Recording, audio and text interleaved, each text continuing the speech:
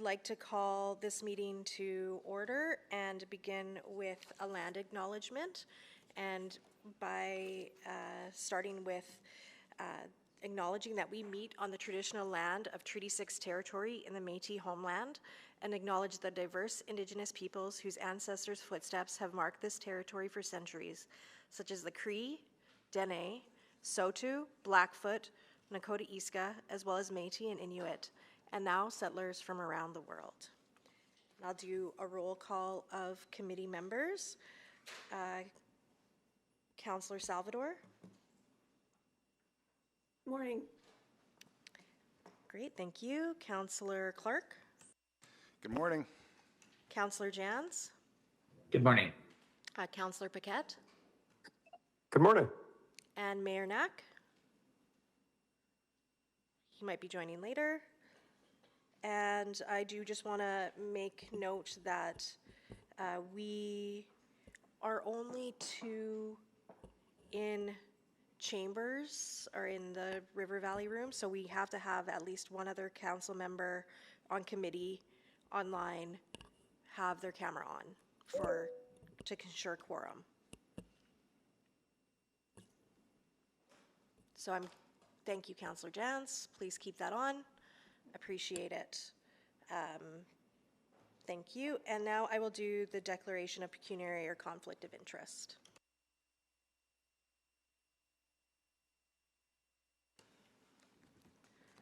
Before we consider today's agenda, I will ask all members of council present if they have any pecuniary or conflicts of interest to declare regarding any of the items to be discussed.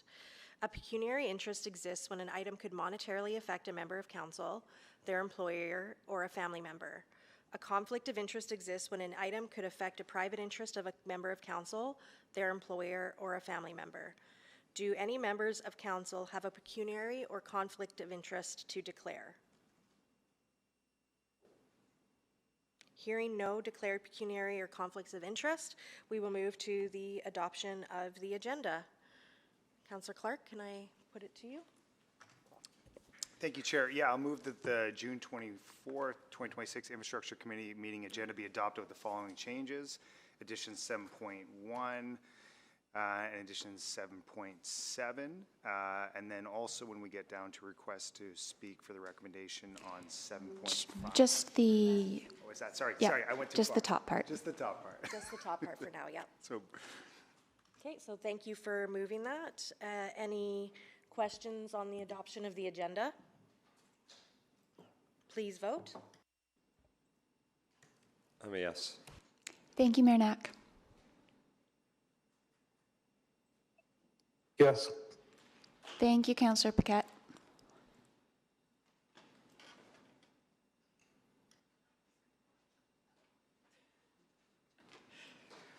We have all the votes.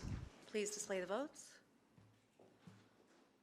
And that is carried. And before we go on, I just want to acknowledge there are other councillors that have joined committee that are not members, both online and in person. I'm not going to read their names because councillors can come and go throughout the day and for the sake of time, but I did want to acknowledge that we have a lot of interest in the committee today from our colleagues.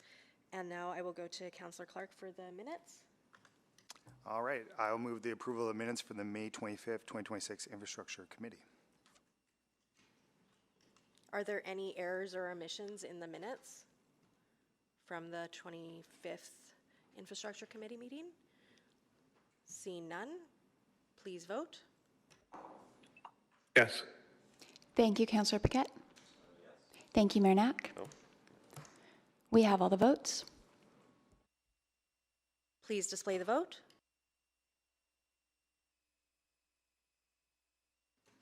And that is carried. And now I will move on to council protocol recognition. And we do have one protocol today. It's Canadian Multiculturalism Day. So I would like to acknowledge that June 27th is Canadian Multiculturalism Day. This day honors the many cultural communities that help build a strong and vibrant Canadian society, and is an opportunity to reflect on the diverse identities, languages, and traditions that enrich our nation. Canada's commitment to multiculturalism fosters understanding, respect, and unity among its people. I'm proud that Edmonton is made up of cultural communities from all over the world. When we take the time to learn about one another's backgrounds and embrace our differences, we create a more inclusive and harmonious society for all. I am also proud to be a member of our diverse City Council. Being able to draw on the collective experiences of this whole council allows us to make better decisions. It doesn't necessarily make the job easier, but it does allow us to eliminate knowledge gaps that may exist on a less diverse council. And I hope in the future that we see even more diversity going forward. As we enter the full swing of summer, I encourage all Edmontonians to get out into their communities and learn about our neighbors. Whether it's the upcoming Canada Day celebrations, Taste of Edmonton, Heritage Days, or Kerry West, just to name a few. We have so many opportunities to learn and celebrate one another. Thank you. Okay, and now we will select items for debate. Please sign up.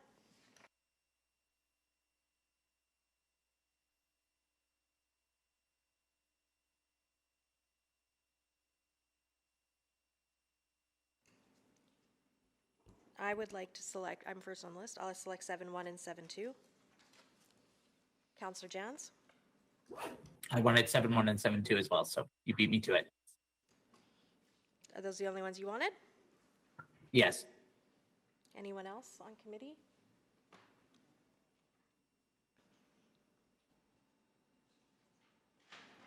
Councillor Salvador, if you want to write anything that you want to select, just write it in the chat. I know due to,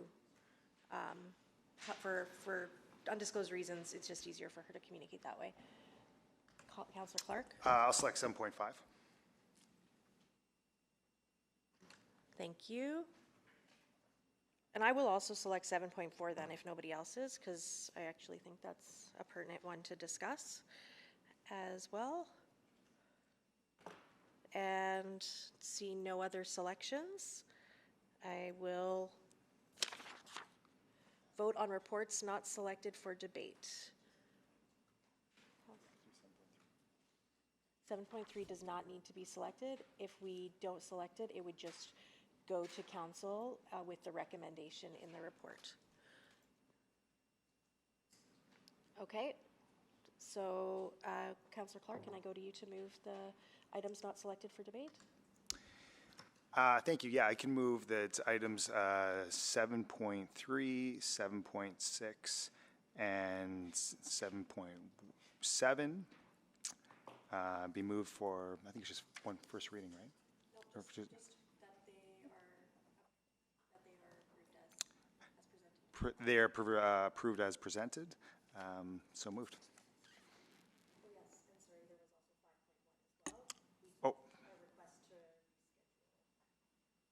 Okay. Any questions on reports not selected for debate? Hearing none, please vote.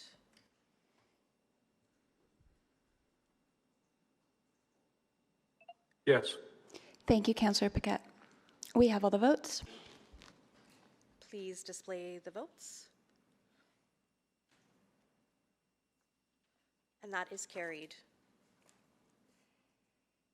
And we have requests to speak. Now is when you can do the, sorry, I'm leaning heavily on you today, that's Councillor okay.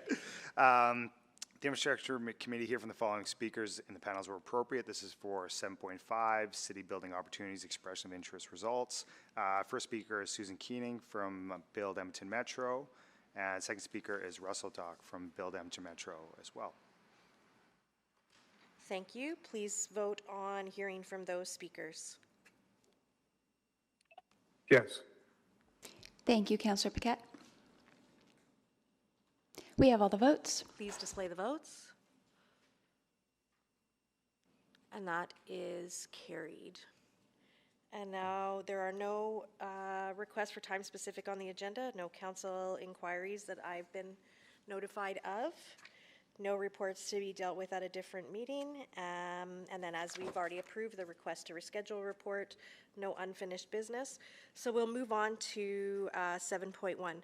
But before we do hear from administration, I do want to just ground this conversation in, I know that there's a lot of attachments that specifically highlight specific projects to either be considered. I don't want to get into today where we're going to be debating any specific projects. That will be for the budget discussion.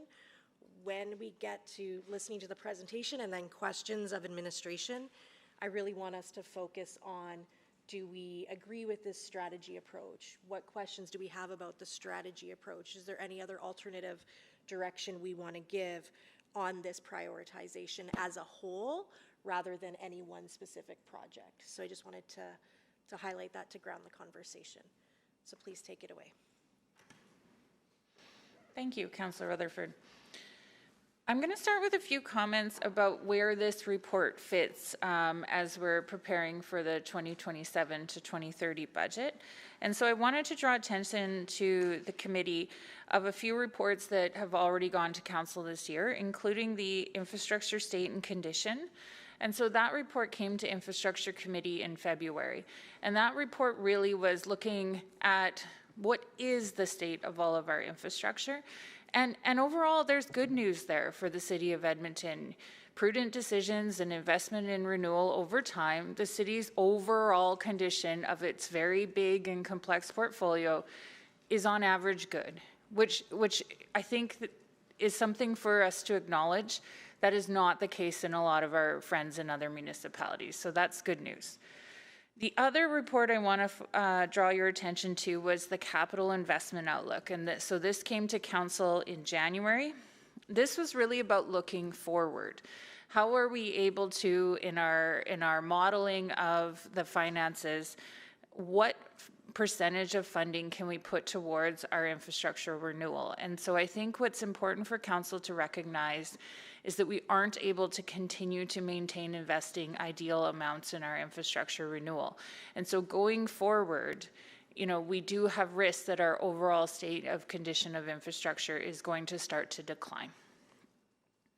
The intent of this report today is to provide the committee with a strategic overview of the prioritization framework, the results of applying the framework to provide committee with context for what will be presented later this year as part of the capital budget. The focus of this report is on strategic frameworks and principles, as Chair Rutherford mentioned. The focus is not intended to be on individual assets or projects. Discussion on a level of funding for each asset class is more appropriate during the budget deliberations. Here with me today are Pascal Ladouceur, our Branch Manager of Infrastructure Planning and Design, and Clem Young, our Director of Lifecycle Management. I'll hand it over to Pascal and Clem. Thanks, Sarah. Before we get to the renewal prioritization, just wanted to take a few moments to provide key context for the 2027 to 30 capital budget. On January 27th of this year, administration presented the 2027 to 2036 capital investment outlook to assist council in making strategic decisions about how best to allocate the limited city resources between investing in renewal of existing assets and building new infrastructure. It also provided an overview of the available capital funding, and it forecasted a renewal investment gap of $2.8 billion over 4 years and $10 billion over 10 years. Please note that these amounts are the gaps after all forecasted available funding has been allocated. As such, renewal of existing infrastructure has been prioritized over new growth projects. It is also important to note that unlike the operating budget, where service levels inform the amount of tax levy to be approved by council, the capital budget starts with determining the amount available and then focuses on allocating the available funds. Next slide, please. It is also important to have the current context of our overall infrastructure asset portfolio condition. This was presented, as Sarah mentioned, on February 23rd to Council as part of the 2025 Infrastructure State and Condition Report. This information is based on data as at December 31st, 2024, and at that point in time, 54.2% of our portfolio was in very good and good condition. 33.2% was in fair condition, and 10.2% was in poor and very poor condition. Next slide, please. While the city's assets overall remain predominantly in good condition, the city has a large and growing inventory of aging assets without adequate renewal funding. As part of the Infrastructure State and Condition Report, administration also noted 2 asset classes of particular concern. The first is the facilities asset portfolio, which makes up approximately 1/4 of the city's assets by replacement value. Approximately 59% of the assets are currently in fair condition, and it is forecasted that 20% of the entire facilities portfolio will fall into poor condition within the next 10 years if adequate renewal investment is not provided. The second area of concern is the transit service asset portfolio, which includes buses, LRT, transit and LRT stations, garages, and equipment. There are more than 1,000 buses in the inventory, and more than 50% of these assets are in poor or very poor condition. The older light rail vehicles have approved funding in place to replace them in the next few years, which will address the poorest condition assets. However, the next batch of light rail vehicles is starting to approach their end of useful lives.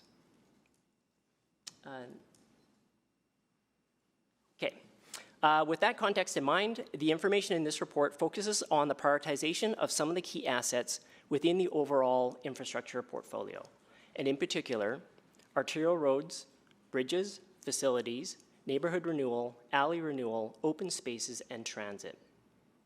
The overarching principle that is used for renewal prioritization is the optimization of asset useful life within a program, and the starting basis for prioritization is physical condition. Where possible, strategic renewal investments are made at key asset lifecycle points to maximize the useful life of the assets and to optimize the benefit for every dollar spent.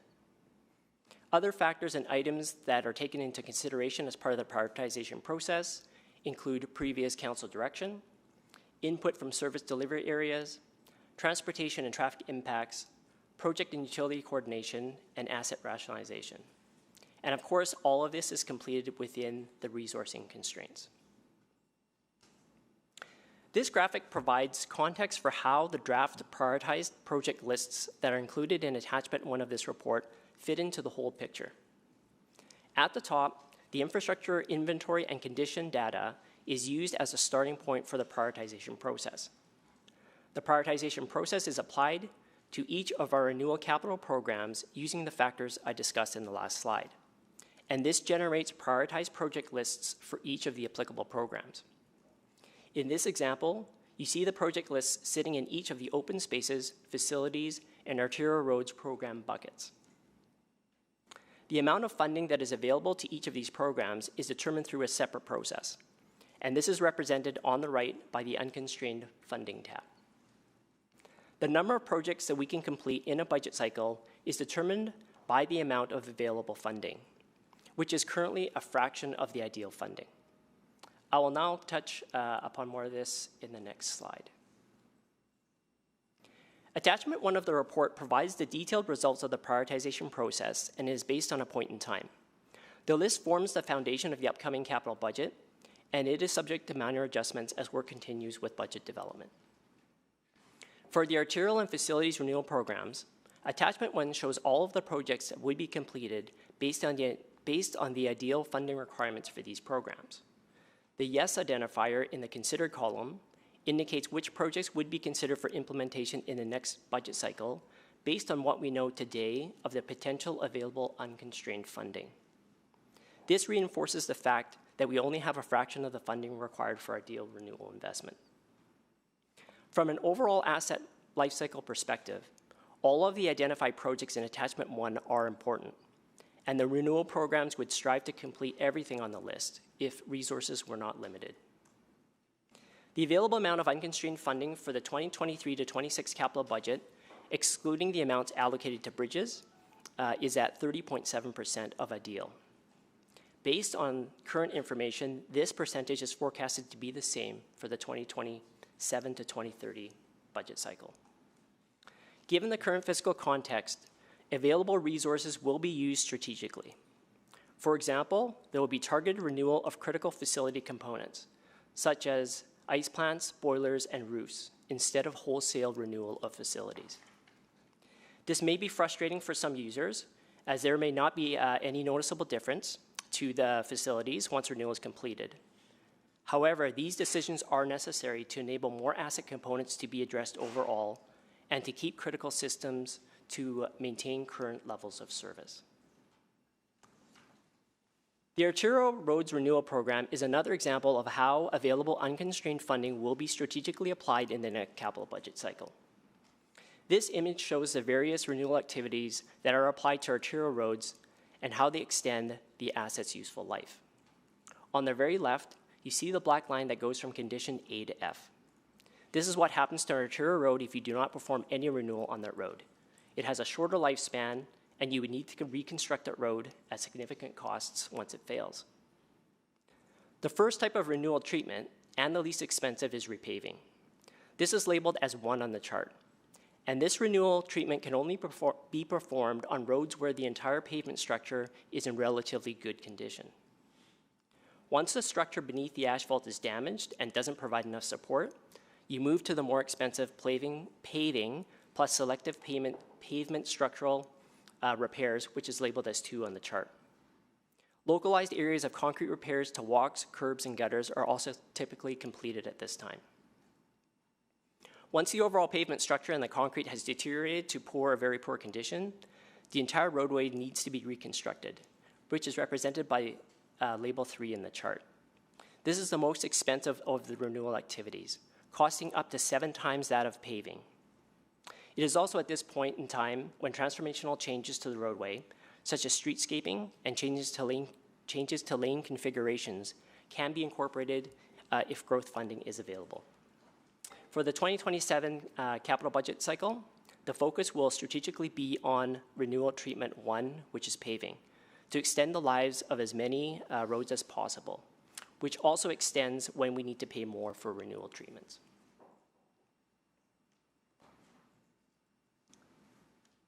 Having seen the current financial context and the work that has been progressing as part of the 2027 to 30 capital budget development, this slide outlines the next steps for the near term and the path forward for the longer term. In the near term, we have the 2027 to 30 budget deliberations in December. Projects will be initiated and implemented from the funding that is approved by Council at that time. Our teams are already looking at sequencing and assessing traffic impacts to ensure that implementation makes sense. By investing in our infrastructure using the approved capital budget, we will be supporting economic development through stimulating construction activity, having sound infrastructure to attract investments and enable goods and people movement, and maintaining community and cultural amenities. For the longer term, we continue to work with our colleagues on implementing the strategies to address the city's fiscal gap. This work will include assessing the infrastructure asset inventory relative to the city's revenue generation capacity and service requirements.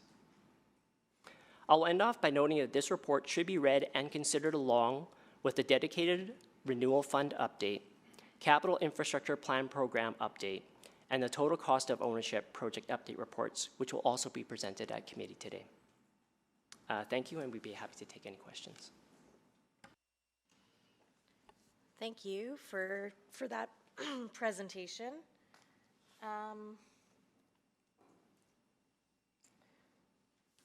Where to begin? There's a lot to unpack here. I'm gonna start, and then if anybody has other questions, they can sign up. So you said to consider this in the context of the dedicated renewal, which we just passed this morning to go for consideration to council. Does this gap, the 2.8 billion and the 10 billion, factor in that dedicated renewal fund anticipation, or would that help shorten that gap, close that gap? So the current gap does not factor in the DRF, which is expected to start in 2029. 2029. Yeah, but because it is dependent on meeting the other objectives, Like the FSR renewal. the FSR and the repayment of PAYGO, it will start when it's available. And the repayment of PAYGO, right? Because we did some really interesting swaps at the last budget adjustment. So 2020, so basically the 2.8 billion will still exist pretty much for this budget cycle, but where we start to maybe make more of an impact is on the 10 billion over the 10 years. Yeah, that's correct. The DRF will have very limited influence on the 27-30 budget. We expected that could be in the $60 to $70 million cash infusion to the program. And so it will really start to make a difference in the 31-34.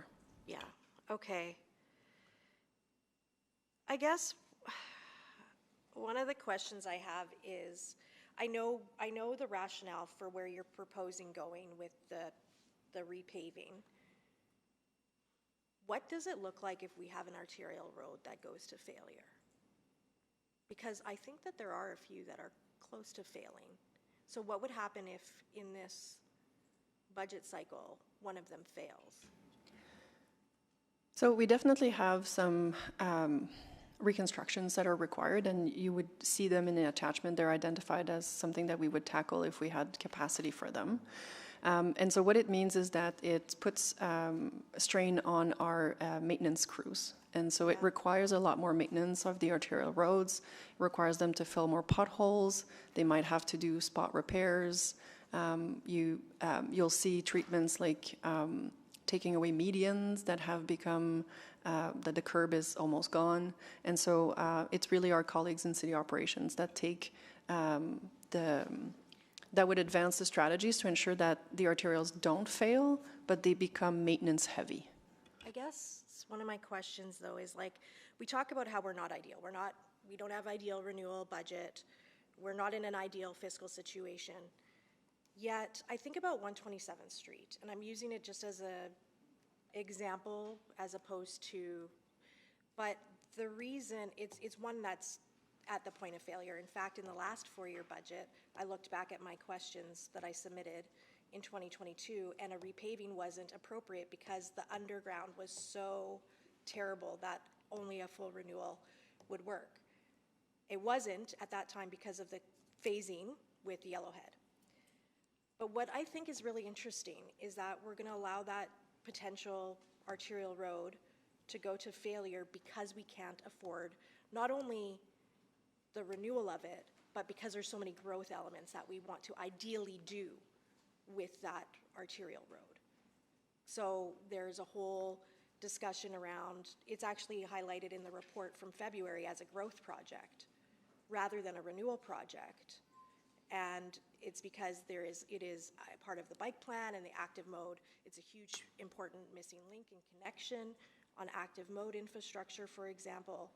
But I guess at what point, if we're not an ideal, do we say we just renew like for like to if a road is at close to failure?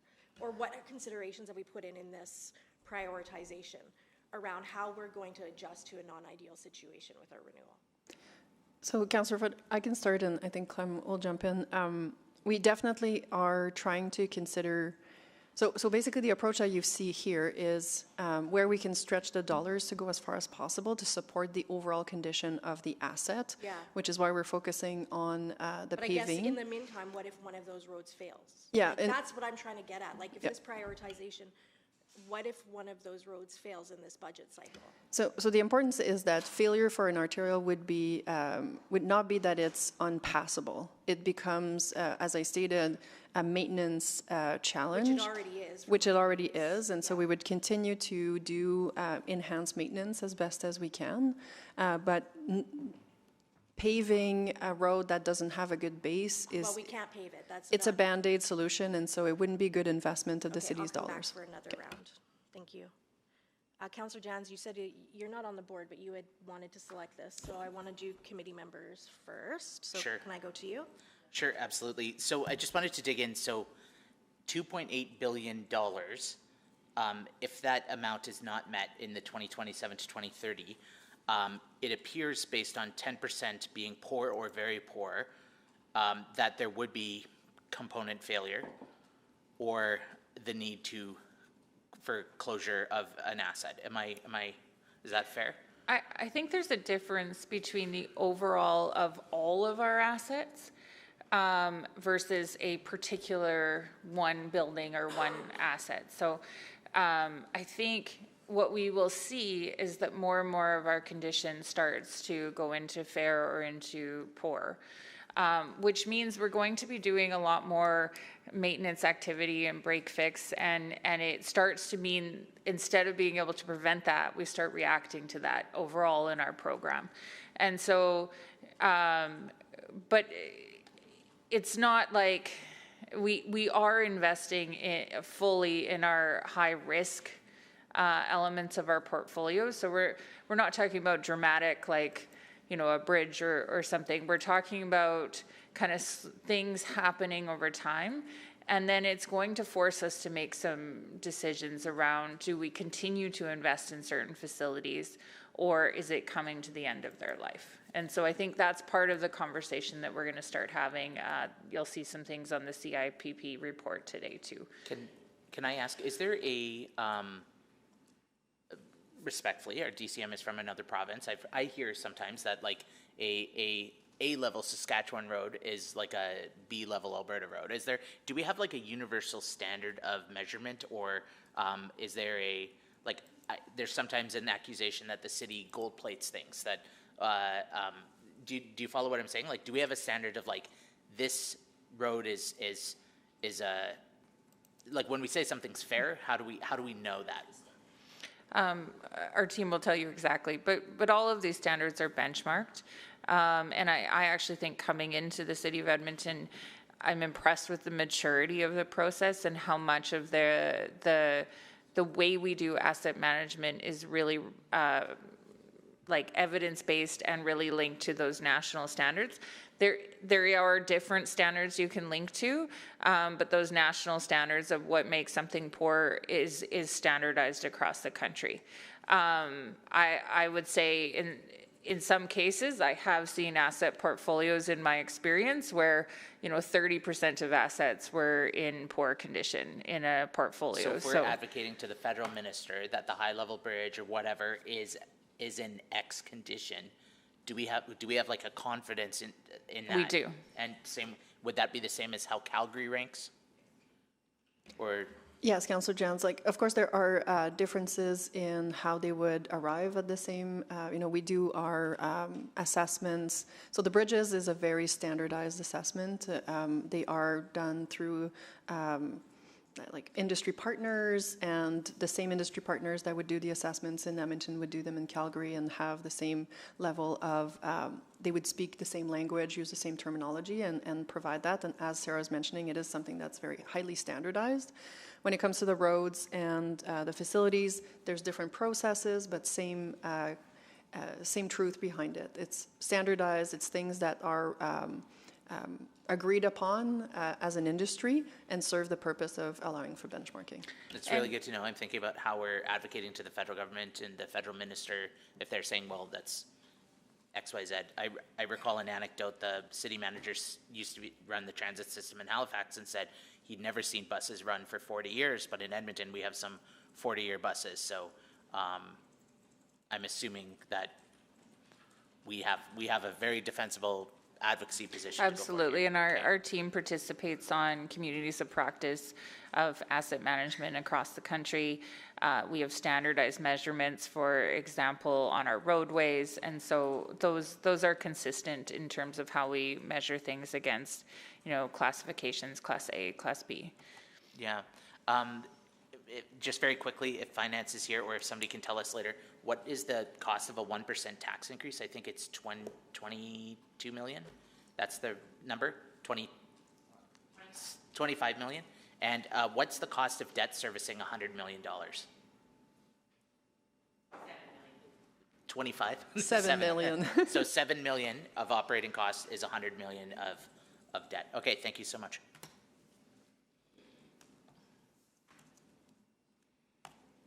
Councillor Clark?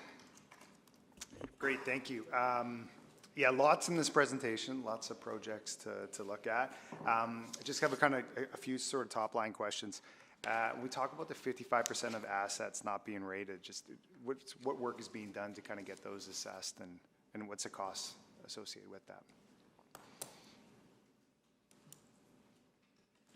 So I can start with a few examples. What is the number, Clem? No? Just to confirm.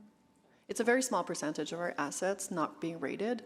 There's a few examples where, for example, we don't have a standardized way to rate the condition of our tunnels at this point in time. And so while we know the state of their condition, we are working with partners, communities of practice to establish a good standard way of rating the condition of our tunnels. And so that's part of the work of always continuous improvements in our system. And so that's one example. And then Clem can maybe add. Yeah, I think other examples could be like bollards, like smaller type of assets that it may not be, I guess, worth the effort to spend the time to do that. So concrete roadside barriers are probably other ones. I know. I was just going to say, I think unpaved roads is also an asset category we don't assess condition because they can be fixed quickly with more gravel.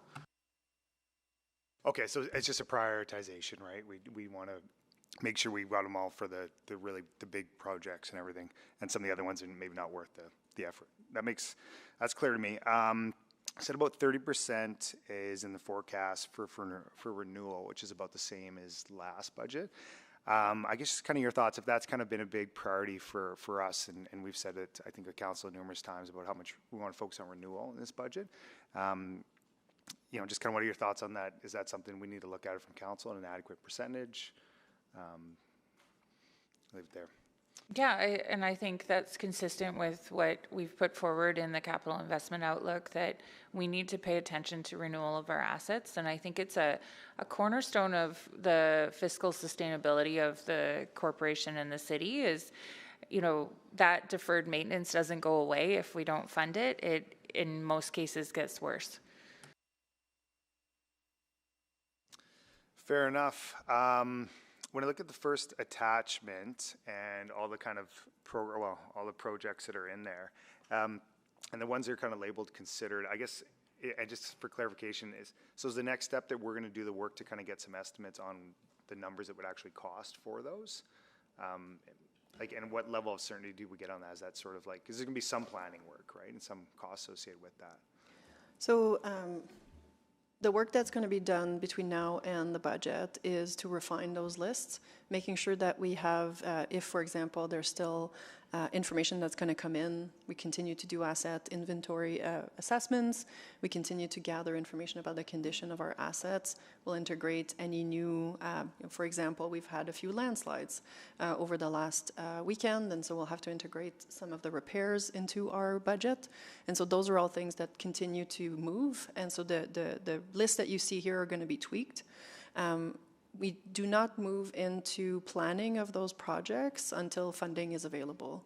And so some of the projects have started planning under the 23-26 budget, but most of them will start planning under the 27-30 budget. And so we will not be presenting council with cost estimates of individual renewal projects. They're done through the renewal program that will be approved.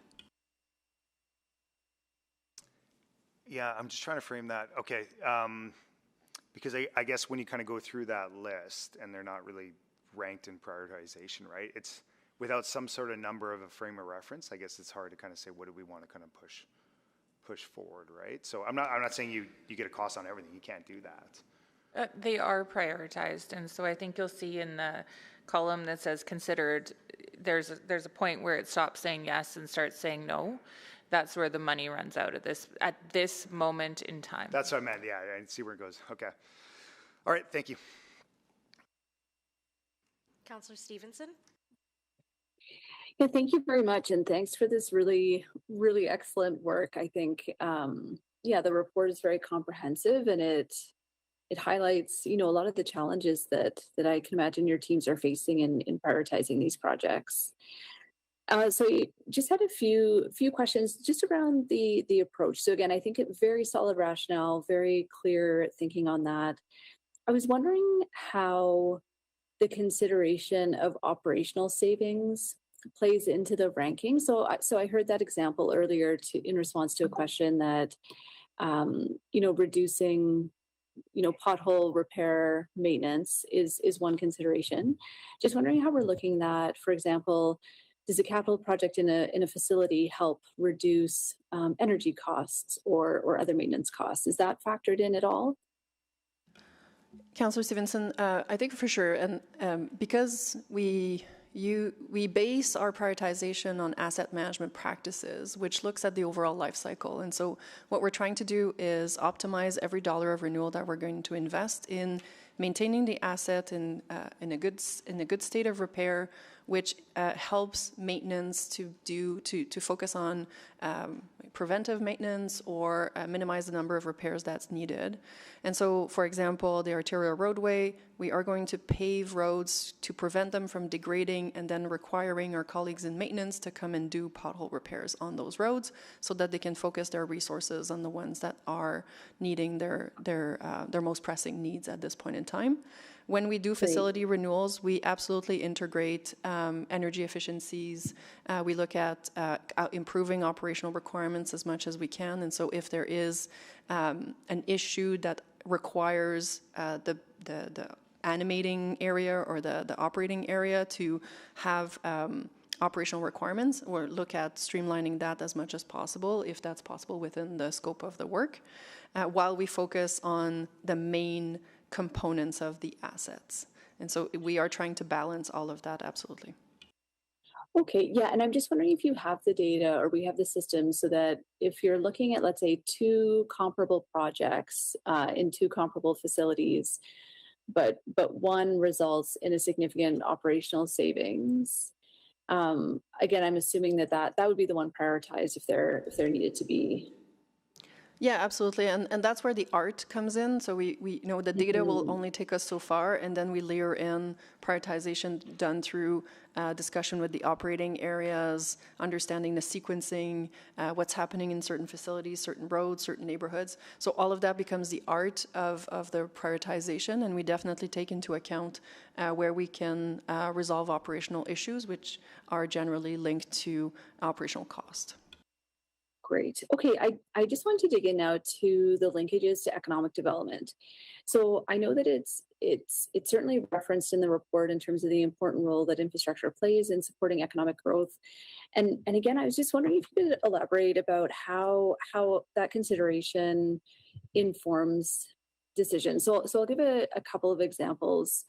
So 107th A Avenue is selected for rehabilitation, whereas 97th Street in Chinatown is only for repaving. And in my mind, 97th Street has a much higher economic factor there in terms of economic development and supporting local businesses. So just wondering how those decisions are made, factoring in the economic potential. Councillor Stevenson, so at this point in time, our decisions are based on asset management best practices, which means that we really focus on getting the maximum life out of the asset and making the interventions based on extending the life with the minimal, like optimizing the investment. And so when it comes to, for example, 97th Street, the condition of the road does not require a rehab or reconstruction, which is when you would have the opportunity to rethink the road, the distribution of the road right-of-way, sidewalk width and things like that. If we were to do that work ahead of the life cycle need for it, then we would be negating the remaining value of that asset. And so those are all things that we're considering at this point in time. When it comes to economic development, we definitely factor it in when we do have two projects that are in similar, let's say, condition.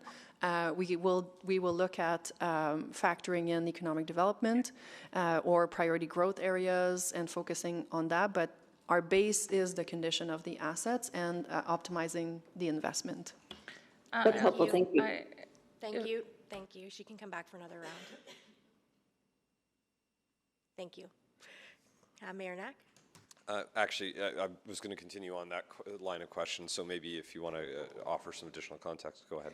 Yeah, I think if I think about council's priorities, and I think, one of the other items that council's talked about is fiscal sustainability. And I think really getting the value out of our assets is in the interest of the city and in the interest of our city economy as well. And so what we're also trying to do is work really closely with our colleagues in urban planning and economy and be creative. And so, where there might be an opportunity to, we don't need to fully rebuild the road, which knowing how many roads we need to rebuild that we're not getting to in this cycle, I think is really important from that asset management point of view. But if we are looking at those neighborhoods, can we do an enhanced boardwalk or something that allows for us to do that sidewalk without the full rebuild? And so you will see that, council, in some of the unfunded service packages and some of the work that we've been doing in some of our areas to say, okay, look, we want to do some improvements in these areas, but they're not up for life cycle renewal of the full asset base for 10 years. And I would strongly say, as the infrastructure DCM, that we don't rebuild a road 10 years before it's due, because we have too many roads on our list that are due. But how do we be creative and how do we work really closely? So that's why we're really presenting this as a point in time. I actually think it's a real, burning platform for us to keep looking at this list and looking at those places that, as our city manager talks about, where can we push lift? And so we're continuing to work on that very closely with our partners in UP. That's helpful. So just on that piece, because I think you did start to answer this right at the end. So if you've got 2 roads rated in F condition, similar life, you need a similar body of work. Is UPE engaged? Do they get to see the list and say, hey, if you're having to choose between these 2 roads because you've only got X number of dollars, we'd recommend this one over that one because of the economic development potential. If you're appreciating that you'll never have 2 roads that are perfectly identical in maintenance costs, but if they're within a relative close proximity, are we using that lens when we're making that decision? Yes. Okay, great. And then the follow-up to that is, you have road X that requires this type of rehabilitation work, road Y that requires this type of work. They're different tiers, but one might need the level 1, one might need level 3 in order to maximize lifespan. We still don't have enough money to do both. Again, similarly, is there an economic development lens being approached to say, I think one of the unfortunate things right now is that if you look at the list, most of the full rehabs are not funded right now. Mm-hmm. And so this is really about, because in particular in the arterial road context, there's like a tens of millions of dollars difference between repaving and a full road reconstruction. And so a lot of what we're doing here is about trying to triage and maintain as much of our asset class that we can. Yeah, and trying to get our best bang for buck there in the overall piece. So, have we? I mean, I'm curious. Along with the work that was done on the dedicated renewal fund, do we have a sense of if, let's say, LGFF was back at 2011 levels, what would that get us to? Like, what would that allow us to do? Do we have that type of analysis? While Stacy provides us information, I would say that the list that you see in front of you is the full list is the ideal renewal. And so from our perspective, it would mean that we would go further into the list if we have additional funding. Do we have an analysis on the overall value of what that represents? Waiting for my colleagues in finance. That's fine. Yeah, and maybe we can get it separately, because I think it just as part of our ongoing advocacy to other orders of government about why we're responsible for 60% of the infrastructure, yet get 8 to 10 cents on every tax dollar, to be able to get to actually showcase here's the specific projects that we're unable to do because of this funding gap that's now existed for 15 years. That might help us in our ongoing. I think the comments from Stacy are, if you had it, it would close the gap significantly, but would probably not solve. And you would have to put it towards renewal, not growth. Exactly right, yeah. That's helpful, I appreciate that. That's my time, thank you. Thank you. Councillor Wright? Thank you. You just mentioned sidewalks and that. I don't see them listed as a major grouping in the assets there. Are they just more considered for neighborhood renewal, or? No, so sidewalks are considered as part of the overall, so the condition of sidewalks come into play as the overall condition of a road. So when you see the roads that are identified, either in neighborhood or on the arterial, they include sidewalks. It would depend on the treatment. So arterial paving, at best it would be spot repairs. Arterial rehabilitation, then we would start doing more repairs on sidewalks, curb gutters, and things like that. Okay, and for those sidewalks in like residential areas, maybe they could be done on a one-off basis? Like if the road itself was adequate? So it would fall under the neighborhood renewal program, but there is a local improvement, I guess I'll call it a program. Nicole, can you jump in? Hi, Nicole Wolf, Building Great Neighborhoods. So sidewalks, as per our local improvement policy, are 50-50 cost share. So when you're getting into sidewalks that are not affronting residents, for lack of a better word, so along arterials and things like that, we would still, there's a certain, about a block or so that you could do, but you would still have to do the local improvement process and have the residents weigh in on those. So most of the time outside of neighborhood renewal, it is very limited spot repairs and safety things done by Parks and Roads. Okay, thank you very much. And then I'm also, on the list as well, they're not prioritized within the yes grouping and the no grouping. Right? Like that was your only sort of prioritization line? That's correct. So they are prioritized in the list as you see them, especially for the top, so the priorities are identified as yes. And then the rest, especially on the facility side, you'll see that there's more information that's needed. And so we still have facilities that we haven't identified the scope of work, just because we are also managing our resources, knowing that we won't be able to do all of the needed rehabilitation. We've started with the priority list that you see identified as yes. Okay, I still don't know. So the one that's listed first is, whoops, where'd it? Is 107A Ave. So that would, because it says unranked. So 107A Ave would be the first thing to be done. So for the arterial roads, the first one that's identified is White Mud Drive on page 2. Am I looking on the wrong? And 107A Avenue is on page 4. I didn't scroll up high enough, sorry. Okay, so White Mud Drive, definitely that is first one, even though it says unranked. Yeah, so for clarity, it's not a perfect ranking. Okay. Like the data, so as I mentioned, there's a piece of data that will allow us to make decisions, and then there's an art that we are looking at sequencing, ensuring that we take into account traffic management, we take into account geographical distribution of the work, and so all of these things will influence. So it's not a perfect ranking. Just sort of a rough estimate. It's a rough estimate Okay. of priority of importance of the work being happening. Yeah. Okay, and then in your presentation, you talked about it costs seven times as much for a full reconstruction than that of paving. But that's not to say that we can pave 7 times, because the underground, right? Okay, yes, I see a nod. Yeah, that's correct. So we can only pave once in the life cycle of an asset, and then the rest becomes paving with repairs. Is that correct, Clem?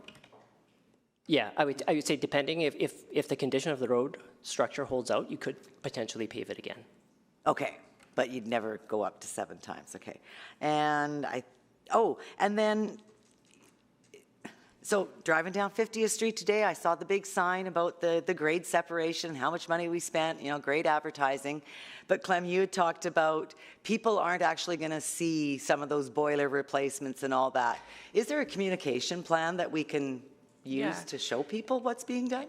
Well, and I think that is challenging, particularly on the facilities, because some of the renewal that we're going to have to do will interrupt use of that facility, and it will reopen, and it might look nothing different, because when we're doing asset management, and you think of even your home, you're not going to replace your kitchen if your roof is leaking.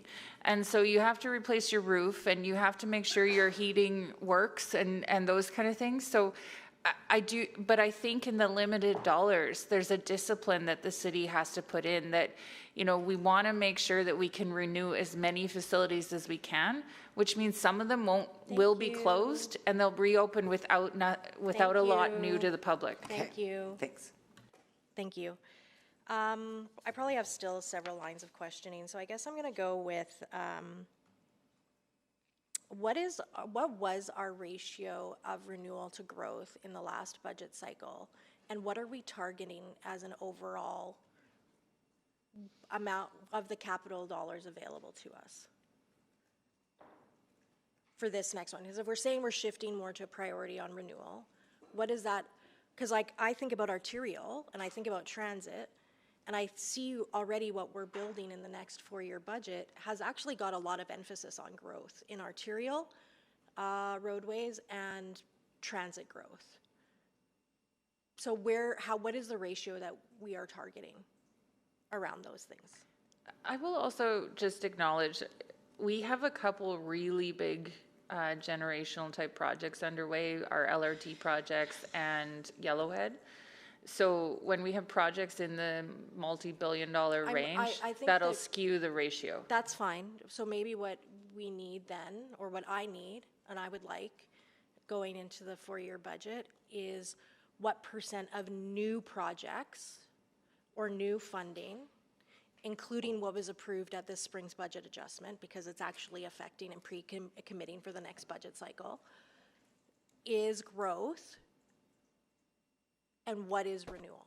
What is the percentage ratio that we're getting? If you take out Yellowhead, if you take out Terwilliger, if you take out LRT, that are those legacy ones, when we're making decisions as a council, what decisions are we making in this next 4-year budget to make sure that we're committed to that renewal piece in ongoing basis? That's Yeah, what I'm so you looking want us for. to bring you what do those ratios look like to show that we've actually prioritized renewal. And I would say like part of how we address this, so the But split also, has been like- 70-30, but because of those very large projects, like 70 growth, 30 renewal. 30 renewal. And so as we move into the next cycle, like we funded renewal at a little over 36, I think around 36% last time. We're funding renewal, like right now as we're building the budget, we're funding it at 24%. So the issue is growing and the funds are staying the same. And so we can't do as much. But then we're still making decisions. I think what I'm trying to get at to my colleagues around this table is that we're still making decisions like growing our transit garage when we might not be able to fill it with new growth buses. Yeah, and we'd have to. Prioritizing 41st Avenue for growth. All of these things are conversations that I'm hearing when we're in a real dire state with our renewal. Yeah, and one of the things that we did when we're building the budget internally, remember, we're trying to focus any growth projects that we have on the criteria around safety, legislatively mandate, and then only approving the growth that is truly connected to your priorities and has some ECDEV. So the priorities is interesting because I hear the mayor talk about economic development and how we're ranking that in the prioritization. But I actually had a question and I wasn't sure whether to do it for 7.1 or 7.2. What about quality services? What about the fact that 127th Street already looks terrible? It's embarrassing as a road, and we're now acknowledging we're going to put more operational dollars. How does that affect civic pride? How are we factoring in equity in our prioritization? Because in the GBA Plus analysis for both reports, it says that we're not doing it until a project basis. So we're making these priorities and making these decisions about where and what we're ranking, and apparently counting in economic development, but not things like equity. And that's concerning to me. So can we talk about that? And how we can, and if you need direction to rectify that. Yeah, I think we take direction from council on this. Because right now it's not being factored in. It's not being factored in. Equity is not being factored in. GBA Plus lens is not being factored in. No, in our prioritization based What on we what's in front what of we us. factor in is the classification of the asset. And so, for example, But we factor in economic development. We just answered the mayor's question saying that we factor in economic development. once the data of asset management has provided the prioritization, then we add a layer of with the same time that we do traffic management, that we do sequencing of projects, we look at if we have That's to. not what the report says. The report says that GBA Plus is not No, factored in. apologies, until the Councillor project- Rutherford, I was getting there. So the GBA Plus is not taken into account. What is the importance of the asset for the service. And so when you talk about asset service quality, so for example, fire stations will rank as more important than park pavilions, which then will influence directly the prioritization of our facilities. Okay. Councillor Jans? Thank you so much. So loud and clear, 2.8 billion critical gap that we have to close the gap. Got it. In the next 4-year budget. Got it. If I was to ask for an unfunded service package to close the $2.8 billion gap, what would that look like? So service package wise, it would look like adding all that money. So the 2.8 billion is for the 4 years. So adding all that money in the 4 years. So if you just did on that tax levy, I'd have to, that would be a very large tax increase. If you did it on debt, you'd still be looking at like getting close to, you'd be 8% tax levy increase if you just did it by doing with debt. And that would even still be assuming that you could borrow every dollar at 25 years. But, if you're replacing transit buses, you can only borrow for 10 years. So it's a big number, and how we would build a service package would depend on whether you wanted to do that by debt. Would also probably require you to revisit your debt management fiscal policy, or whether we did it by just adding more pay-go to close the gap. Right. Yeah. So what's the alternative? Like, I hear that we are.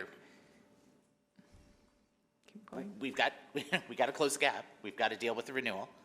Are we on a collision course where it's going to be untenable to either have completely unrealistic tax increases in the 50 to 60% range in order to close this gap, or are we going to be at component failure and just closing roads and closing assets, or are we going to be at what's the alternative? The roof is leaking.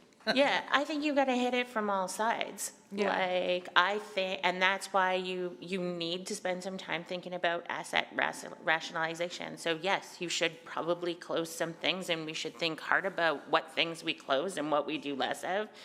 But you also need to build up, and I know you recognize this because we're building the dedicated renewal fund in order to service the things that are left that are important to you to always maintain. It's going to take time. We got to come at it from both sides. And you're probably just going to have to accept a deteriorated level of assets until we can solve the problem. But I don't think this is a problem you solve in 4 years. Yeah, my comment was going to be, don't let perfect get in the way of good. I think we are doing a lot of things. We have a very strong, operations team. We have a very strong asset management program. We're saying to you, we have to keep our eye on this, and this matters for the fiscal sustainability of the corporation, but we're not saying the ship is sinking. And so I think we have to make sure that we have, a number of strategies. It's probably not either or, it's both and. We need to do a number of things. We need to be disciplined in our asset rationalization. We need to be disciplined when we're doing renewal, that we don't just say, oh, while we're doing that project, we're going to add A, B, C, or D, because then we can't do the next project on the list. And so I think it's really about a bunch of strategies, which we're bringing to you as several of them, including our CIPP report later today. So if we open 50 new 25-story high-rises like the McLeod building at the U of A, that's another $50 million a year. That's another 2% on the tax levy. That's awesome. That would help. That's an extra 2% for renewal.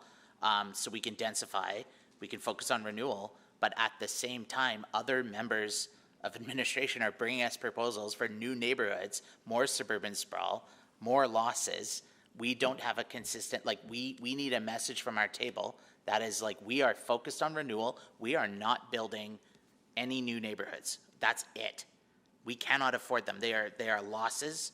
How do we make sure that we're congruent across the whole city, the administration, about this? That we need to, how do we get that clear message out that Edmonton's done? We're not subsidizing sprawl anymore. If you want to build single-family homes, go to Beaumont. I think you're getting into a realm that I'm maybe a little less comfortable speaking to, but I don't think we're all on different pages. I just am not sure that anyone thinks it's realistic that we're never going to build another neighborhood again. 6 months ago, we had an NSP. I don't think we have the city manager in the call. Maybe we can get him and come back for, because you're out of time. But I think that's a city Sure. manager It's more question. existential. I'll leave it there. Okay, thank you. Okay. Councillor Stevenson? Thank you. Yeah, I'll try to move through. I've still got a number of questions. Just going back to the answer that was given, it was mentioned that we're spending 24% on renewal. Again, just to clarify that, is that 24% of ideal renewal? That's correct. When I was talking, that's about how, rough estimate is where we think we would be landing in terms of being able to fund ideal renewal.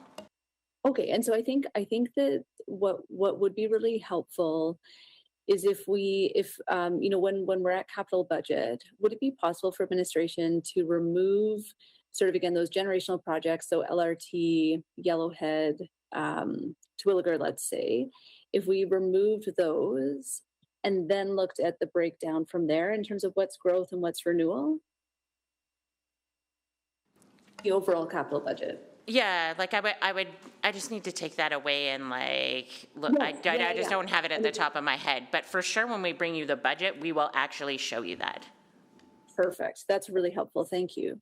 Okay, just circling back to economic considerations. I think what I'm really hearing is that those economic considerations, like the first cut is a strictly asset management. But then if we have two assets that are in similar condition, then we're bringing in these other factors like economic growth. So then using another example, so Princess Elizabeth Avenue is going to be repaved, whereas 124th Street is no. And again, I think those have very different economic impacts. Am I just to understand that Princess Elizabeth is being prioritized over 124th Street for repaving because of the condition? So, Councillor Stevenson, it's not necessarily, yes, it is a condition-based, but it's also a strategy-based decision. So Princess Elizabeth Avenue is in a place where a paving will extend its life cycle without having to do interventions on the base, whereas 124th Street is going to require more intervention on its base to ensure that the paving lasts at least 10 years. If we just went right away to do a paving on 124th Street, it would not be an optimal asset management decision. Perfect. Thank you so much. That really helps clarify. And then have we also looked at renewal projects that could, again, sort of unlock industrial lands, again, looking for that tax lift? Has that been a lens that's been applied? So we are working to support our colleagues, and I think there's a separate piece of work on the industrial action plan that UP is leading, and so we're absolutely supporting that and weaving that into this program where we can. Great. I noticed that it seemed that all of the BIAs were slated for alley renewal, although I didn't see the Chinatown BIA. Had those been done recently? Is that... I don't recall that has been done, but just curious why that one BIA was not on the list. Hi, Councillor Stevenson. Nicole, that was done as part of Macaulay Neighborhood Renewal. The BIA alleys were completed over the last 2-3 years, so they are done. Great. Okay, thank you so much. And okay, yeah. Then just when we're looking at some of the funding opportunities, so I noted, for example, 100th Avenue is slated for repaving. Are there opportunities to take funding from like an active transportation funding envelope to enhance that? So when renewal is sort of coming in to do the basics, is there opportunity to enhance that so that a bike lane could be added there, for example? Councillor Stevenson, when we understand what Council will approve for growth funding in the new budget cycle, we will absolutely look for those opportunities to align where those interventions can happen. Missing sidewalk links, active transportation, transit priority measures, those are all things that would be considered for sure. Great. And so we'll just have to make sure that the growth funding is there to match it. Okay, perfect. Wanted to touch base on a few projects that were not considered. So specifically the Churchill Bay Enterprise LRT stations, Jasper Avenue 102nd to 109, but mainly the LRT stations. I'm just honing in on that because again, the CRL, we did add those as catalyst projects. So again, is this just dependent on the CRL hitting certain thresholds? And if it did, that could potentially be moved to a considered status? So I'll start and hopefully I answer your question, Oh, Councillor Stevenson. You know what? I'm sorry. No, I'll come back. I Okay, sounds good. apologize. Thank you. And I would again say when we're starting to get into specifics, unless it's with the understanding of trying to understand how this prioritization came as a more broad conversation, those can happen separate directly with administration or during the budget Q&A processes. Okay, I guess one question I have, because when I look, and thank you for the attachment that was added, like we're doing 81 million in alleys, but we're doing 62 million in arterials. Thoughts? Like, So one is a dedicated so funding. you're tied by that. And then also, if I understand correctly, in 2019, so before anybody except for the mayor was on council and Councillor Paquette, there was a policy change that specifically explicitly directed that the BIA's alleys be prioritized with that alley renewal funding. That's correct. How do we reconsider that? Because would that be still the priority?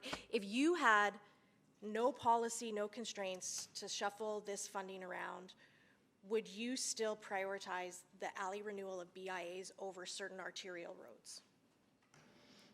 Nicole. So I can speak to the individual alley piece of that. It is based upon a council update for that.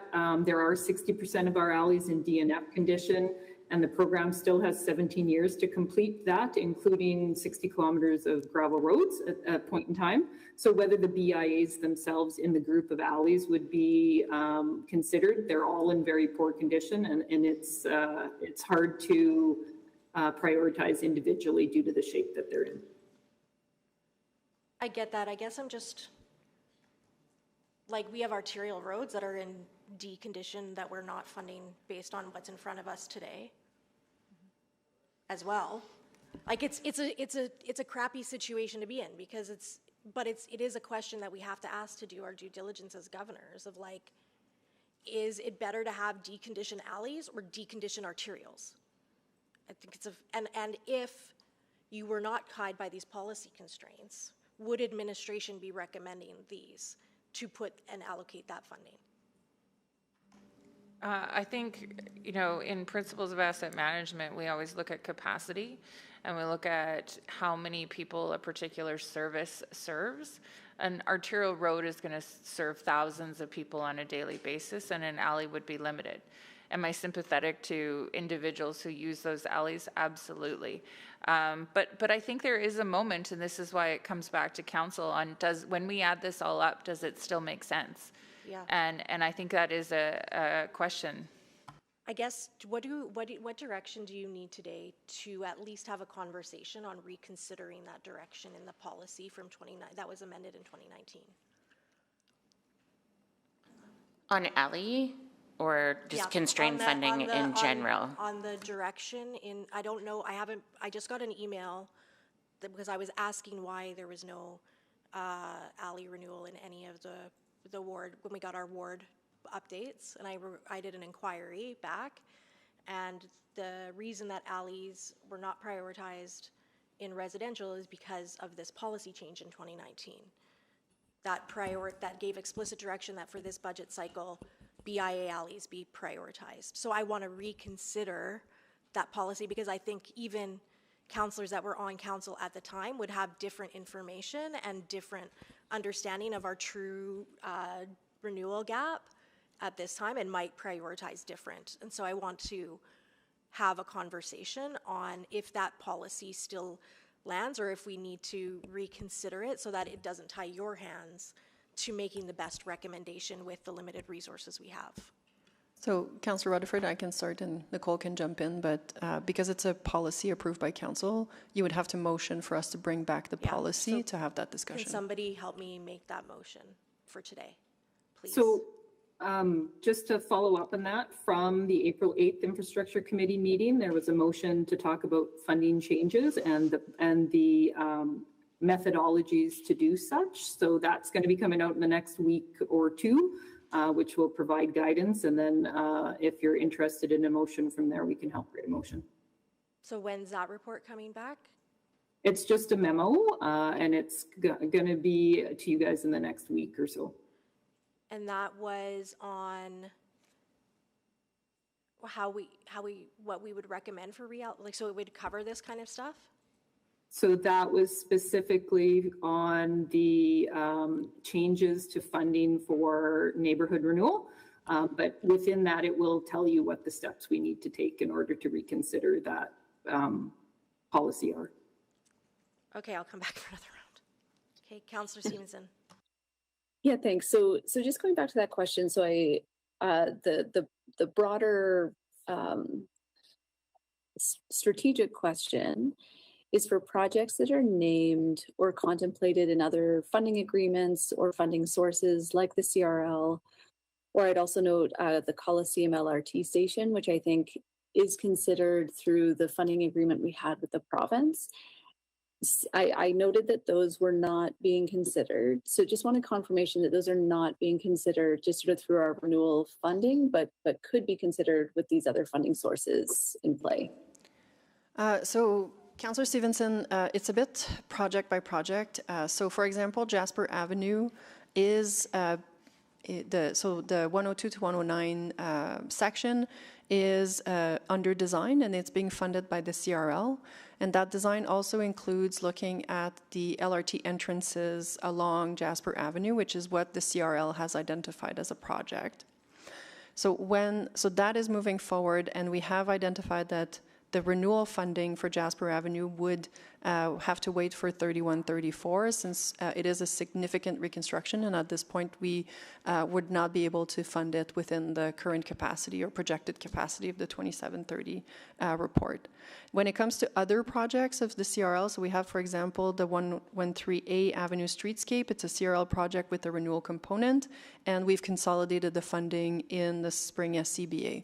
And so it is a project by project kind of look at what the renewal prioritization supports, how we can support those projects that are funded from CRL or other agreement sources, and we do as much as we can link those and sequence them in a way that we maximize whatever funding is available.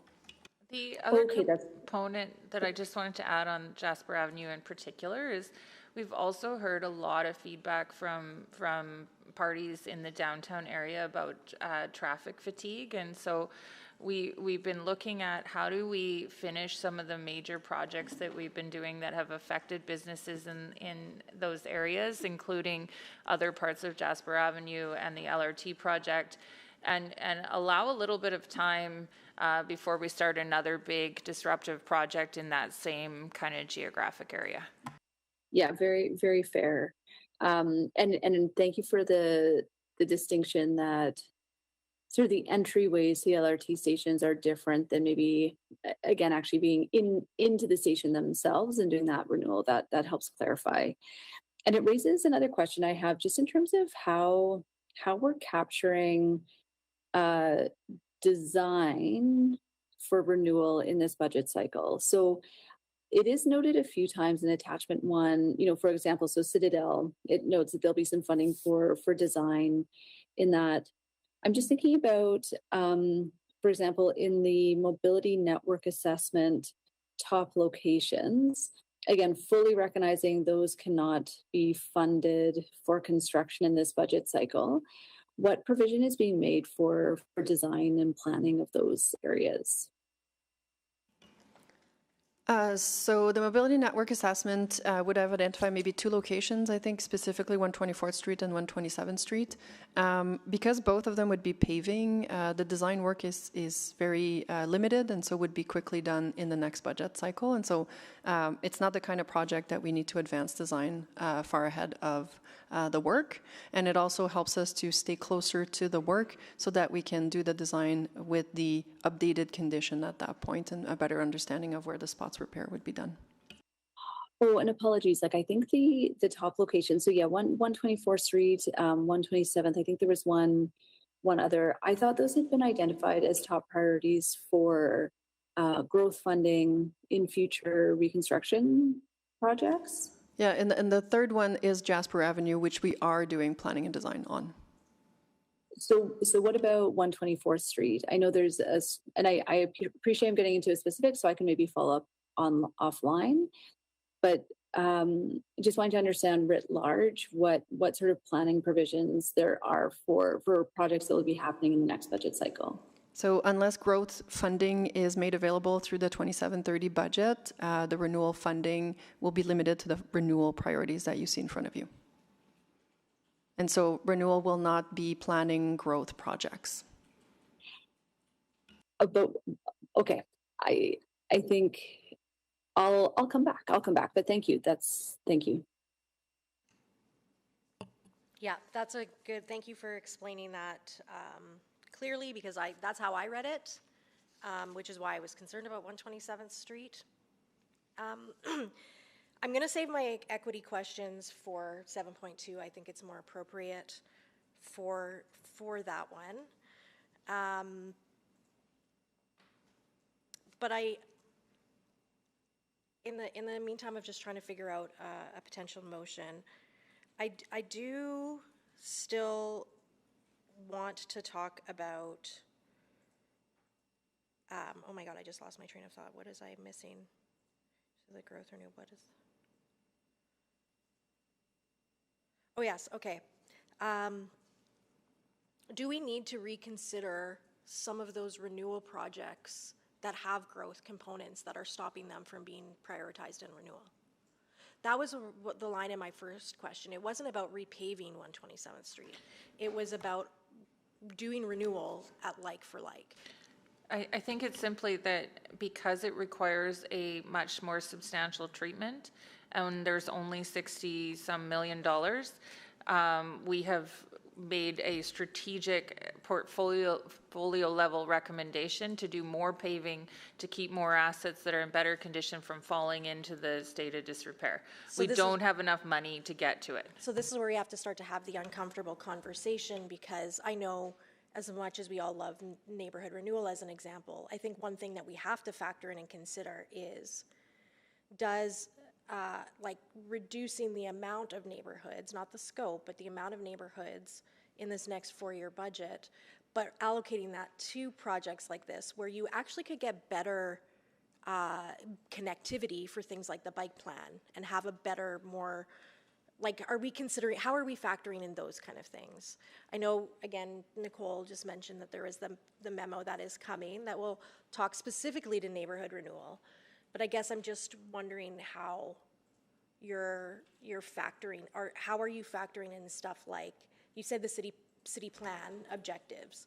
Well, when we talk about active, what is going to progress the bike network or the active mode network for connectivity? Which projects are going to do that for a greater portion of people? Like, are we considering stuff like that? So I think what we're doing is prioritizing within where there's not enough funds for everything. Absolutely, we're bringing forward an element to consider the level of funding to neighborhood renewal to council in July 7th and 8th conversations. And so I think there will be a conversation around that.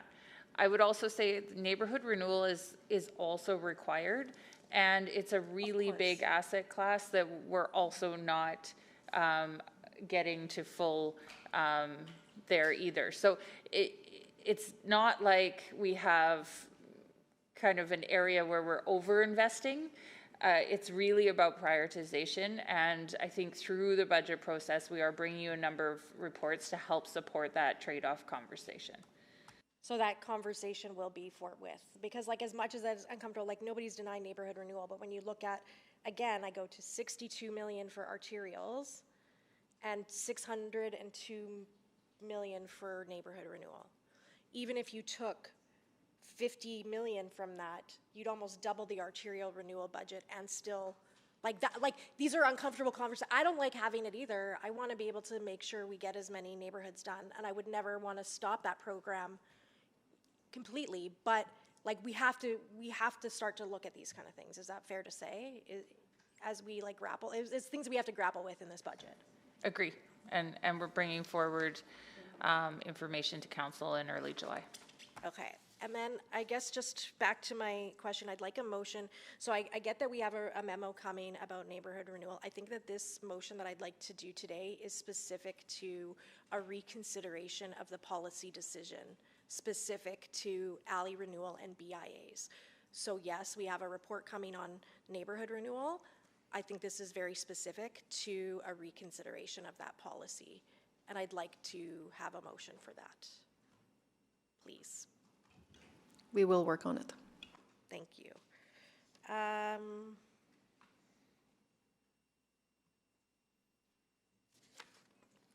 think I'm done for now.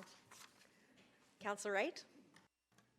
Thank you. I just want to circle back to what Councillor Jans was asking about as far as our substantial completion. You know, I guess I'm concerned with adding more assets along the way that we're going to end up having to maintain. And I see Kent in the back here, and I'm just wondering, there is a report scheduled to come back, or to come to urban planning on fourth quarter 2026. I'm just wondering if that's on schedule. Will that be before budget or after?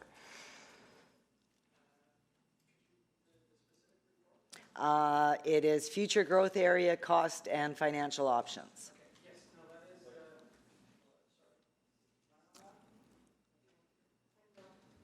No, you're not coming through yet. Sorry. Okay. You're too tall. Maybe too tall. There, I think we can hear you now, but just a little bit closer to the mic. Okay, sorry about that. So, Councillor, that particular report is actually coming, is targeting and moving forward for a Q1 2027. So it will not be in advance of budget decisions.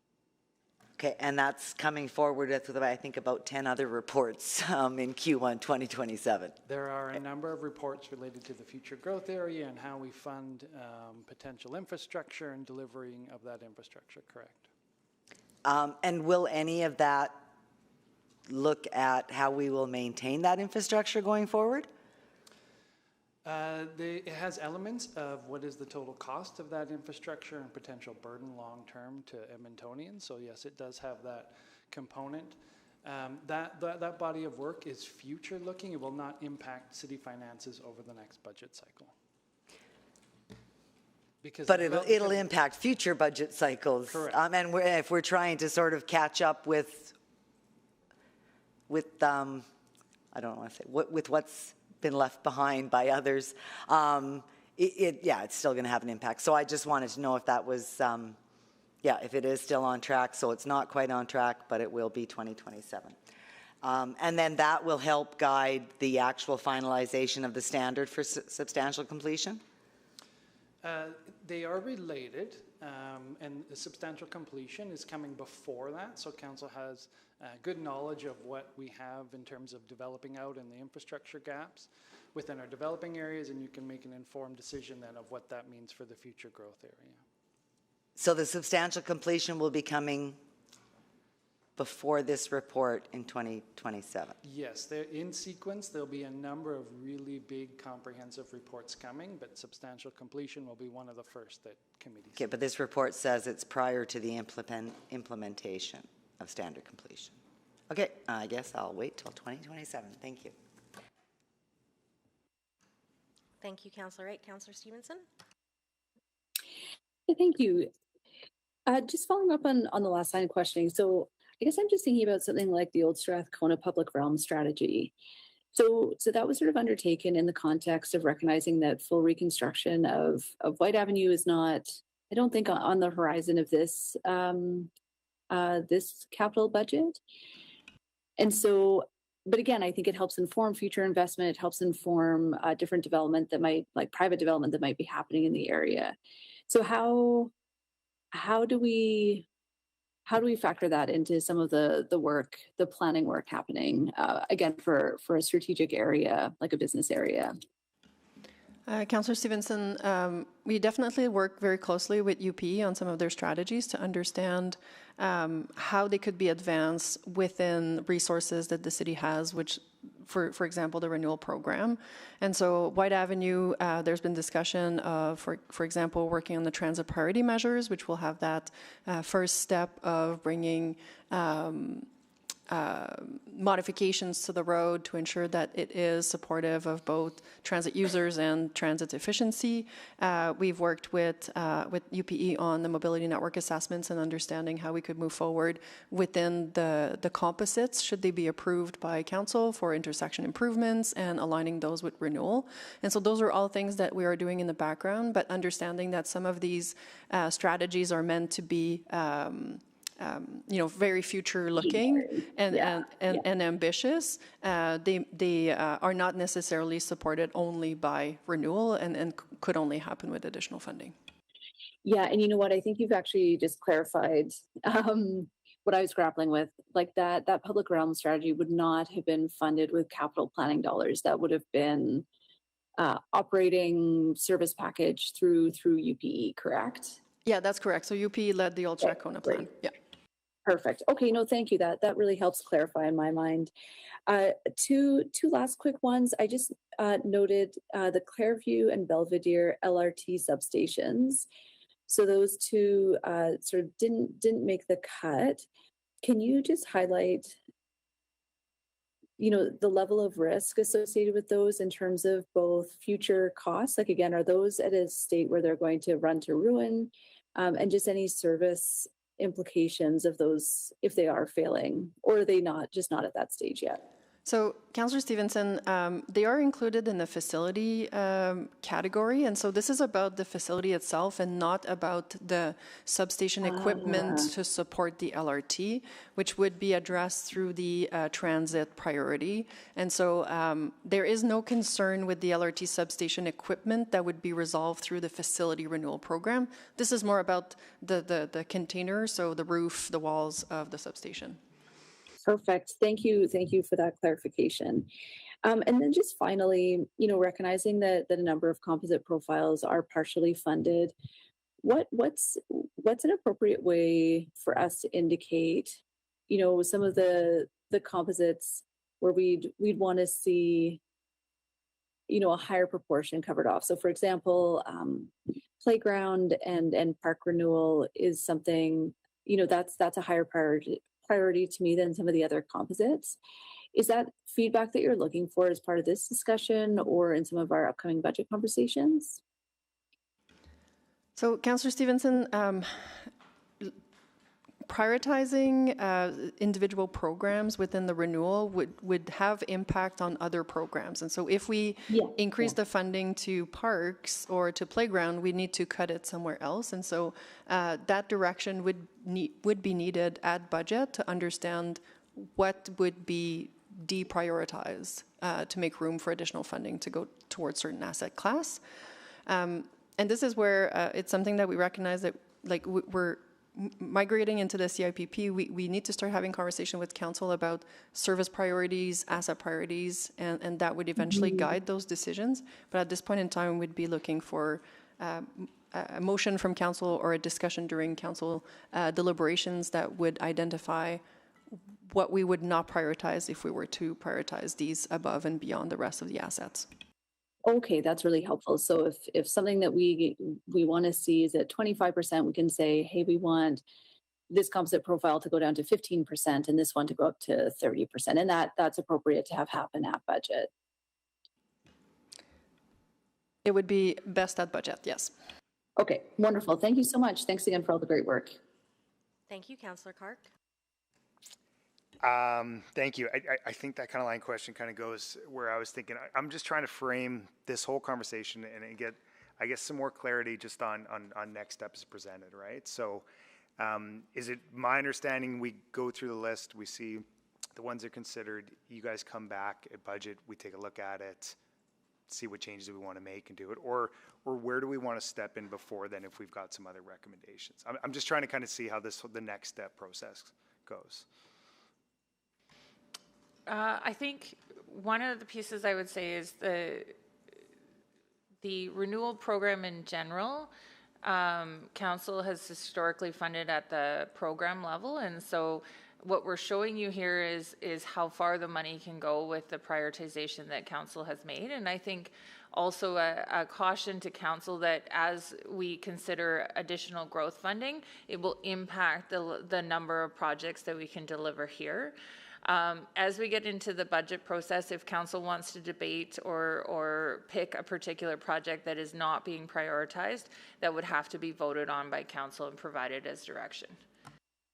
And just to add to that, Councillor Clark, so I think today, if you see that the way that they're going with their methodology around renewal, like for example, you don't agree that we should focus on paving and that we should in fact focus on the deep renewal of a few, like, because they're trying to maintain the overall asset class at the expense of some of that are in more, so if you have a different direction, that would be appropriate to give here today. But if it's a specific, like I am not happy to not see 127th Street, and I know that Councillor Stevenson, specific projects, it is not appropriate for me to do a motion today to say, make sure that that's included and prioritized. I would do that at budget and make my case there. Yeah, I think that makes it clear. I was just trying to kind of frame up everything as what we're going on, but I think that gives me clarity I need. Thank you. Okay, I do have a motion that I'm working on this intend to make. So, but again, as we kind of alluded to, we're going into the next item anyway. So if we can just table this 7.1 for now and come back to it when we have that motion ready and move on to 7.2, that would be great. Unless there's any other, okay, good, there was nobody else on the board there. Perfect. So please take it away with your presentation for item 7.2 and switch out your delegation if needed.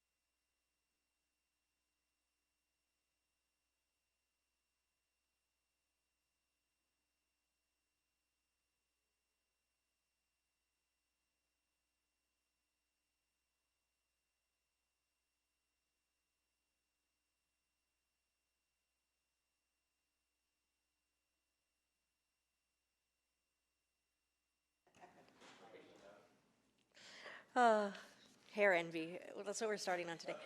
Please take it away. Are you ready for your presentation? Please take it away.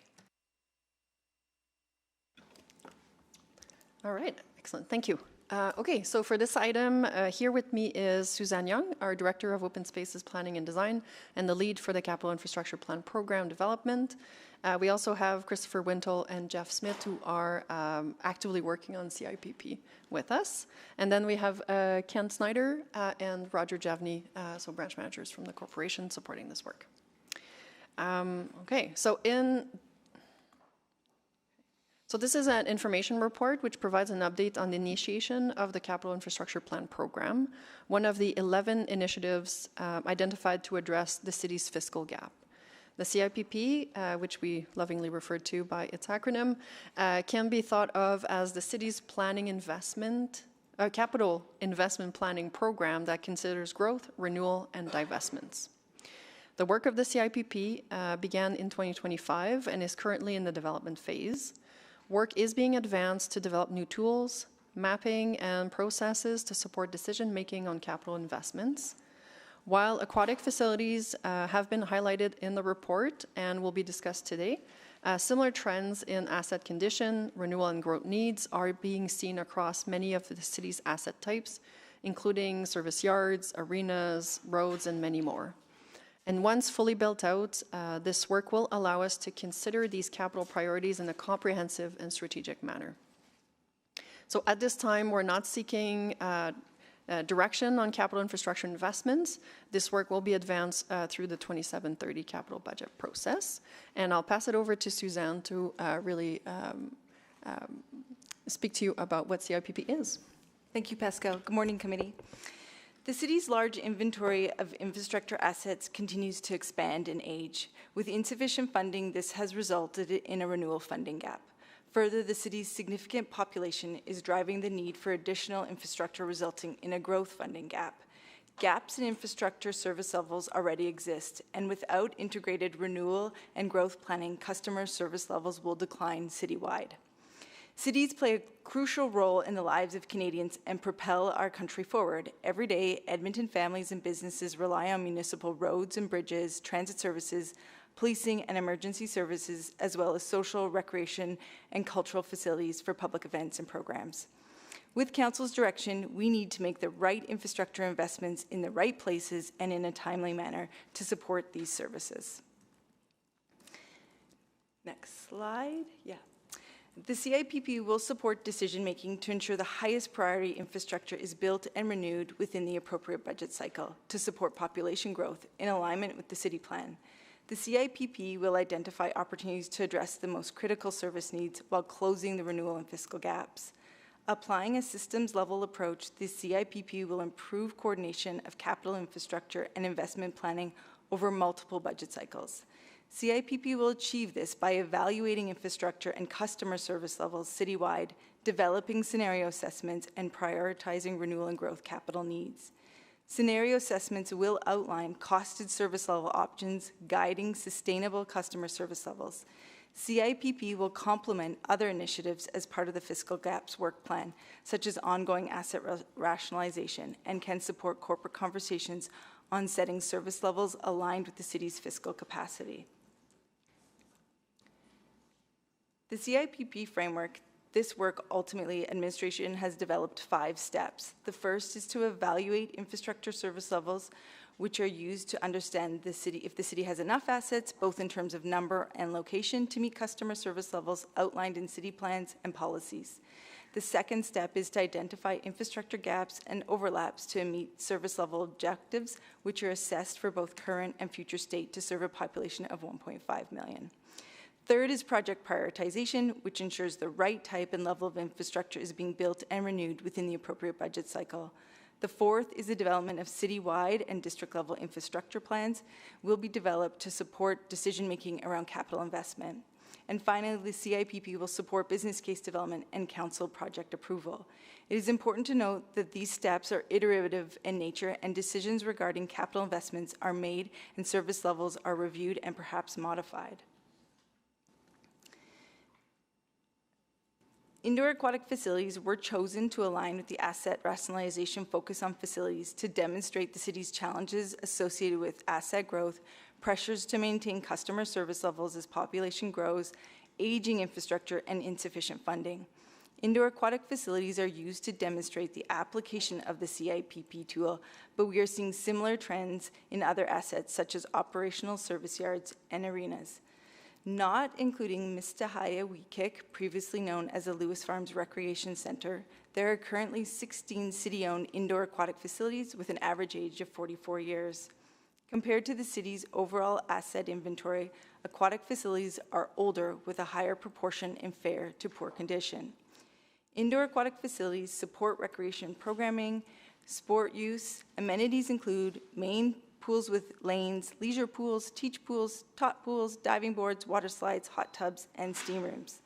The CIPP work allows for the development of scenarios based on a system-level analysis to align investment with infrastructure service levels and opportunities to address facilities that are no longer meeting service needs as identified through asset rationalization. As mentioned, CIPP is in the development phase and administration is advancing the work on this project. Administration's current focus is on applying the CIPP framework to asset supporting front-facing services. While this work is taking place in parallel with the 27 to 30 capital budget process, opportunities to support and inform prioritization are limited to CIPP's current development status. To inform future capital budgets, additional resources and a governance structure will be required to support this program. Administration is working to understand and articulate CIPP's resource needs.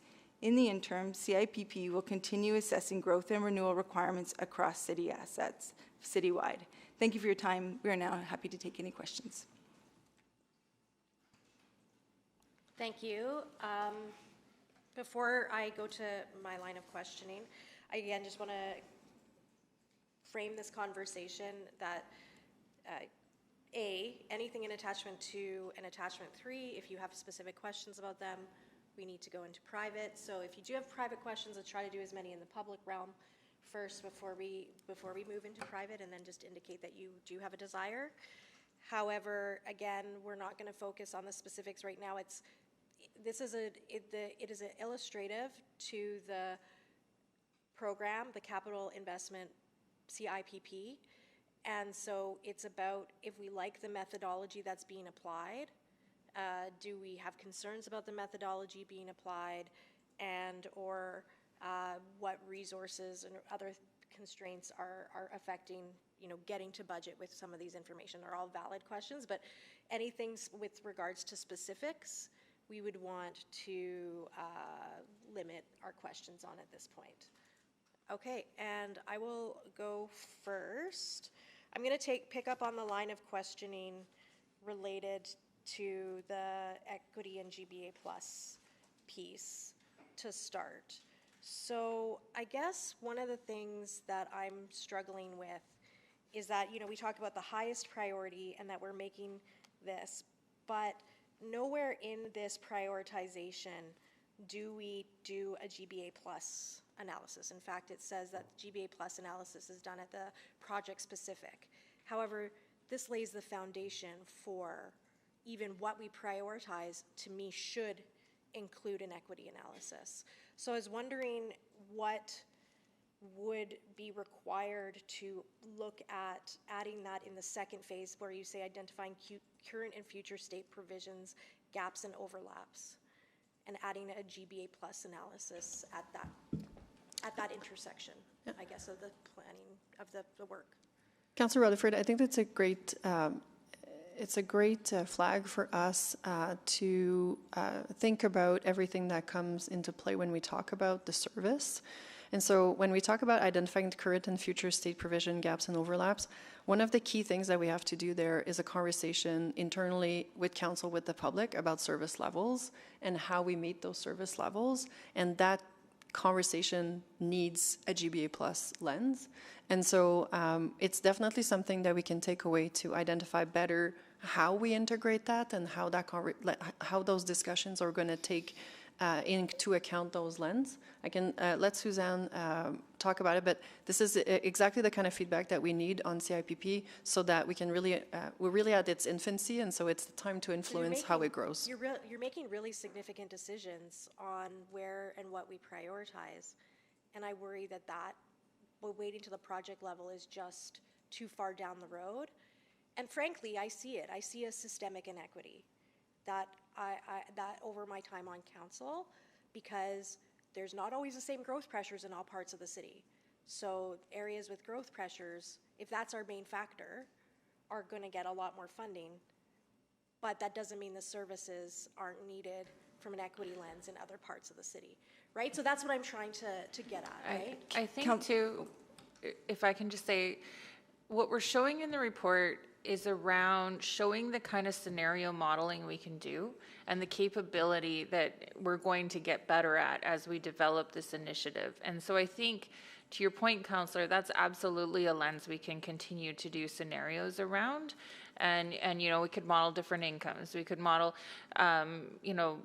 households with only a single parent. We could model all sorts of things in the service delivery outcomes. And so I think that's why it's really valuable, because we do have large data sets as a, sophisticated owner, but how do we apply that and how do we provide that to council in terms of lenses to make decisions in? Yeah, it's hard, and I know it's going to add extra time and capacity. It's not trivial work, but I do think that it will uncover lenses that otherwise are not being considered at that stage. I would like to add, Councillor Rutherford, that we are still in the initial phases, and so right now we're just trying to understand what the service levels are and the existing gaps. That next phase that we're looking at, this attachment 1, which is the prioritization work, that's where those conversations will happen, and that GBA lens could be applied. Right now it's at the project level, but certainly that'll be some of the thinking we're going to have to consider as we get into that next phase of work. So you don't need direction to do that. That's this feedback today is sufficient to say we're going to try with, because then you'll get a sense too of 100%. how much scope and time and energy that takes and capacity that takes. Yeah. So it would be at, if I'm understanding correctly, your recommendation would be that it would be at the third point of the project piece I think it around- would be between the second and the third steps, and there would Okay. be different lenses that would need to be applied. And we absolutely have conversation about what does that look like? What is equity? How do we measure service levels? How do we ensure that it's representative of what's needed from the user's perspective, as well as what the city can afford? Because that's also a big piece. It's a big piece for sure, right? So, And so we don't there's need formal direction. We heard you, and today is really good to get that feedback of what you would like us to focus on. And just reiterating, like, this is something that we've had on our minds. I think formalizing it, using the terminology, is something that we can do easily so that we can integrate that and you can have clarity that it's in there. And so I can anticipate when this comes back again, back around again at the next update point, I would see that. Exactly. reflected. Okay. Exactly. Perfect. Perfect. Councillor Jans? Yeah, this is really good work. I appreciate the thought going in here, and again, like on the last item it's about building our public confidence and advocacy confidence when we're going to the minister of the federal government, to the provincial government, and asking for funding. They know that, you know, we have done the reps, and I see that here in this report. So thank you for that. I'm struggling with why the private attachments are private, and I think when I was in education, we knew we had an annual list of which schools are A, B, C, D condition, and when I see these private attachments, I don't know why they're not public, because when we went through the Scona Pool closure process, I still get some emails from Scona Pool truthers who are like, you know, we could have fixed the jet and it would have been fine, you know. So I don't know why we aren't just forthright with Edmontonians and say, here's the list, and Londonderry is X, Kinsman's X. Everybody can see it. They know it. They feel it. They've gone in, and I know there's a water slide that's been down for a while that's been now fixed. I know that there's this. So could you help me understand? Yeah, Councillor Jans, we've applied the same rationale as we did for asset rationalization and why some of the attachments were in private. And we are trying to find that fine line of having the discussion with the public so that they can understand how we want to move forward, but also not wanting to create unnecessary anxiety over the state condition of certain assets and or tenants that are in those assets, for example, which was some of the rationale behind the asset rationalization staying in private. But we welcome your thoughts as to how committee and eventually council would like to communicate with the public about the challenges that are ahead, that are in front of us. Respectfully, I would like this all to be public, and I'm not sure whether a motion to just unseal this now is required, or voting against keeping the reports in private or not. And I'm not sure if there are things that you do want to redact for contract purposes or not. So maybe there's a way of saying that. I think our rationale was around advice from officials to council. So I think it's up to council. If you want it to be public, you can not vote for it to be private. And is administration prepared for that today? If we did that, like I know last time when we were talking about the high level bridge, I recall there was like a just give us once more to go through it kind of thing. Yeah, we're okay with that. And I've confirmed with my colleagues. Okay, I'll look to the mayor and council or the mayor and committee to consider that as well too. But that would be my hope. And if I may speak to it just for 30 seconds, Well, you can't speak to anything because there's nothing on the floor. Fair enough. Okay, So I'll hold think up. if some other council committee member moves to keep it in private, then you could speak to it and then vote no. Or if it never gets put on the floor, period, then you don't need to speak to it. So it's not going to remain private as default. As we would have to move a motion according to the attachment, the report. Okay. Says to keep those items in private. Okay. So somebody would have to move that motion to keep it in private, and then we would need to debate the merits of that or not. Okay, noted. Thank you, Chair. Okay, Councillor Stevenson. Yeah, thank you very much. Again, a really, really great first step, and appreciate the opportunity to have this touch point. So one, I wanted to dig in a little bit. I think the questions raised about GBA plus prioritization is really excellent. I was also just wondering, and perhaps I just missed this, but just how population density figures in, just in terms of. Oh, go ahead. Councillor Stevenson, population density will factor into the modeling, and so we're still working, and as we noted, infancy, this is something that we're building, and so right now, in the examples that you would have seen on the aquatics, it's not quite the level of showing up the density and taking that into account. That's something that we have identified already as our next steps in looking at.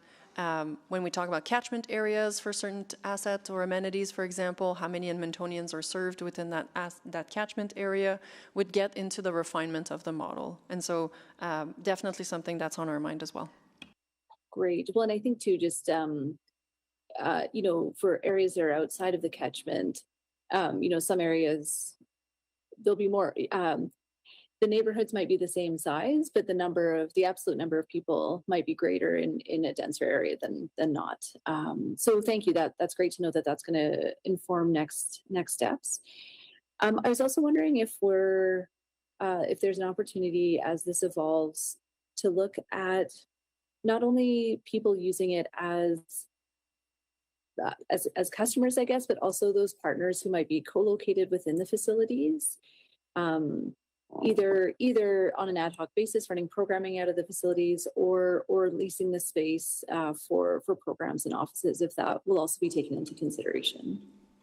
Yeah, Councillor Stevenson, I think that one is a bit challenging to allow for the model and the work to really stay at the service levels and in consideration of a citywide approach.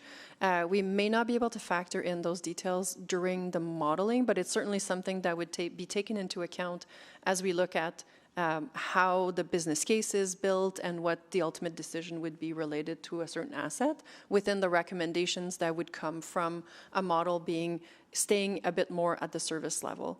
And just for example, should we make a decision about an asset that impacts a group, then we can identify that is a piece of work that needs to happen to support the strategy moving forward, rather than stopping the strategy because the group has roots in the facility or something like that, but really identifying that those are other pieces of work that need to be taken into account to ultimately move ahead with a strategy that is to the benefit of the city. Right? Yeah, and that makes sense. I just wonder if it does, again, just maybe thinking more broadly about utilization. So again, utilization in terms of, people coming to swim in the pool, let's say, and also looking at, people accessing the space for other programming that's being offered through external partnerships.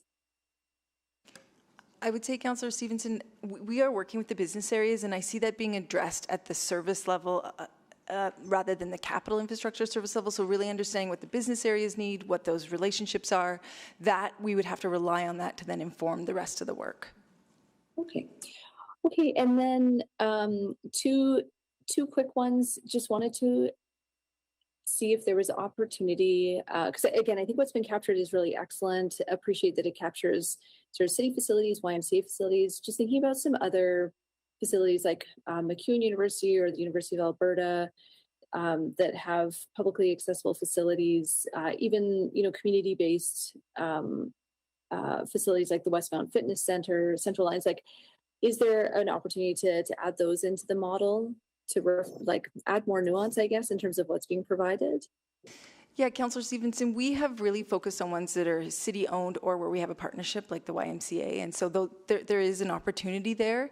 And again, we're in the early stages, and so we have had those conversations repeatedly. Again, what we're using is the city's service levels that have been set out in the approach to recreation, and so should community services change that approach or change their service levels, we're relying on them to give us that advice, but certainly we can update those as required. Great. And is there going to be a service package coming for the additional resources to mature this program? Just a quick yes or no. Yes. Wonderful. Thank you. Thank you, Councillor Stevenson. Councillor Clark. Great, thank you. I think just touching on Councilor Stevenson's point, I think adding in those publicly used facilities that aren't city would be really good as we go through these steps and come with recommendations. Just to kind of frame this, I think the framework, the steps all make sense. I know it's in its infant stages right now, but if I'm kind of summarizing this, hearing this correctly, this is really to have an honest conversation about service levels with citizens kind of grounded in data, right? To say, what level are we comfortable with to keep it? If we want to increase it, decrease it, here's all the data that we have to kind of support that. Is that correct? Yeah, Councillor Clark, that's going to be fundamental to getting this refined and understanding what we can provide the public. And I think I would just add, I think this is both a short and long-term kind of conversation. This is long-term about our vision for service levels over the long term. It's also allowing us to have certain conversations on things related to the infrastructure renewal. For example, do we renew a facility where there's a higher level of service than other areas of the city? I think is a question for council to think about. Great. Thank you very much. Thank you. Councillor Wright. Hi. So what sort of is next in line for this assessment? Like what are the type of assets? Councillor Wright, we're looking at a number of assets right now. We're working with fire and police, libraries. We're also looking at some of the road network right now, and we'll be adding in other services. But the primary front-facing ones are the ones we're looking at. Service yards, there's a number of them, and we're just moving through arenas, pools. Okay. So with arenas and that, will we, and I know the question has sort of been asked, so will we be coordinating that with other service providers like EFCL, like the Community League rinks? Yeah, and this is where we need to, our objective is to support the service level conversations. And so we will need to hear both from our colleagues in community services, for example, how they define their service, what their customer service levels are, so that we can talk about infrastructure service levels. And we will be consulting with council to understand what is the conversation that council would like to have on the different services so that we can use the data appropriately and support that. And so the model can be adjusted to add facilities. The question really is, what is the question that we're trying to answer, and how will that be supported by adding outdoor rinks to an arena conversation? Will it support it, or will it bring a level of confusion, for example, that's needed? So that's not needed. And so those are all things that we would assess as we're trying to use CIPP to support service level conversations. I think it also doesn't answer so if we can see where places are overserved, underserved, and then we can ask the question, if we're underserved, what are we planning next? And we work really closely with the program, and the program could identify things that are not city-owned infrastructure as that option to provide that service. And so it doesn't tell you what the fix is. It tells you kind of the assessment of like what's in different areas. And then we get to the next stage where we start working on a business case of, hey, here's how we propose handling that problem. This is really giving us that spot map of where are there problems or where are there overservice, and how does that influence next steps in our renewal program, in our growth program, in our partnerships that we work on, and is someone else filling that gap? I think a lot of those questions will come this will help highlight that, but those answers of, so what does that mean and what should we do, will kind of be done in a number of ways in that second step. Okay, because I'm just, I think this model would apply to, we've had funding requests from EFCL and are expecting more for the same situation that they're in, right? So is this a model that can be shared with them, that they can assess as well on their own, or can we work on it together when we get to that point? Because it looks like there's other priorities. Yeah, I would say we certainly, I think as the work advances, would be happy to work with partners of the city. Our priority right now would be assessing the city's infrastructure needs and creating a model that can support, as Suzanne was mentioning, not only facilities, but also parks, transportation assets, and eventually having a wholesome model that can speak to all of our assets. And so eventually, I think we could expand it to support EFCL or other partners. Okay. So that, I mean, that seems like a long time in the future. Can EFCL kind of just pick up on this model themselves and? It may not be at a point where it's easily shared, and so can I say duly noted, and we will see what we can do to work with EFCL. Okay, thank you. Thank you. Okay, before I continue, we have a little bit of a conundrum that I'm trying to sort out. So right now, we have 2 attachments that are in private. There's a desire from committee to ask, if it's not going to remain in private, to be able to ask questions in public. But it would just mean not moving to keep it in private, which then we don't have the certainty that we can ask questions in public because we haven't made a decision about it. Do you see the conundrum I'm under? I guess to the clerk. So is it more clear to just have a motion to make those public, just so that we can publicly ask questions about those private attachments? And then we could attach them for the public? Yeah, so one option, because the recommendation is to keep them private, you could move that and defeat it, vote it down. If you want to be absolutely clear, we can reword that to make attachments 2 and 3 of today's report publicly available. Okay, I think this, I'll move to keep it in private, and then people vote with your heart. I can't speak against it, but I think that's a cleaner path right now. And then if we vote on that and it's defeated, can we still go back to ask questions about the report and those attachments? Or once this motion is done, we're done with the item? Nope, I'd say you could still go back to asking your questions. Okay. And we have some slides related to the private item too. Perfect. So if this is defeated, if this is defeated, then administration would be able to do the private attachments. We'd give the clerk time to make those attachments public, and likely not really get to much questions about them until after the lunch break. Is that, if that's the desire and will of committee with what we decide with this motion on the floor? Okay, that's the order of operations. Does that sound good? Okay, would anybody like to speak to the motion on the floor? Ask questions, yes. Please go ahead. Thanks. Yeah, so I just wanted to do a quick double check. I'm sort of 6 1/2 dozen of the other. If committee wants to chat about it in public, that's fine. I think it was asked, but I just want to ask it one more time. Would you want, the lunch break to review if there's anything that you're good to can go to today? That's fine. Good. Okay. Well, that's all I wanted to double check. Thank you. Anyone else to speak to the motion on the floor? Councillor Jans. Thank you. Just very quickly, it's uncomfortable. These are tough conversations, but again, the public knows that. The public deserves to know that. The public needs to know this. It will help us in our expectations management. It'll help us actually put facts tell, stories sell. $2.8 billion just seems like a number I can't even quantify or realize what that is.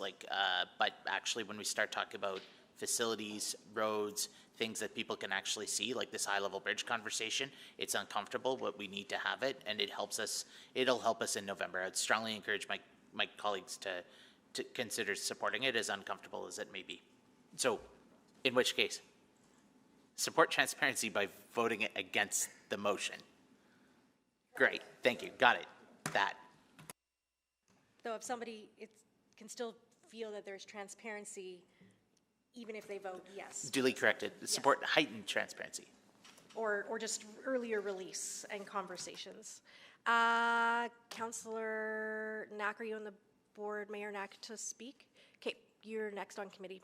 Sure, thanks. Yeah, again, I'm fine with voting no to release this. I feel like I should say it out loud that there's a bigger conversation about asset rationalization, and so I think all of that is very valuable to have a bit more holistic. But again, so my only caution to my colleagues is that as you start releasing these in what feels like a bit of a piecemeal thing, does that create attention and freak out a neighborhood that sees their specific site on that map or on that list, and then start reacting to that without the holistic conversation? So I am comfortable voting no. I'm just offering that as a piece of guidance, having gone through conversations dating back, 12 years, to where the minute a, facility X was named, the community immediately jumped on it and said, wait a second, what's happening? And then they started emailing their local counselor, and then everything was happening. So as long as we can try our best to, if we vote no to this, make sure we're asking those questions right now so that hopefully our partners who are here, folks from the media who are going to be covering this will be able to provide all of the context to helpfully minimize what could be a very, if not handled well, a bunch of folks reaching out to you from your local wards without having all of the thoughtfulness that I think is needed for an important conversation. Because as Councillor Chance noted, we're going to absolutely have to make tough decisions. We're going to absolutely have to have a conversation about the asset rationalization. I just want to make sure that's done thoughtfully. This might risk that being done thoughtfully if your questions and the rest of this debate are not done thoughtfully. So that's just my thought for everyone. Thank you. Councillor Stevenson just removed herself from the board. Just confirming you don't want to speak? Correct. Okay, just double checking. Anyone else to speak? Okay, I will close. I'm of the similar mind to Mayor Knack in that, like, I teeter. I always want, I think, it's why I talked about how we need to have a conversation about the Metro line and how realistic it is and push that conversation. It's why we do a lot of the things we do. However, I think where my hesitancy lies with this one is that it is for illustrative purposes in terms of the methodology of the CIPP, and I do think that when people see those maps, they are immediately going to react. And when I just talked about at the beginning of my questions about the need for equity, one of the things that I've seen in my time on council is that there's communities that can mobilize and rally, and there's communities that can't, that don't have that same capacity. And so one risk that I'm worried about is that this does get out, and then certain communities that can't rally will be seen as not caring if their beloved facility is gone or not, or how it works, while other communities that have more capacity to rally can use from now until whenever to advocate for either maintaining their facility and or the funding of the new, because it's not just it doesn't just talk about renewal or assets we might need to lose. It talks about ones we might need to build out over time and prioritizing those over other things that we're weighing. But like I said, I do appreciate the transparency piece, because I think this is the information in those attachments, well, I'm not going to speak to it yet because we haven't made the decision, are very illustrative of my frustration with the conversation with community leagues that recently happened, where we just approved an unfunded service package for all the community league calls when we are in the state we are in with our own assets and our own facilities that we are responsible for. And so I do think it could further conversations like that in a way that right now, because these are in private, we can't further those. And it is creating unrealistic expectations about what we can fund at budget and what we can't fund at budget. So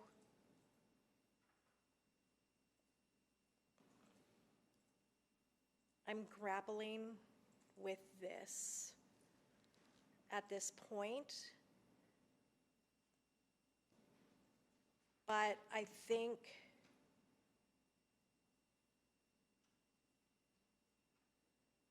I lean towards voting yes to keeping this in private, because if it was just pursuant to Section 29, advice from officials, and our officials have said they have no issues with it being released, I would lean towards no.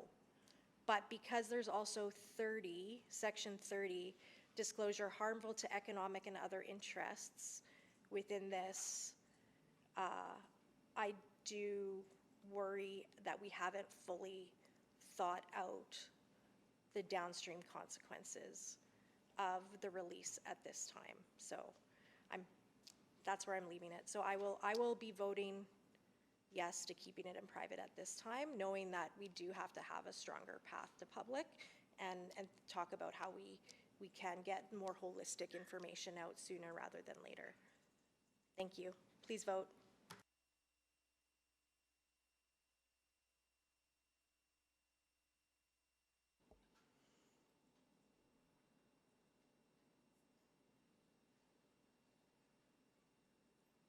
We have all the votes. Please display the votes. And that is defeated. So that means for the public, that means that they will be released to, so we will now, we've made a decision as committee that those 2 attachments will not remain in private, that they will, the clerk will be able to release them publicly, and then as mentioned by our administration, they also have a presentation, so we will now move to that presentation, and you can give that in public, obviously. We don't have to go into private now based on the decision that was made of committee. Please give that presentation, and then we'll do a time check, maybe even see where we're at after your presentation for questions. Okay. I just wanted to add to this next part of the presentation some early results that we've been seeing in terms of feedback on the budget engagement, and Stacey's here if she wants to comment, but I do think one of the things that we've heard that's relevant to this is that there is support for rationalizing assets at the end of their useful life. And so I think that always becomes, it depends where that asset is, but as a whole, Edmontonians who participate in the budget consultation were okay with closing assets at the end of their life. So I'm going to now go to Pascal and I guess to also talk about this. Again, to echo Chair Rutherford's comments, this is modeling. And so at this point, these are not decisions being made. This is showing assets we currently have and different levels of analysis based on geography, level of service, and population. And so I think this is meant to show the capability of the CIPP model, as well as information about a particular asset class as we go into the budget process. So I'll turn it over to the team. And for clarity, that asset class is pools, yes. Indoor pools. Indoor pools, yeah. Okay, so the presentation will highlight the current state of indoor aquatics and 4 possible scenarios developed as early demonstration of the application of the CIPP. The information that will be presented today shows that where existing and future infrastructure service level gaps and overlaps exist, and high-level estimates of the capital investment required to provide different levels of service. And so as we've mentioned, the scenarios are presented for illustrative purposes only. They're intended to provide demonstration of the application of CIPP to ensure that we're on the right track as we continue to apply this framework citywide. We've also talked about enhancements that we already have identified that we want to make to the model. So taking into account equity, taking into account density, which is not necessarily represented in the models that you'll see today. And finally, the scenarios are not exhaustive. They will require further analysis and integration with other related and concurrent bodies of work, such as asset rationalization. All that being said, Suzanne will walk you through the scenarios. Thanks, Pascal. So An options analysis using the asset rationalization is underway for East Glen, Grand Trunk, and O'Leary facilities. These facilities were found to not meet current service needs, and an options analysis will inform renewal, replacement, or divestment decisions. Asset rationalization work for larger, newer recreation centers, including Londonderry, is planned for the next budget. The CIPP is able to support these decisions through understanding system-wide service level impacts and capital investment requirements. The CIPP uses infrastructure service levels to describe the number and location of assets needed to achieve customer service levels outlined in strategic plans. At this early stage, 2 infrastructure service levels have been adopted for this work: per capita provisioning and facility distribution. For aquatics, administration translated 2 key directions from the approach to recreation facility planning into these infrastructure service levels. The approach is the city's strategic direction for recreation and was developed in 2018. The first is to maintain the current or 2018 service level for indoor aquatics and consider adding more facilities as the city grows. This is translated into a per capita infrastructure service level with a target of 1 facility per 44,000 Edmontonians. The second is a basic commitment to have every resident to have a place to participate in recreation within 5 kilometers of their home. This is translated into a travel time infrastructure service level with a target of 100% of residents within 10 minutes of one aquatic facility. Again, this is just an early example which will be refined in partnership with business areas who will continue to set the service levels. 4 service scenarios have been presented in the next few slides. 1 is to reduce service levels, 2 is to maintain current access-based service levels, 3 is to maintain the current per capita based service level, and 4 is to increase the per capita service level to the 2018 target. The reduced service level scenario acknowledges facilities predicted to reach poor condition by 2036-37 and suggests they will not be replaced. Sorry, pause. I don't think we have quorum right now. I didn't know the mayor left and Councillor Jans has left. Sorry, we need to just pause for a minute. Councillor Salvador, are you online? She cannot put on her camera right now. So I see Councillor Jans is coming back. I didn't notice the mayor left. I should have given that quorum notice.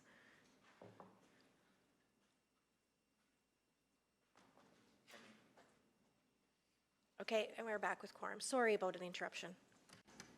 I'll just make sure I'm on the right bullet. The maintained service level scenarios is to retain the current service level, infrastructure service level citywide, either by per capita based, while presenting different options for facilities predicted to reach poor condition, requiring perhaps closure or renewal or replacement. So the scenarios include Heritage Valley Recreation Center, which is identified in strategy, Rolly Miles Recreation, which has completed planning and design, and up to 5 new facilities where potential location is identified, and up to 5 additional facilities without a current location known. The ordering of the facilities in the figures on the next slides are not intended to convey delivery priority or that any decisions have been made. The cost estimates account for indoor aquatic facility components, which could potentially be within a larger recreation center. Closures of assets will require upfront costs, which are not included here. A mapping tool has been developed, allowing administration to assess gaps and overlaps of these scenarios. All right, first one. The image shows the service levels for the current inventory of indoor aquatic facilities, including the YMCA's. The city has a total of 20 indoor aquatic facility locations. Since 2018, the city's population has increased by about 240 residents. The current per capita infrastructure service level is 1 facility per 58,000 residents, which is 76% of the target. Approximately 89% of Edmontonians are within 10 minutes of one aquatic facility, while 63% of residents have access to 2 or more. Residents living in the areas shaded in green have access to 1 facility, while those living in blue areas have access to 2 or more, essentially exceeding our target. The people living in areas shown in white have to travel longer than 10 minutes to access a pool. Generally, residents within redeveloping areas are likely to have access to 1 or 2 facilities within 5 kilometers of their homes, while those in developing areas need to travel longer distances to reach the nearest facility. This image shows service levels for scenario 1, do nothing. So excluding Mistahai-Weekik Community Recreation Center, formerly known as Lewis Farms, this scenario does not include capital investment for new facilities or the renewal or replacement of 4 that are anticipated to reach poor condition by 2036-37. As a result, the per capita infrastructure service level drops to 1 facility per 84,000 residents, or 52% of the target. 80% of Edmontonians have access to 1 facility, while 46 have access to 2 or more. This scenario reveals significant service gaps in developing areas of the city, while service levels in developing areas continue to generally meet targets when the poorest conditioned facilities are not renewed.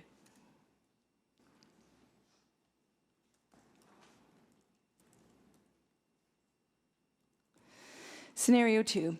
This image shows the service levels for scenario 2. 89% of residents continue to have access to 1 facility. In this scenario, Mistahai-Weekik Community Recreation Center and 2 new facilities are added, 1 in the Southwest District and 1 in Ellerslie District. Additionally, 2 of the 4 facilities reviewed under options analysis are renewed or replaced. In this scenario, the per capita infrastructure service levels drops to 1 facility per 89,000 residents, or 64% of the target. 89% of Edmontonians would continue to have access to 1 facility, while 67 have access to 2 or more. This scenario highlights an opportunity to shift capital investment to areas of the city where residents need to travel farther to reach the facility, while maintaining the service level in redeveloping areas. The total capital investment needed here is estimated at $500 million. Scenario 3. This image shows service levels for scenario 3, maintaining 1 facility for every 58,000 residents. In this scenario, Mistahai-Weekik Community Recreation Center and 4 new facilities are added, 1 in the Southwest District, 1 in Ellerslie District, 1 in West Henday, and 1 in Horse Hills. Additionally, all 4 of the facilities reviewed under the option analysis are renewed or replaced. In this scenario, 93% of Edmontonians have access to 1 aquatic facility, while 71, have access to 2 or more. This scenario highlights the challenges of maintaining the current per capita service level as older facilities reach end of life, while growth occurs in the developing areas. The total capital investment needed here is approximately $1 billion. Final scenario. This image shows the service levels for scenario 4, achieving the per capita service level target for 1 facility for 44,000 residents. In this scenario, Mistahai-Weekik Community Recreation Center and 12 new facilities are added. The 7 shown on the image are identified in strategy, are in planning and design, or have potential locations identified. The remaining 5 have not known locations at this time. All of the 4 facilities reviewed under the options analysis would be renewed and replaced. In this scenario, 97% of Edmontonians have access to 1 facility, while 80% have access to 2 or more. This scenario highlights the substantial capital investment needed to achieve the service level established in 2018 as the city grows. The total capital investment needed is roughly $1.9 billion.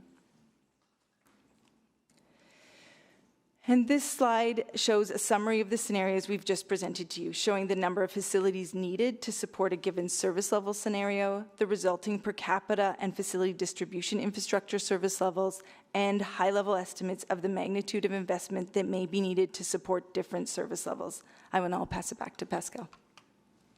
Thanks, Suzanne. So we'd like to emphasize again that we use these 4 aquatic scenarios as an example to show how the CIPP framework would be applied to assets citywide. Our goal today is to show how this new program, process, and planning tool will strengthen our capital planning coordination, including how setting sustainable service levels can help us address the city's fiscal gap. Today is really about getting your feedback to ensure that we are on the right track as we continue to apply this framework.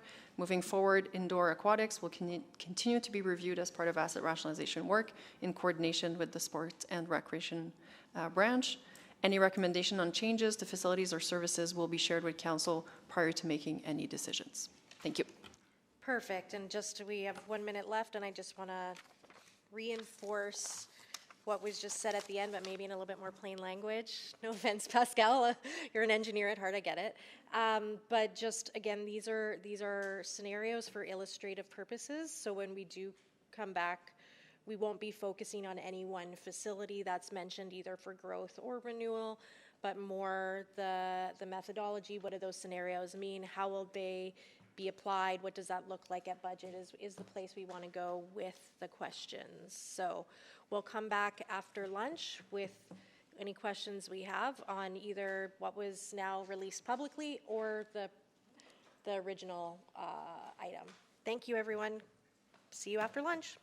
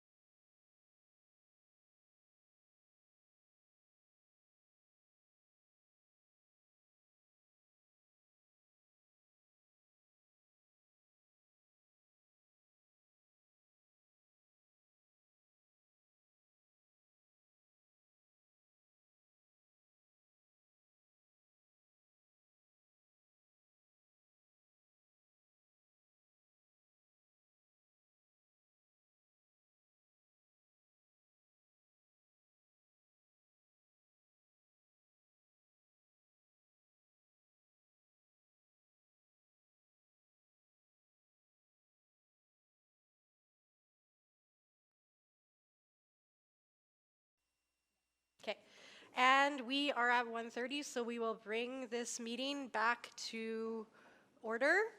And I will do, again, a roll call of committee members. Councillor Salvador. Hello. Councillor Clark. Good afternoon. Councillor Jans. Good afternoon. Councillor Paquette. Hello. And Mayor Knack. He probably will just be joining us shortly. And then again, acknowledge that we are joined by other committee members or council members that come and join committee as they see fit. So we are joined by Councillor Wright right now in chambers, but a few online as well. And yeah, that's where we'll leave that. I'm going to go first with my round of questions. I don't actually know if others had, but now before I do, I want to just confirm with the clerk that those attachments have been made publicly available and the public has had access over the lunch break. Yes, they are available online. Thank you. Okay, perfect. So I guess one of the questions I had is around counting we don't count other partnerships or other external things the same way we seem to be counting the YMCAs in terms of our service standards. And I wanted to know about that a little bit more. I'll start and then I'll turn it over to Suzanne. So we started with looking at city-owned facility and where we have formal partnerships that provide access to Edmontonians. We were actually just chatting about this with Roger as well, that we can potentially see it as like layered approach. So we started with the core, what we own, what we have partnerships that are targeted to providing Edmontonians with service, but we recognize that there are other types of partnerships. So we have academic institutions, for example. There could be other regional that we need to account for. And so those are things that we would look to layer into our process. Suzanne? Yeah, I would just add some YMCAs are on MR property, so in combination of being on city property and the agreements in place. Yeah. So but I think about, let's look at Castle Downs YMCA, which is in these maps and in there. That agreement, if I'm correct, Roger, is coming up for renewal. Yeah, their lease expires in 2027. 2027, yeah. Right? So we do have an agreement that there is day pass access through the YMCA at a reduced rate. That's the partnership thing that I think you're talking about. But I also think about the fact that as a person who lives in Castle Downs, I couldn't register my kids for swimming unless I had a YMCA membership. So there is service gaps when you think about things like swimming programming. Is that fair? So I just want to make sure that when we're looking at our maps and we're looking at again, this is illustrative. It's a learning for us to give you this kind of feedback. I do want that to be factored in. No, that's 100%, Councillor Rutherford, and something we had discussed with Roger's team about not all indoor aquatic facilities offer the same program as well. Oh, perfect. And yeah. so potentially, we want to develop the CIPP more broadly first, but there could be an opportunity to dig a little bit more into talking about service level, not necessarily at the aquatic service level, but we could talk about teaching pool versus lane pools and things like that. That will require a lot more refinement of the data, but it's something that we would be looking to do. Which is, when you think about, we're talking about one asset class for illustrative purposes, but when we're now thinking about every asset class, that's a substantive amount of work. Yeah, that's correct, and that's what we would, our plan is to start with building the models so that we have as much as possible every asset class represented so that we can make informed decision on co-location or cross investments or things that will provide for, and Suzanne mentioned that we're working with police, fire, community standards, those are services that could benefit from a layered approach of what can they share, how can they work together, for example. But as we refine the models, another layer could be refining the services beyond the high level and digging into the differentiation of within the asset. Because 44,000 to one pool, but if that one pool, like you said, one pool only has lane swimming, another pool has you know, a toddler space, or like, I'm just thinking off the No, top. but that's exactly it. Yeah. Yeah, Yeah, for sure, Council. We've sort of identified 7 things to make a good public pool. But then when you overlay the GBA plus analysis, some of accessibility issues, there's programming challenges, there's a number of things that we would look at as we go through those. Yeah. So it isn't just a dot on the map that says there's a pool, so everything's equal. Yeah. That and then, but like counting those ones, like the partnerships, specifically in this case with the YMCA's, I understand the rationale for that. But I also think it's important to highlight, like, if we were to do one of those enhanced service levels, or that we could also, and I think we're talking about it, we're not for pools specifically, but we are talking about how we do unique partnerships in some of the net new assets that we need as well. Just want to clarify. So like, when we're talking about this, it might not all be on the city to do all of the things in all of the asset classes. We might have more partnerships with the YMCA or other entities similar to achieve these goals, whatever those service goals are. Yeah, and I think it's like this helps us identify the gap, how we meet that gap, and how important that gap is are other conversations to have. Yeah, 100%. Okay, no, that's helpful for me. Councillor Wright? I'm just wondering, so with the projections and that on a per capita basis, you've taken into account like future population growth? Right now, it's per capita, and future population growth is what we're looking at in terms of where we would need future facilities. Okay. And then I'm also wondering, do you also take into account like our residents from the region that also use those facilities? Like I know Meadows Rec Center has a lot of people coming in from Beaumont and Sherwood Park. Yeah, that was like also our conversation before our committee was just how we incorporate the regional perspective. At this point in time, as we said, we're really in the infancy stages of the development. So that is something we're going to have to look at, and vice versa, where our residents are going to those neighboring municipalities for service. Okay, thank you. And then, yeah, I guess there's Millennium Place out in Sherwood Park that some people use, okay. service places St. Albert. So we want to have that regional look. People are going both ways across the borders. We want to look at who the partners are, what the conditions are. In those future partnerships, what would public access look like to make sure that they do function as a public pool in this case. Okay, and then there was a comment earlier about EFCL, about the community leagues they're not being taken into account here with their facilities, but their facilities we do have some liability, right?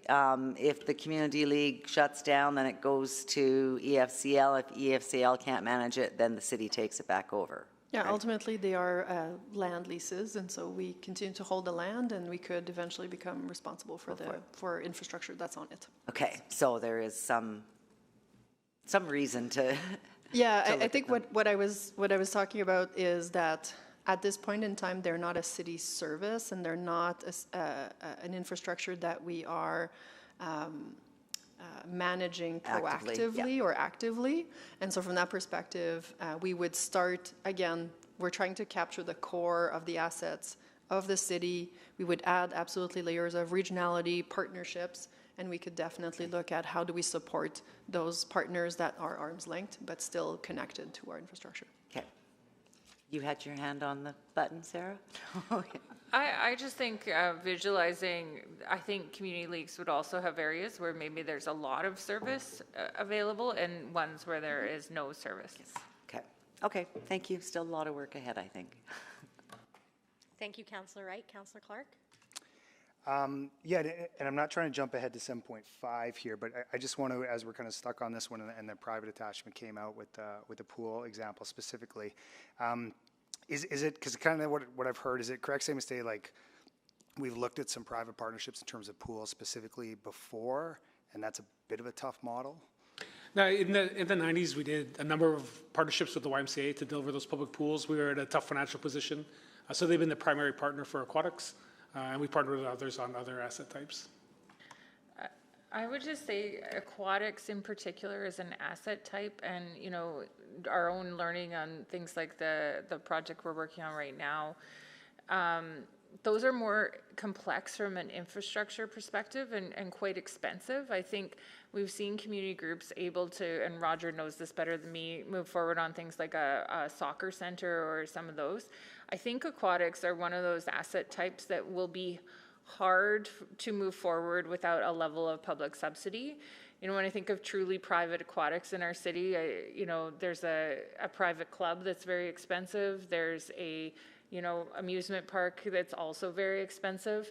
I think public access to a pool with the level of infrastructure that's now required in modern facilities is probably something that will continue into the future to require public levels of subsidies, where regardless of the city owns it or if we do it with a partner.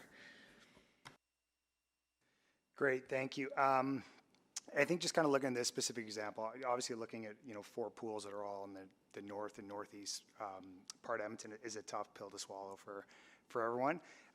But I guess kind of as we go through this process, we go down kind of the framework with it, when we see this across a whole bunch of different infrastructure across the city, does that become a little bit more, I don't know, I don't want to say palatable, but a little bit more like you see the big picture and it makes more sense? That's where we're hoping to go with the model, Yeah. is to provide that information. Yeah, I agree. I think as you look at just one facility, it is a tough pill to swallow, to use your words, but when you look across the network, if we had money to invest in one new facility, do you want to replace one in an area that's well-served, or do you want to look at an area of the city that's really underserved as far as that asset type? And then you can make an informed decision with a tool about where's the best place to invest to get the best, to be more equitable in the delivery of the services.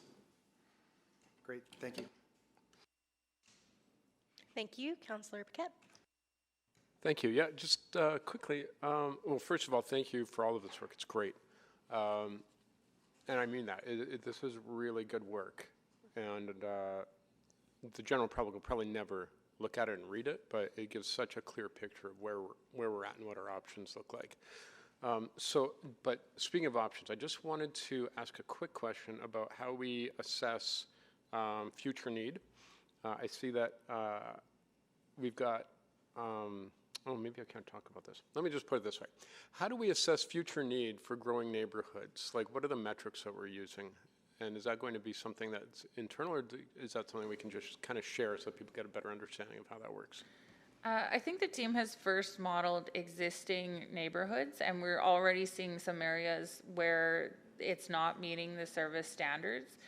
Knowing where future growth is in our city and also where redevelopment is happening will be informative and can be more analysis that we do. I think, I don't know if others want to. Yeah, I can add that as we talked about some of the improvements or next steps that we want to make about like density, we also need to represent like population density, population growth in a way that would be maybe more detailed, so that we can project beyond the districts. Like right now we've projected districts, and so we'll be moving forward with that, and that's where Kent and his team are really significant in supporting this work, and it becomes, as you see us in front of you this afternoon, very much an integrated work, and those projections, the population, the how the city is going to evolve and grow are all going to be very important to help map not only the existing but eventually the future. Okay, that makes sense. Looking at the map, yeah, this is public. I can see that we've got new aquatic facilities potentially on the south side, which makes a lot of sense to me, perfect sense. But I think, and I'm not sure if everyone is aware of just how rapidly the Northeast is developing right now and how fast it'll develop in the next 5 years, which doesn't really seem to be captured in the current map. I think if you go to scenario 3, Councillor Paquette, you can see it as, you know, it is something that's been acknowledged as an area of that is underserved. And as we said, the potential new aquatics facilities, we have not done a lot of work to position them. We went with existing lack of service, and then the future ones could definitely benefit from more refinement in that. That's great. I guess I should clarify. My question is like as far as timelines, because that's what I'm not aware of, is like what we're looking at is potential timelines. There are no timelines. Okay. Yeah, and Councillor, the future sites are tied to the land use planning, where the district parks are, where the future high schools would be. And I think the model allows them to go where the growth is occurring, instead of trying to suppose today where the growth will be 10 years from now or 15 years from now. But we can base it on the demand and where we're actually seeing real population growth. and be flexible if that changes over time. And we've seen it change over time where some areas are going fast and they slow down and other areas accelerate more quickly. So I guess I'm guessing then what I'm looking at is like, because this might be 1 or 2 budget cycles away, it's kind of impossible to say. So I think we need to be very clear. None of this are actual plans. They're only showing service level gaps, overlaps. That's what I mean, like potentially, like these are like they could be council decisions. Future council will have, well, the first decision that council would have to make is how do you want to work within the service levels? And so we've presented different scenarios that would have different, and in this case, it's just to illustrate what we could work with council on. But showing the different levels of investment that's required if the objective of council is to maintain the service level per capita, to look at it from a geographical representation perspective, to accept a lower service level. All those conversations will first need to happen before we can suggest that any decisions are made. Yeah, and I'd reinforce that, saying that the future population growth is one factor in that, and this would be to meet our current service levels. We may want to change that service level, and it would absolutely be based on our ability to fund those growth projects. So it isn't a trigger, it's not a timeline that says with this population or at this date. It would be both growth and our capacity to fund new projects. Makes perfect sense. And last thing is, was there any contemplation to sort of providing council like a compare contrast, like, hey, this is how much rec facility access or activity access per capita in other cities compared to Edmonton? Because I have a feeling that we're pretty high. When we are gearing towards bringing service level conversations to council, we will have that information. Yes. Thank you, Councillor Paquette. Based on that line of questioning, I did have just one follow-up question about, so with this illustrative example, how are we using that? Like, I'm trying to see, like, when are we having that conversation? Like, how does that inform the budget? Like, for this budget cycle specifically, I know some items are not going to be done this budget cycle because it's such a massive scope of work. But can you help me understand how this, in this illustration of the example we have, would inform the budget so I can understand where this is going and what the framework this is establishing? Mm-hmm.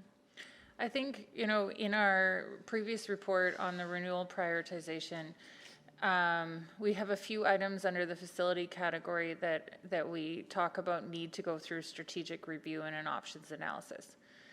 And I think there are some places where we will need to have discussions and bring back more reports, and bigger decisions will need to be around, in the aquatic space. Do you renew like for like? Do you continue investing in facilities that are end of life? Or do we start to pivot to another plan where you replace one facility instead of replacing several? So I think those decisions will come to council over the next few years, but they aren't today, and they aren't they're around some of the strategic reviews of some of the items up for asset renewal in this next cycle. And that's probably one of the first decisions that will have to be made, is do we put more renewal dollars into some of these facilities?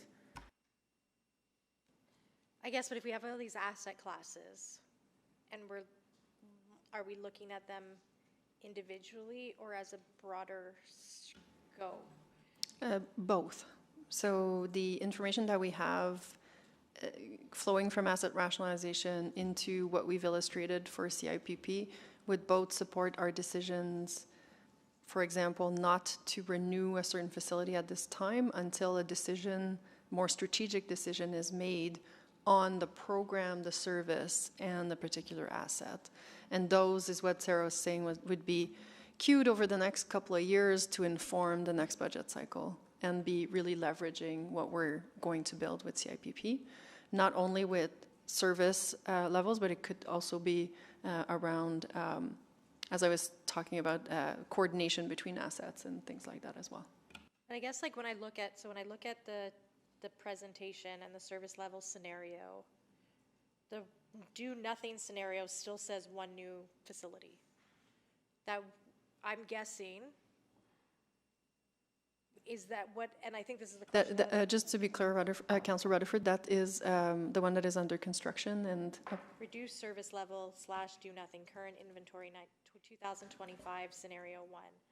says 1 new, 4 closures. That is the Lewis Farms that's under construction. Okay, so that one is the one that's already funded. Okay, that's not one, that's not the Rolly Miles or whatever. It's not a new, that decision was made.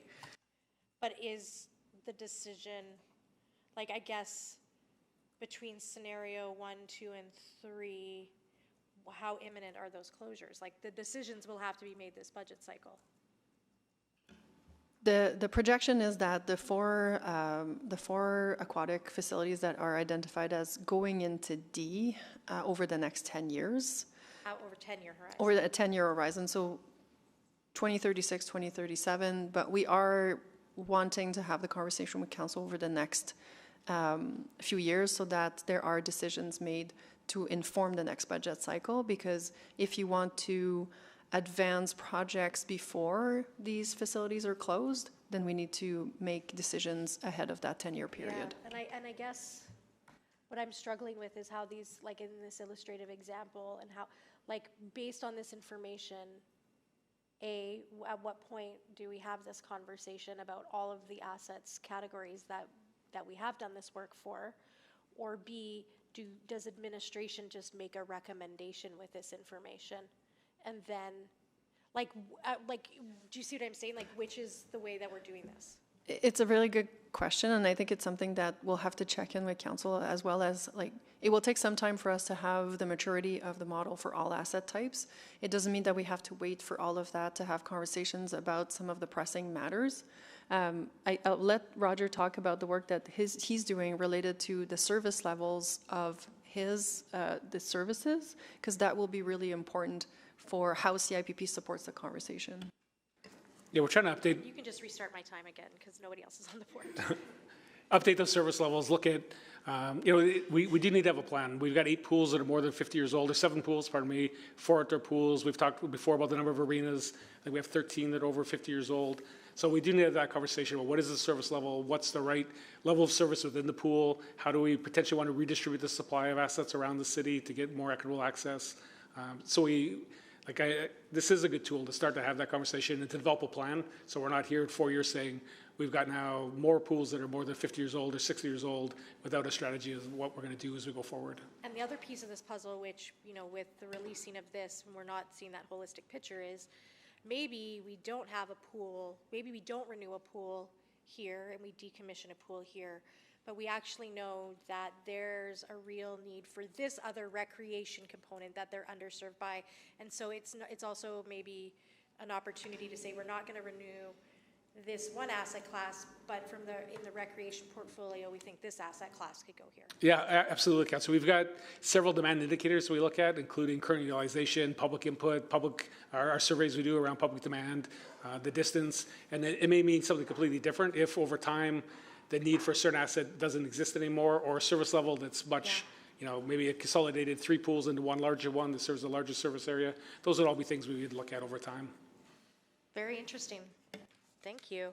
Well, we already made the motion on this one. I know that there is a speaker registered for 7.4, so I'll take a motion to hear from that speaker. So moved. Thank you, Councillor Paquette. Can we vote on adding, and just can you read the name into the record? I don't know if the clerk has it for you. Yeah, sure. Or if it's on the board, it's on the board now. There we go. To hear from A. Codian. Okay, thank you. Can we vote on hearing from the speaker on 7.4?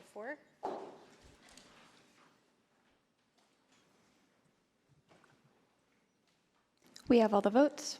Please display the votes. Perfect. And then before we get to 7.4, I do want to go back to 7.1. I do have my motion ready on that one, so I will move that motion as soon as I can pull it up in my chat. Okay, I am moving that, again on item 7.1, that administration prepare draft amendments to policy C595A, neighborhood renewal program, to remove the direction to accelerate business improvement areas for alley renewal by 2030. Due date Q4 2026, non-statutory public hearing. And I will just take a few moments to introduce that. Again, there's sort of two different questions that we have to have, and I know that there's a report or a memo coming next week that'll talk to alley renewal or neighborhood renewal more broadly, as well as some live conversations that we'll be having in August around neighborhood renewal more broadly. And I think that's a good conversation to have. I think what I'm trying to get at with this particular motion is a sub-conversation to that conversation about if we have alley renewal funding, is it still the best use of that funding to go solely towards business improvement areas for alley renewal? Is that where administration would actually recommend prioritizing? Are there other alleys?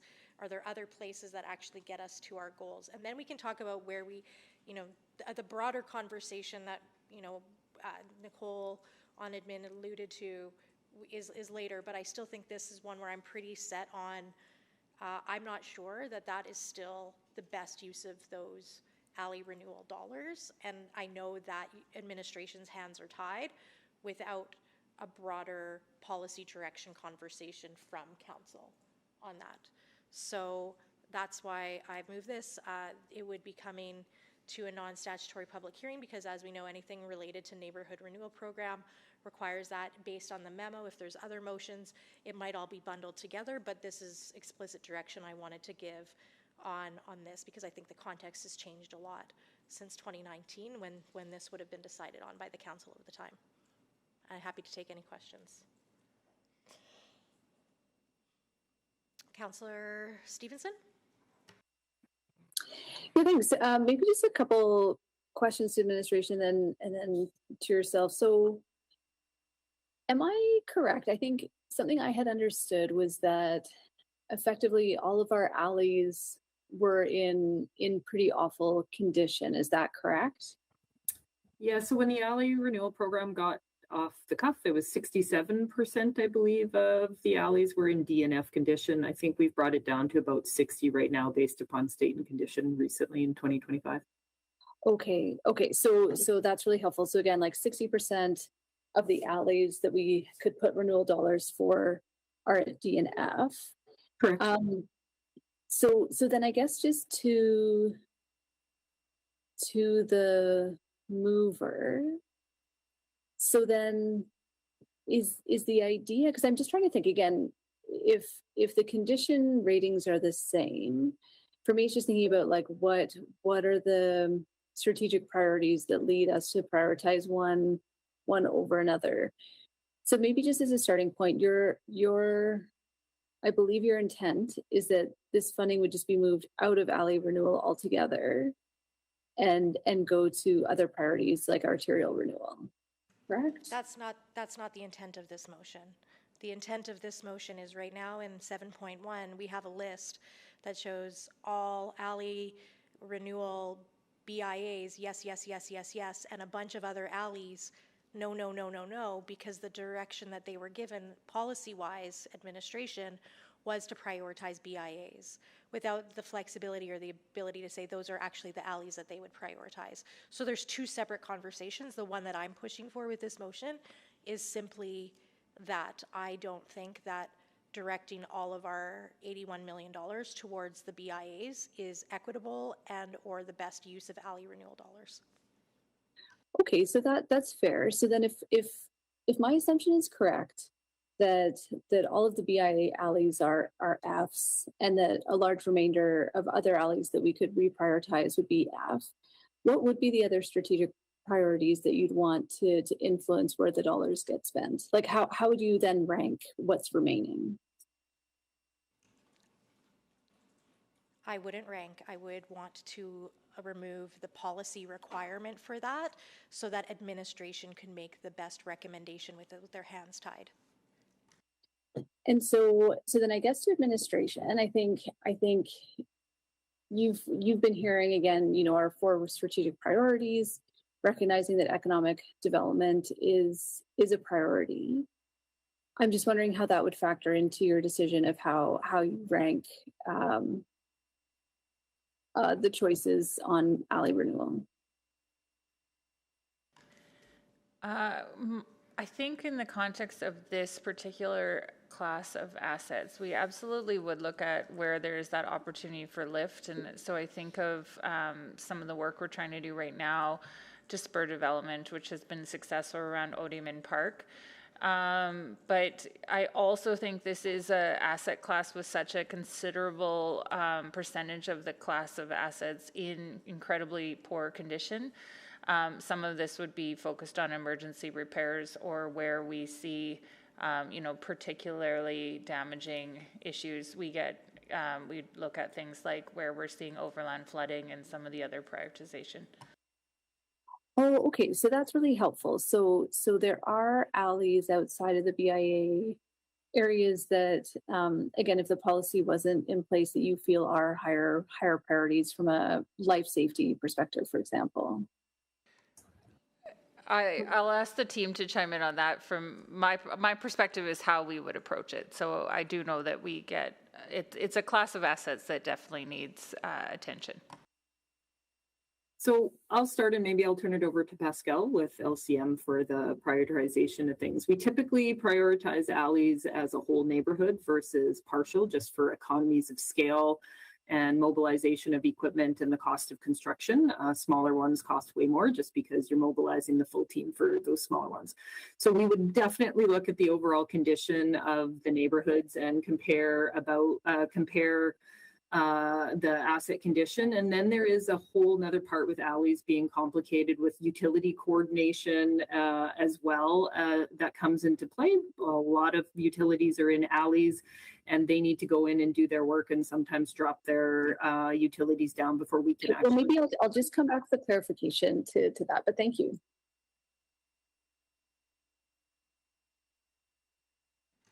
Thank you, Councillor Stevenson, Councillor Paquette. Yeah, and then I you. just wanted to let Councillor Salvador know, unless you're planning to, I'll ask her question after Councillor Paquette's line of questioning. Yeah, I didn't see it. So if you're doing that, great. Okay, so just some clarification. So we have this accelerating BIA areas for alley renewal, but that doesn't mean that we're not doing other alley renewal, does it? Like we've got the renewal program, like for neighborhood renewal, but also if alleys are in distress, are we just leaving them in distress? So, Councillor Paquette, with 60% in shape, we rely on our partners in Parks and Roads to keep them safe and passable as part of their repair program. The remainder of the alley renewal stuff is not just all BIAs. It's the majority of BIAs for this budget cycle, but there are other factors that we go in and put some other alleys in and have done since the beginning of the alley program. So it hasn't just been 100% BIAs, but this one is heavy because of the timeline of 2030 in the policy. Right, okay, so when you look at this motion and if you bring something back, are you going to bring back just like, there you go, a removal, or is it going to be, here's kind of an analysis of like order priorities? I can maybe start a bit. I think, Councillor Paquette, the difficulty is that now we're facing an asset that has a significant amount, like the majority of it is in DNF. And so there isn't really a strategy that will satisfy everyone because we only have so many dollars per budget cycle, which is what Nicole and her team have been using to allocate between renewal programs and coordinating with the neighborhood renewal or looking at the BIAs. And so we could look at different strategies, but if we interpret it to what Councillor Rutherford was asking, I believe that it is to remove that direction so that we then apply the other lenses that we have. Coordination with neighborhood renewal, looking at safety, looking at working with our operating team to identify the alleys that are the most significant draw on their resources, things like that. On a priority matrix just in general, or and that's what I don't understand is in this matrix, you're going to put in what, like just the level of disrepair, the economic impact, the people moving impact, like there's a lot of factors in here. There is a lot of factors. At the same time, there's limited resources, and so we would be looking at what those most influential factors are, which... so you would bring that back with this? Not... I would say not necessarily unless we were Okay. specifically directed to do that. Unless directed. Okay. Otherwise, you would see the next iteration of renewal prioritization would not account for BIAs. Now, I would just mention that what Nicole was saying is that for this budget cycle, there's been a significant amount of coordination that's been done with utility companies related to the BIA alleys. And so shifting gear on, especially the ones that are planned to be done early in the next budget cycle, would put the alley renewal program in a difficult position. But we could certainly make adjustments later into the phases of that program. Okay, and then the direction of this is by 2030, which means it would be the tail end of the current budget cycle, but I would assume that there's going to be a lot of debate when such a report comes back. Would that be fair? That is for council to debate. Yeah, I just mean public debate. Lots of folks might show up. Yeah. We could definitely anticipate BIAs to want to weigh in on that conversation. Yeah. Okay, so, all right, lots and lots of thoughts. Thank you. Thank you, Councillor Paquette. I'm just going to ask the question in the chat from on behalf of Councillor Salvador. Is there a way for more information to be shared, come forward before we direct amendments? So I guess she's asking with this motion, is there a point that could come before directing amendments? I'm guessing she's getting at a motion amendment. Nicole, maybe you can confirm, but we could potentially provide information via memo before it's discussed? Yeah, I think we could provide a memo with impacts and implications of removing this and do some work in the background, being mindful that there is already pre-work done on some of these, so some will likely have to stay as part of 27 to 30, but we could provide impacts and implications in a memo. And I would just say this is one of those categories because we're into that where we're kind of relying a lot on operations. We're in a break fix. We now have the program, which was implemented in the last cycle, so that's good news that we're moving forward on the program. But I do think no matter what prioritization method we use, there will always be debate on why certain criteria was applied versus other. Yeah, I'm just looking to see if Councillor Salvador has any follow-up questions to that. Not seeing any at this time. I'll wait and see if she comes back. I have a line of questioning too, but I'll go to Councillor Clark first. Yeah, I think to admin or maybe the mover on this. So the intent, how I understand, and this is if we approve this, it just takes the direction away that we have to do, or we have to look at the BIAs and we look at kind of total alleys, whether they're neighborhoods, could still be a BIA alley, but it gives us that kind of, I guess, kind of freedom or clarity to look at all of that, even knowing that they're all non-grade structure, knowing that utilities need to be involved. But am I correct in that? That's exactly it. So the way that the policy is worded, from my understanding, is that it says that all BIA alleys need to be completed by 2030. So that is really limited. Of the limited funds we have, those alley renewal funds must go towards BIAs first and foremost before anything else. I'm not saying BIAs shouldn't be prioritized. I'm saying I'm trying to remove a policy direction that I think is almost overstepped to allow administration to make the best recommended policy direction for us. So would I imagine, as alluded to by Pascal, that they would still recommend any BIA alley renewals that had already done utility coordination still be funded as part of this program? Yes. Do they do all of them in this one budget cycle? Maybe not. Yeah, that is consistent, I think, Nicole. Yeah. All right, I'm good. Thank you. Councillor Stevenson? Well, thanks. Yeah. I think maybe just to the movers. So would part of the work be coming up with an alternative prioritization approach? because I take your point just in terms of wanting to ensure that we're doing the highest priority things first, that we're not artificially requiring BAs to be done. But again, what are the alternative factors we'd want administration to be considering? Just wondering if there's scope in this motion that they're actually coming back with that type of information. Again, I think it's like the component of like making sure you're having a really focused motion on what's before us and not presupposing budget debate and discussions. So for me, as was mentioned by some of the answers, it's stuff that we normally coordinate with other things like neighborhood renewal. Administration highlighted that sometimes doing just, because they're not doing the entirety of an alley, like I think about Crossroads BIA, where they'd probably just be doing one alley behind 118th Ave, right?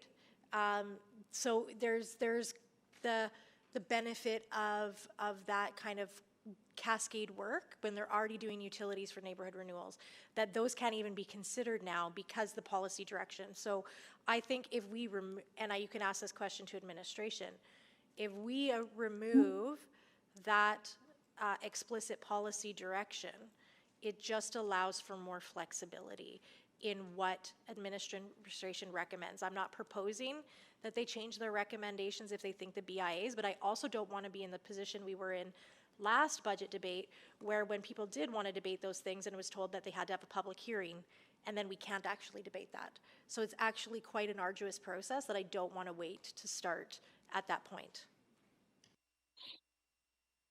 And so I guess I can follow that. I guess I'm just not clear. For me, I guess I just worry about a strategic focus to this program. So as mentioned, like our needs far, far outstrip our resources. So how do we bring focus to the alley renewal program? I think that was the intent of focusing on the economic areas, recognizing our priority around economic growth. I feel that logic still holds.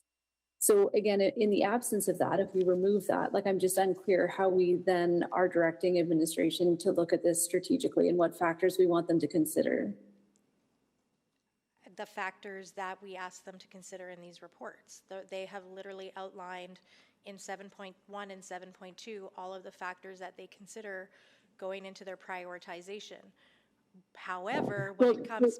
For clarification, like I think what I heard is that their baseline is looking at asset condition. And then if you have two things that are equivalent asset condition, then you start looking at the other strategic pieces. What I understand with alley renewal is it's a much different condition where the majority of assets are in D and F condition. And so like everything is already prioritized through an asset ranking, but it's that additional strategic lens that I think this program needs in a way that's a bit different than the others. Yeah, and I think that we can debate that. This has to come to a non-statutory public hearing. This motion would allow us to really dive into that and grapple with that. But I think it's worth the conversation, and that's why I've put this motion forward. Okay, so maybe just on that, so to administration, like what I see in this motion is just to prepare draft amendments. Is your understanding that there would be a broader, you mentioned sort of having it in a memo, but would this report include some of that context, consideration, trade-offs, benefits? Nicole, I can start and then please weigh in. As we mentioned, we would provide a memo with impacts and potentially like what consideration we would put to what Councillor Rutherford is putting forward. If we don't have the direction of BIAs, what would the prioritization look like and how would that be provided? But that would be based on our current practices, which is, yes, based on condition assessments, and then we do the coordination adjacent projects, including those that are like developers, the utilities, traffic impacts, and so we would put those lens that are already existing to the program and bring back what those impacts or variations would be. But we would not be, I think to your point, providing a different prioritization process. Okay, thank you. Okay, Councillor Wright. Thanks. So you would be assessing all alley renewal requirements against each other. Is that right? Yes, and for clarity, we already do. Just in this case, we applied the additional direction from council that by 2030, we needed to do the BIA alleys. Okay. And so that sequencing was taken into account. Okay. So the requirement was to do all BIA alleys, so all of them will be done by the next budget cycle? So, Councilor Wright, I'll just speak to that. We've been doing BIA alleys since the beginning of the program. We've embedded them, i.e. Chinatown was in McCully. There's been other neighborhoods that have been done that have had BIA alleys as well. That has helped prioritize them. The remainder here is what's due to be done by 2030, with the exception of downtown. Downtown is in the list, but it will take longer than one budget cycle to get through alleys. So. Okay, and I guess I'm just like, so council has 4 priorities, one of them being economic development. Do we also need to look at the safety of the communities, people getting around, our waste service trucks getting in and out? Is that also taken into account when we're that's part of our assessments and discussions with city operations. We look at working with them to identify the heavy maintenance users, as well as ensuring that there is access.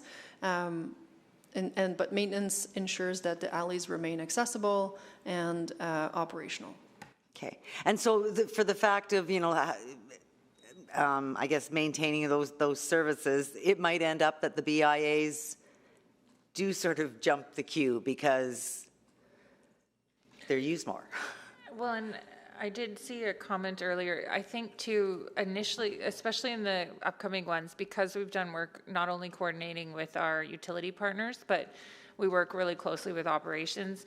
You know, they've made decisions knowing that some of these renewals are coming. And so I think we need to assess too what a change would do to some of the decisions that have been made already. Okay, and then, but then looking at this going forward, we'll give you, I guess, that flexibility to assess one against the other, not prioritize. Okay, thank you. Thank you, Councillor Paquette. Thank you. Yeah, so hearing all of this, I totally understand the intention of this motion. In fact, I support the intention of it. But what I'm curious about that I don't think I understand is, like, if the current direction did not exist, what is the actual practical implication of what is being addressed versus what might not be addressed? And if this motion were to pass, then what would be the financial and deployment implication based on the fact that we already have plans that were put in place with the understanding that this bylaw was also in place? I'll start, and Nicole, please weigh in. So the alley renewal program is $81 million for the budget cycle. We will use the funding, and we will allocate it to be spent within the next 4 years. What may change is which alley we do, and I think, and Nicole can weigh in on this, but we might move away from doing only the BIA alleys and move into full neighborhood look, which at this point we had moved away from because we needed to address the DNF condition alleys in BIAs first. Nicole? Yeah, and that's great, but I'm not getting an idea of what that means in practical terms in real life on the ground, what we're looking at, like per kilometer and timelines and things like that, because we could say we're doing that, but we're going from 67 to 60 in DNF for these well, I think what I was trying to make for a point is that we have enough alleys in DNF condition that we would see other alleys in DNF condition being done if it's not the ones from the BIAs. And so ultimately, from an asset management perspective, your dollars will go just as far. They just won't go to the same alleys necessarily. And that's what the analysis that we would have to take away and just be a bit more able to speak to more clear examples.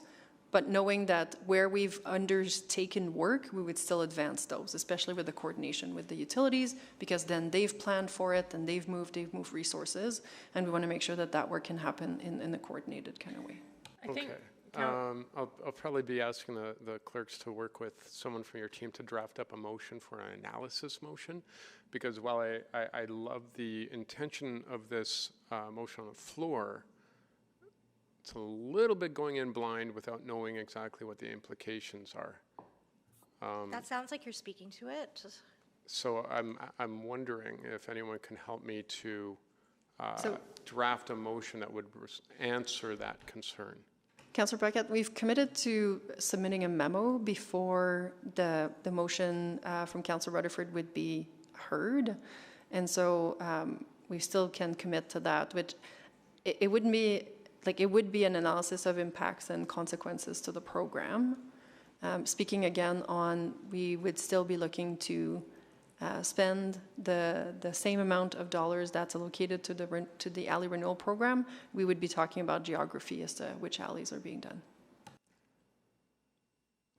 Would a memo give us the level of analysis that we need?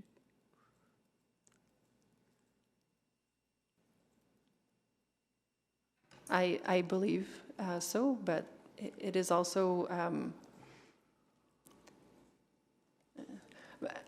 I believe we will give you information to support the discussion. I don't know what level of analysis you're thinking of. That's where it's difficult to kind of understand and respond to that question. Yeah, that makes sense. Okay, yep, thank you. Thank you. I guess, so I think the paralysis by overanalysis is kind of what I'm hearing from my colleagues. The intent of this motion, as you read it, is to simply remove explicit direction on what must alley renewal be spent on. Not that you can't recommend that, but that it removes that explicit direction that came from council in 2019. Is that fair to say, from your understanding? Yes. So for example, when we're talking about economic development as an example, BIAs are not all our economic engine in the city. We do have alleys in industrial areas as well, correct? and I think one of the things Yeah. Sorry, I don't know if that was a question. Yeah, well, it was a question, like, I'm genuinely like...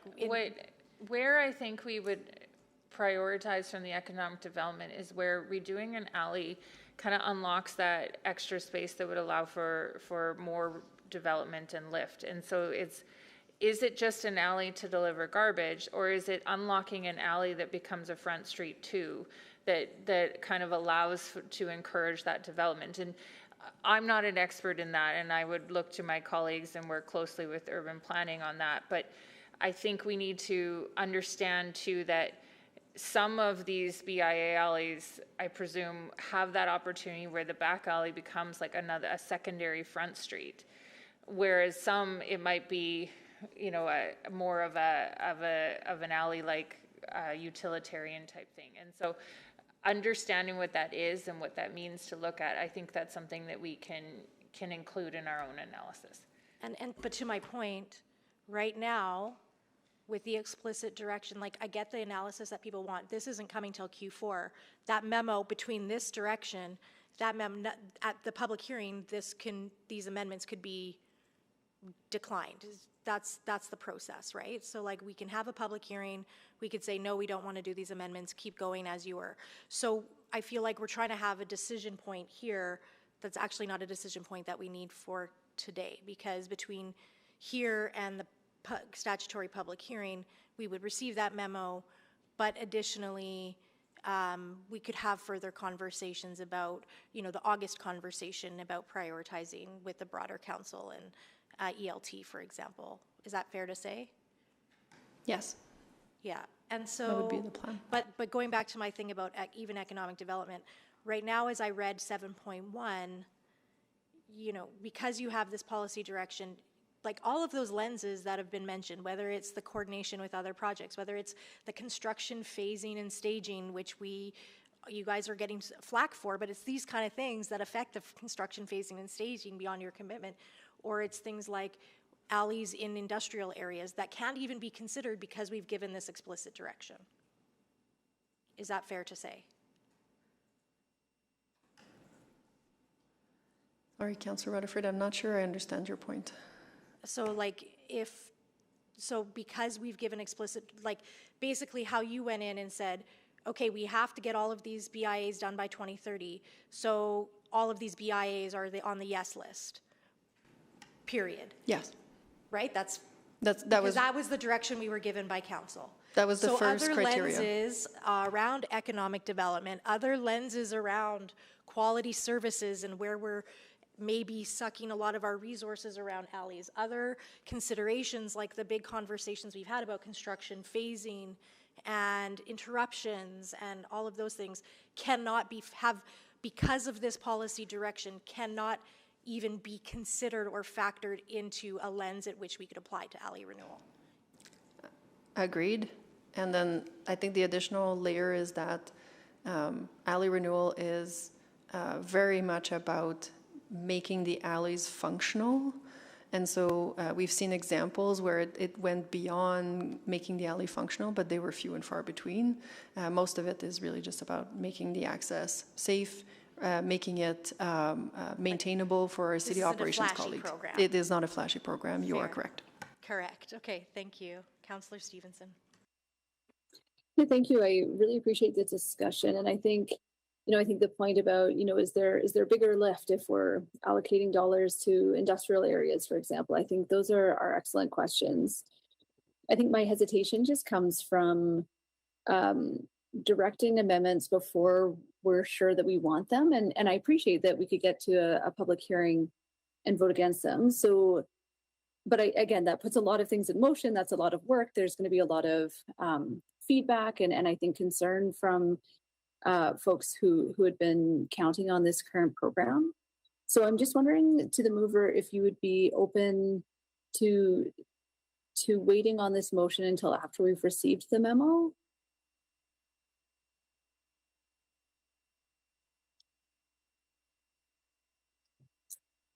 Sorry, I'm thinking. Apologize for the pause. No. I guess back to you, I don't know what information I would get from that memo that wouldn't make me want to have this conversation irregardless. So that's me as the mover. So that's where I'm struggling because I guess I'm not just like you're not understanding about what else needs to be prioritized. I'm not understanding what information you need to feel comfortable with this because I imagine a lot of the BIAs are in areas that you serve, and so you are concerned about that as a rep, understandably so. Yeah, well, I think it's more what I worry about is we always struggle when we try to boil the ocean, and I think our alley renewal program is an ocean right now, and so I really want a strong governance lens on how we're prioritizing our insufficient resources. And so that's my, again, very open for BIAs to be deprioritized in support of industrial areas where we can show there's a bigger lift, for example. But I'm not necessarily in favor of deprioritizing them for a full neighborhood renewal, for example, even though there might be advantages and all the rest. And so that's where, if you don't mind me trying to say my intent, this doesn't preclude any of that or the conversation at budget from what comes back. Like this is just right now, we have given such rigid policy direction that we can't even have those discussions unless we debate whether we amend the policy. But I think we can have an understanding of the implications and what the possible scenarios are in removing that policy. Like I'd rather just understand what a post-policy world looks like before removing that policy. Is that a question to me that you want me to respond to? Because my response, if it was in the form of a question, if you want me to answer, do you want me?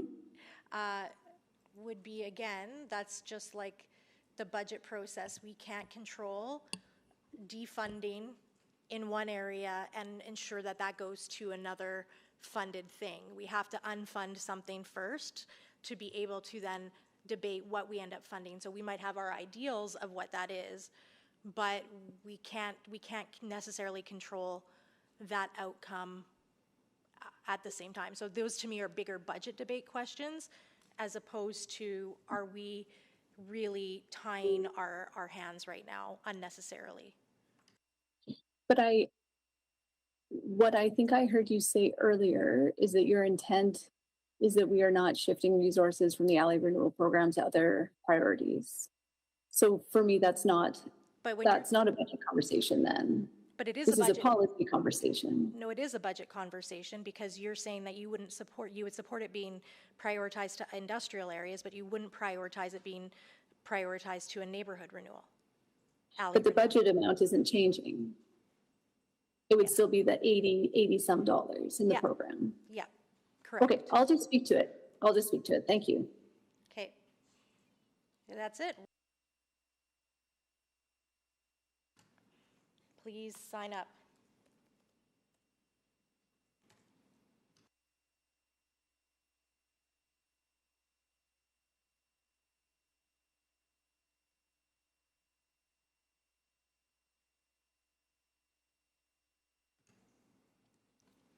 Councillor Paquette? Yeah, that's just for speaking, right? So I support the intent of the motion for sure.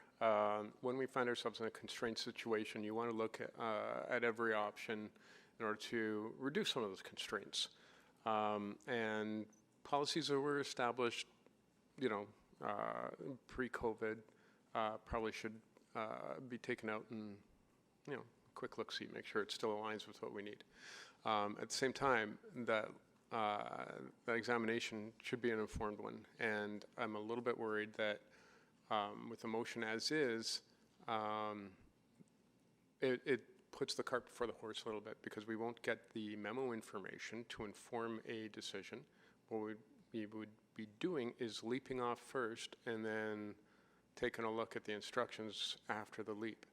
And so I would prefer to just, again, support the idea of this motion, but for me, I need to be informed. And not everyone's going to have the same level of comfort or discomfort as me.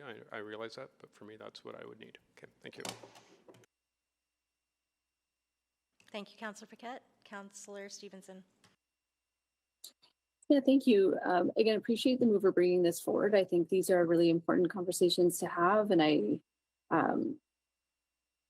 again, really support wanting to be as strategic as possible with the resources that we have. For me, again, it's just a sequence of events. I'd be really comfortable entertaining a motion like this after understanding the impacts and implications. I think there are a lot of considerations, and what I want to understand is what those trade-offs are. So what I think I'm hearing is that there are at least a number of the planned BIA alley renewals that would likely move forward, even if this policy was removed, just given some of the utility work that's happened and gone in place. But I think after that, there becomes a much more nuanced conversation. I think about, again, I think we might be looking at situations where maybe we can complete one neighborhood for the same resources that we could complete 6 BIAs. That's really compelling. I mean, again, how do we balance that? I just want a greater line of sight, I think, before directing these changes. And not to say I wouldn't be supportive of directing changes in the future after having that clearer sense, but for me, that step is a vital first one. Thank you. Thank you, Councillor Stevenson. Councillor Clark? Great, thanks. I'll be quick on this. I like this. I think the policy hinders what we need to do in prioritization. Whether we're talking about economic development or quality services, this at least allows us to kind of look at the full scale of it and not kind of just move forward with, we have to get these through by 2030, which we still have time to do, and there's still, I think quite a bit of work that can be done on this, and see if there's other potentials out there that could unlock some good alleyways or whatever it might be. So I appreciate this. Thank you. Thank you, Councillor Clark. Councillor Morgan?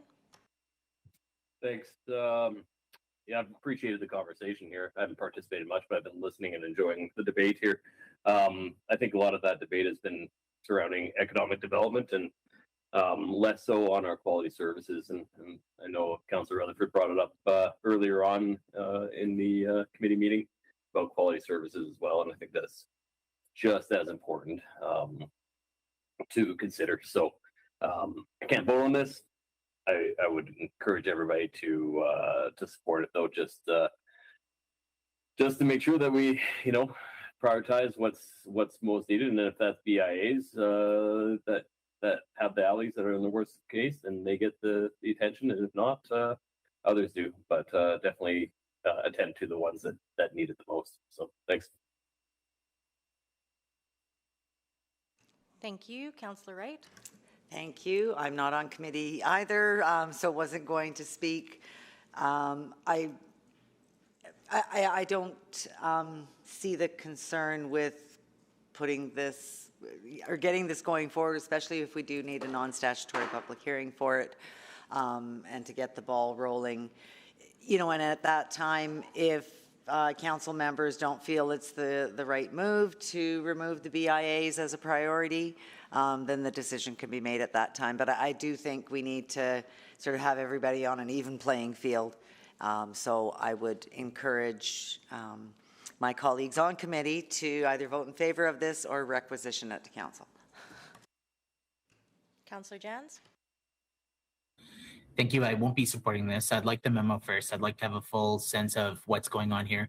I don't want to cause any unnecessary consternation or worry in some of the BIAs, especially those who may have work forthcoming in short order or great need in short order. I know I've received many messages from my local BIA and concerns over the state of the alleyway, some of which has been quite atrocious. So I certainly appreciate that we want to be governed, first of all, by a city plan, and second of all, by council priorities, and not having other encumbering legislation. I'm certainly open to that, but I just don't understand through this conversation why we couldn't have the memo first, get the full implications, and then go from there. No sense causing alarm where there may not be alarm. Thank you. Thank you. I'm going to say requisition. Requisition. Okay, and we are moving on to item 7.4. So we'll change out the delegation for that.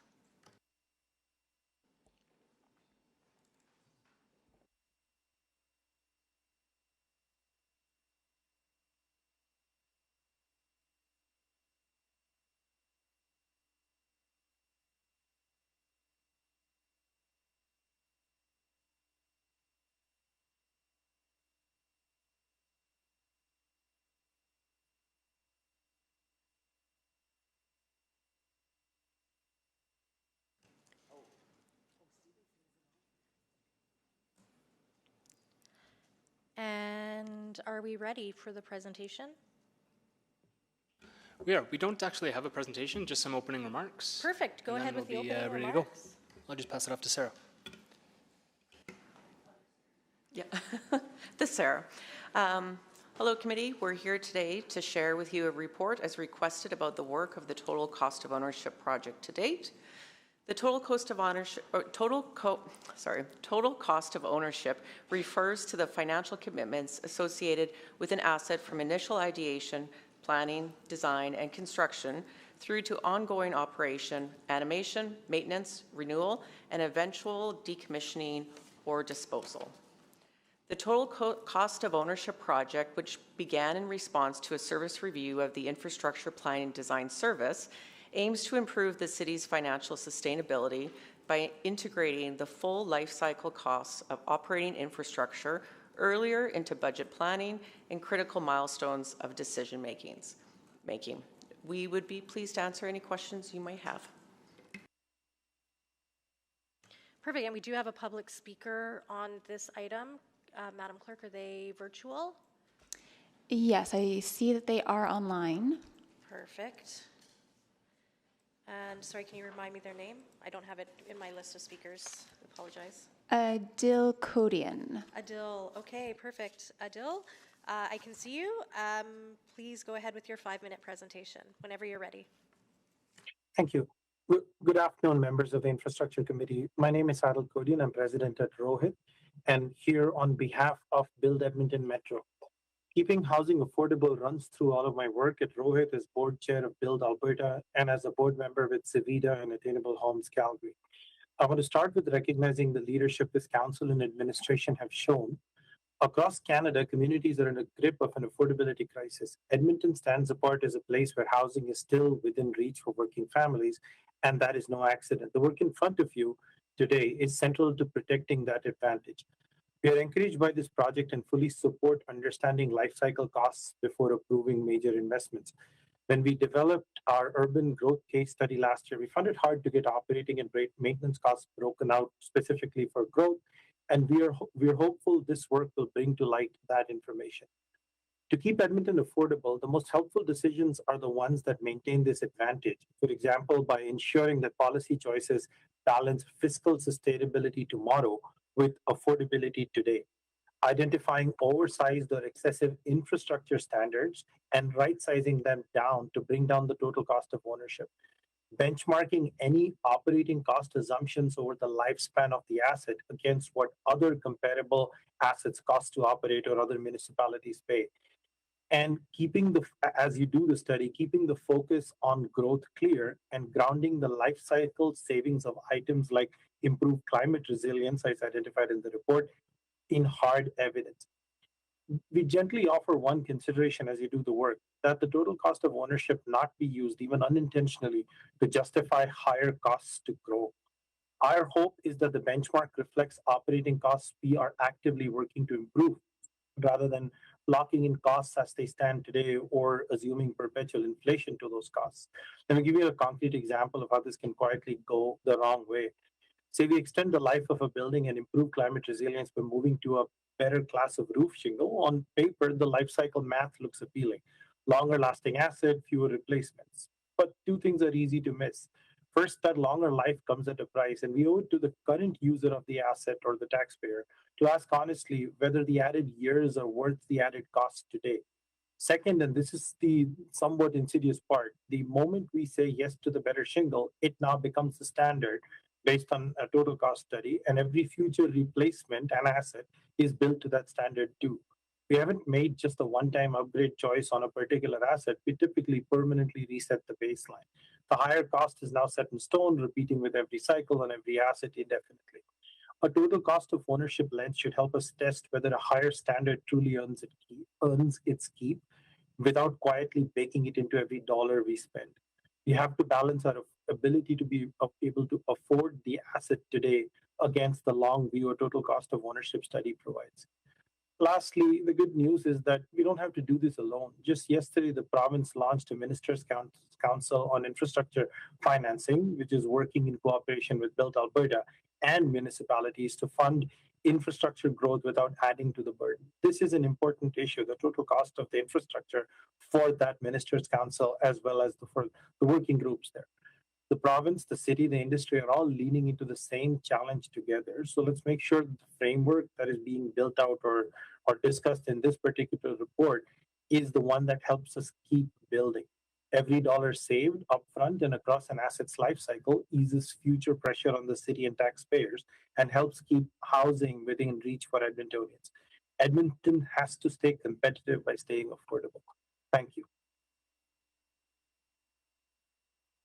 Thank you so much. I will now go to the board. If my colleagues have any questions of our speaker on this item, we'll just wait till see the board.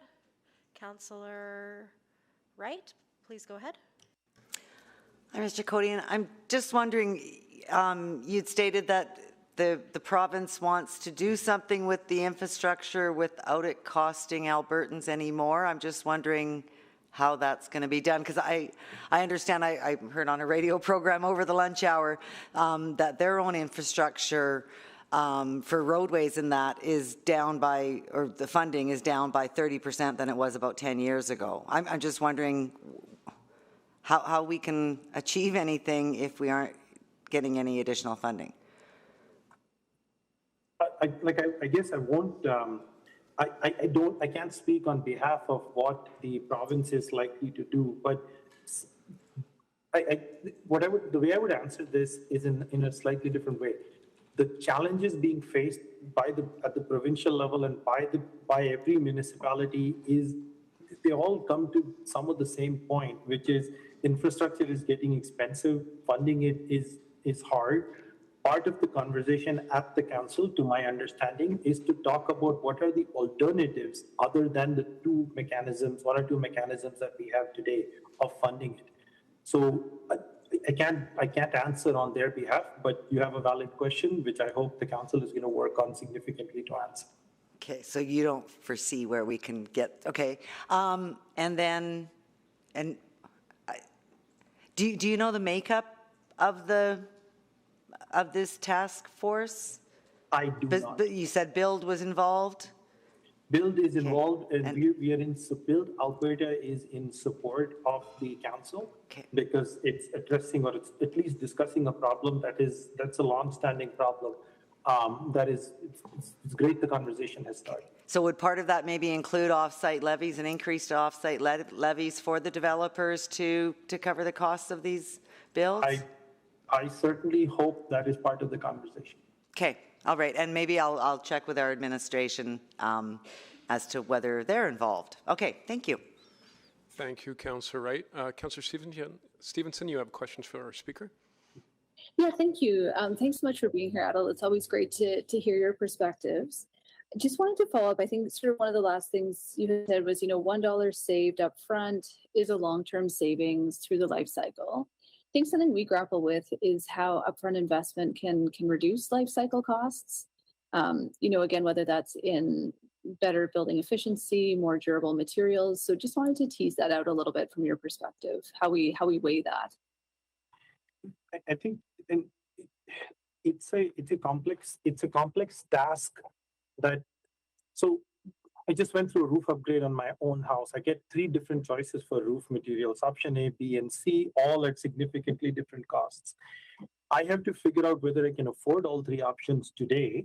That's problem number 1. And then, yes, my added secondary problem is as I live in the home for the next 20 years, do the savings pay back? It's the same question that I think at the end the city has to answer. Like if we high grade or add cost in present dollars to infrastructure that makes it unaffordable, it simply won't get built. The best life cycle outcome in the world won't really mean anything on a project or a piece of infrastructure that never breaks ground.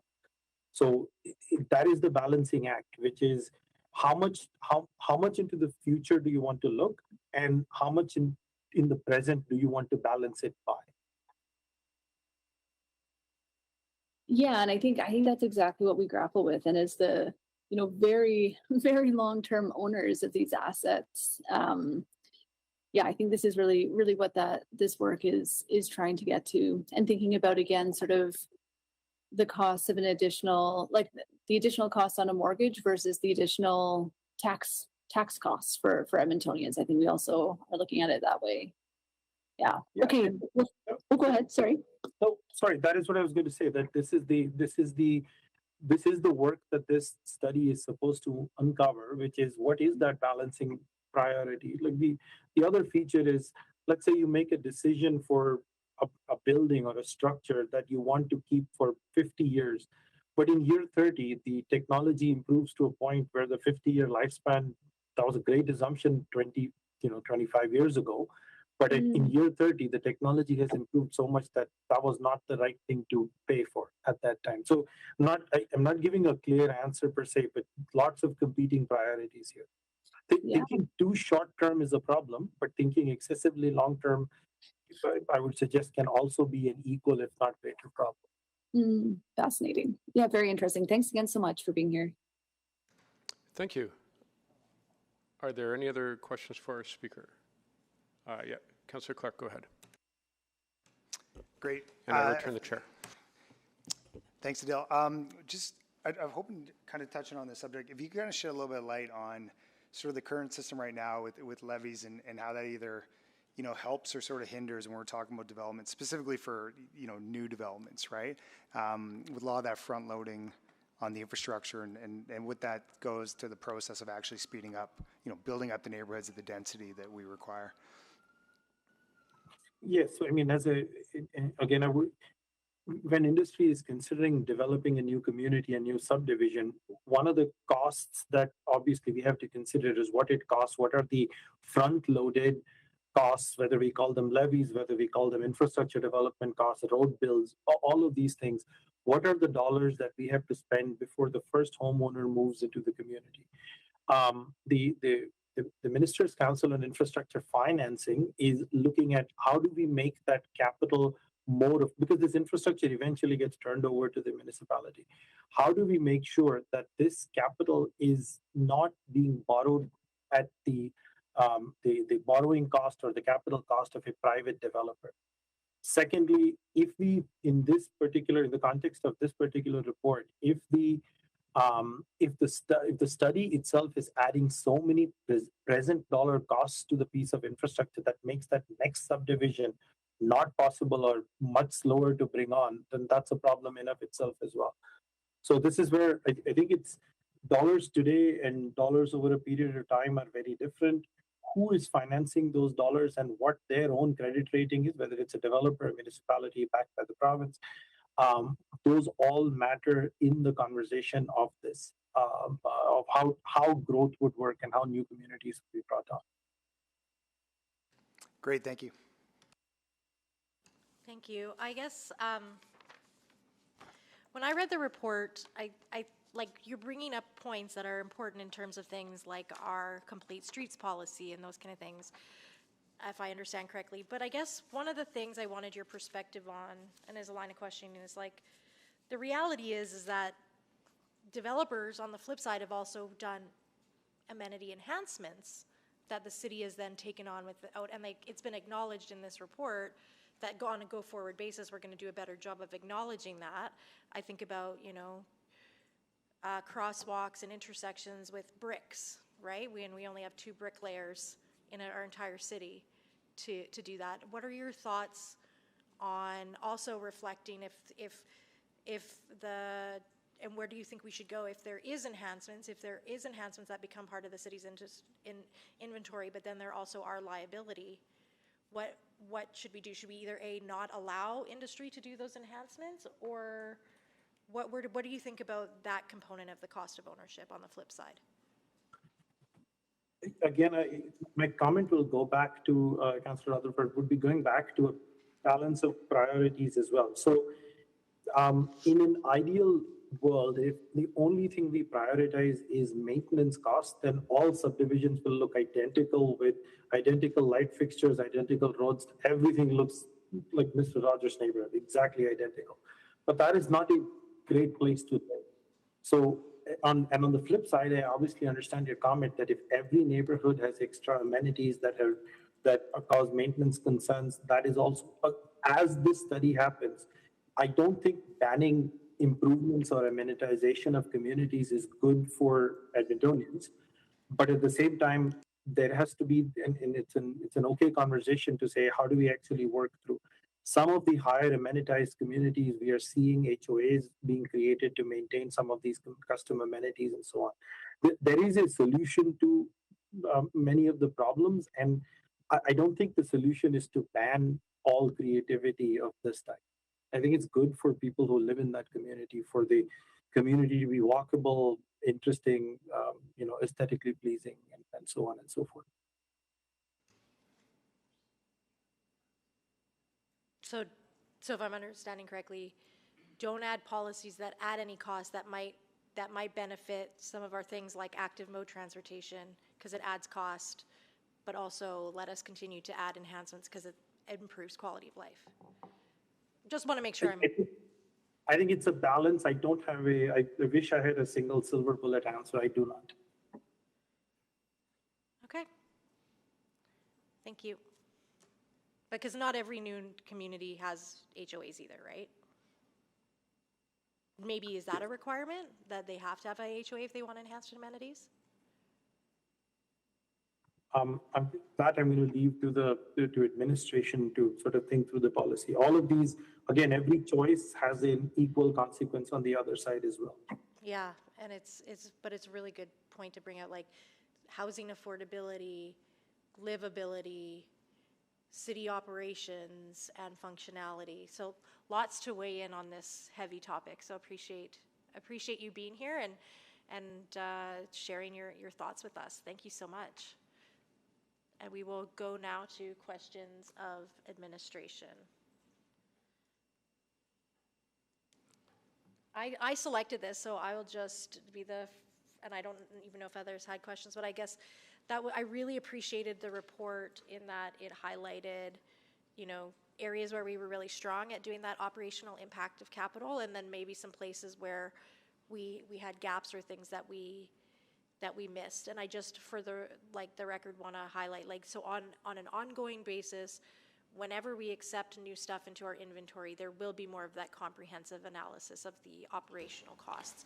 And whether there is an agreement, with an HOA or not, all of that is going to be factored into that. Yeah, that's right. That's the intent, is really to make sure that any new assets coming out. So it's a few things. It originated with, can we make sure that we're bringing projects to council that have that full life cycle cost? And then we kind of broke it down into phases. And so really in preparation of the 4-year budget, we want to make sure that the operating impacts of new capital or contributed assets, whether they're built by infrastructure or handed over by developers, that we're accounting for that ongoing animation, maintenance, disposal type costs, and then embedding that into this 4-year budget, but improving upon our processes. So it's not that OACs weren't factored in before, it's just kind of tightening up some things where we found some gaps. Well, it's also hard though, because what I read in this report, that the reality is we have a great PDDM model, but the problem is a lot of times we're funding things at one point when we haven't actually done detailed design. And so it's not until you see if I'm understanding correctly, operations sees a detailed design that they can really fully scope what the operational. So there's also that challenge, right? Exactly, yeah. So the more we unpack this, that's correct. And so from my perspective in operations, I want to make sure that we don't continue to see any sort of structural budget variances with things that come online. And there's been, instances in the past where we've not added operating impacts of capital and just absorb it within your budget. Well, there's no more absorption to be made. So we need to make sure that we're highlighting what are those additional costs. How do we articulate that as early as we can to council? So we're making an informed decision at the project beginning, and then making sure that we're capturing all of those ongoing costs, so that way we're not having those ongoing type problems that we're mitigating and fixing as of today. So if I'm putting that into practical terms, it would be we might not have the detailed design of a road, but if we know that there is intention to put a protected bike lane, we have a rough estimate that that's going to have a different maintenance consideration than an arterial road or a sidewalk. And I think it's also even more obvious things, if you're going to open a fire hall, you're going to need firefighters and trucks in the fire hall. I think that's always been really well established. And so, yeah, and it's just the playground or a park bench, all of those things that we have to manage over time that get added to the inventory. Yeah, and I think in the inverse of that, we haven't done a good job of if we have put solar panels and paid the upfront capital costs for solar panels, how that has actually maybe paid for itself within 10 years of the opening of that asset, for example. We haven't done a good job of that one either. So this will talk to that as well, right? Yeah, and a rigor around some of the standardized costing that we're doing, because we've we open a fire hall or we're designing a fire hall, but we kind of know what the crew looks like, but it extends wider to some of the other assets. We weren't necessarily taking that lens as rigorously as we should. I love it. Thank you. Okay, I'll go to Councillor Paquette. Yeah, thank you. Yeah, and some of our projects come to mind on that one, but we'll leave that for another day. So I am wondering about the idea of finding the balance between okay, so we want longevity, obviously. We want to have good solutions, but we also don't want to be trapped in obsolete technologies when new things are coming on board. And is that something we're going to be thinking about? Is that sort of the idea? A tentative yes with the, I just am not sure, like I'd need to give some more thought to what you're thinking of in terms of obsolete technologies. Sure. Well, I don't want to pick on any projects, so I'll just leave it. But the other thing I'm wondering about, like for lifetime cost, is that because I have no social life, I was playing around with this myself and in my off hours, and one of the challenges I came up with is changing technology or changing costs of like things that we can't anticipate, like fuel, or if things suddenly become hybrid or electric, and then like whatever you might have assumed at the beginning for a lifetime cost is probably kind of like it's changed somewhat, and I just don't know to what degree that changes or how we give an accurate picture of what a lifetime cost would be at the beginning of that life when things change. I think things always change, Yep. but like if we add a little more rigor to our the standardization of that costing, what it also helps us do is routinely go back and visit that. So as we're seeing things changing, we should also, it's not a set it and forget it. We should be setting some standards, looking at our costing, and then frequently revisiting that to see like what has changed. Right. Okay, that makes sense. And then the other question I had is that with some of the things that we put in place for like energy mitigation, things like that, or climate preparedness, some things you just have to hard bake in. Like you can't be like, well, it'll be good for 20 years, but who knows what happens 30, because you're building a thing for a long period of time. But where we can, I would assume that we just adjust anyway. Yeah?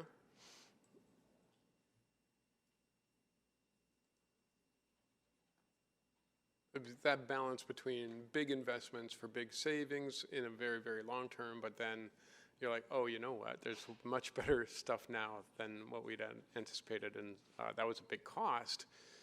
And added to the initial cost of whatever we're building, but now there's better stuff. Like, at some point, you got to stop worrying about that because you can't control for the future. But you can help mitigate a little bit. Correct. And I think we try to be mindful about when we're incurring large scale expenses, what are we getting from those things, and what are the benefits to Edmontonians, and not just today's Edmontonians, but across generations. Yeah, and I guess an example I would give is like, let's say solar panels that were installed 5 years ago. In 5 years, you're going to have way better solar panels, but that doesn't mean you don't install the ones 5 years ago. It's the nature of life. Yeah, those are fair observations. Yeah. Yeah. Okay. Thank you. Thank you, Councillor Paquette. Councillor Stevenson. Yeah, thank you so much, and thanks for the report. Really excited to see this work happening. I think it's excellent. I think maybe one thread I wasn't necessarily able to follow in the report is just how this analysis will inform our decision making in the short term and then also the long term. So for example, it's noted that in phase one we're going to have some more accurate estimates in terms of contributed assets. So maybe a first question is that, will that come forward as funded in the budget cycle? So certainly, so I think there's two components to this. So where you have made a decision to build or construct an asset, then yes, always the operating impacts of capital of those are estimated and they're brought forward funded. We don't, if you've made a decision to build, we assume that you will fund the operations of that. The second piece of that is at the time that you're deciding, do I want to build this asset, a holistic view on what the life cycle cost of that asset will be and what you can expect to incur over the life cycle of that asset is a helpful thing for you to understand before you make the decision to build or construct. Perfect. And I guess I'm asking specifically around the contributed assets. because we as council don't have a decision role in that currently. And so my question is, these contributed assets that we are anticipating over the course of this budget cycle, will that come funded in the same way? Yes. So I say as we're currently building the budget, but the intention here with this report and the intention in the budget is always to the assets that get handed to us and contributed to us, that we calculate and fund the operating impacts of those assets. Okay, so I just note, sorry, my time isn't running. Okay, so that's really helpful. So then for me, like a spin-off piece of work is really applying some rigor to our policies around what assets we're willing to have contributed to us. So is that work that will be part of one of the phases?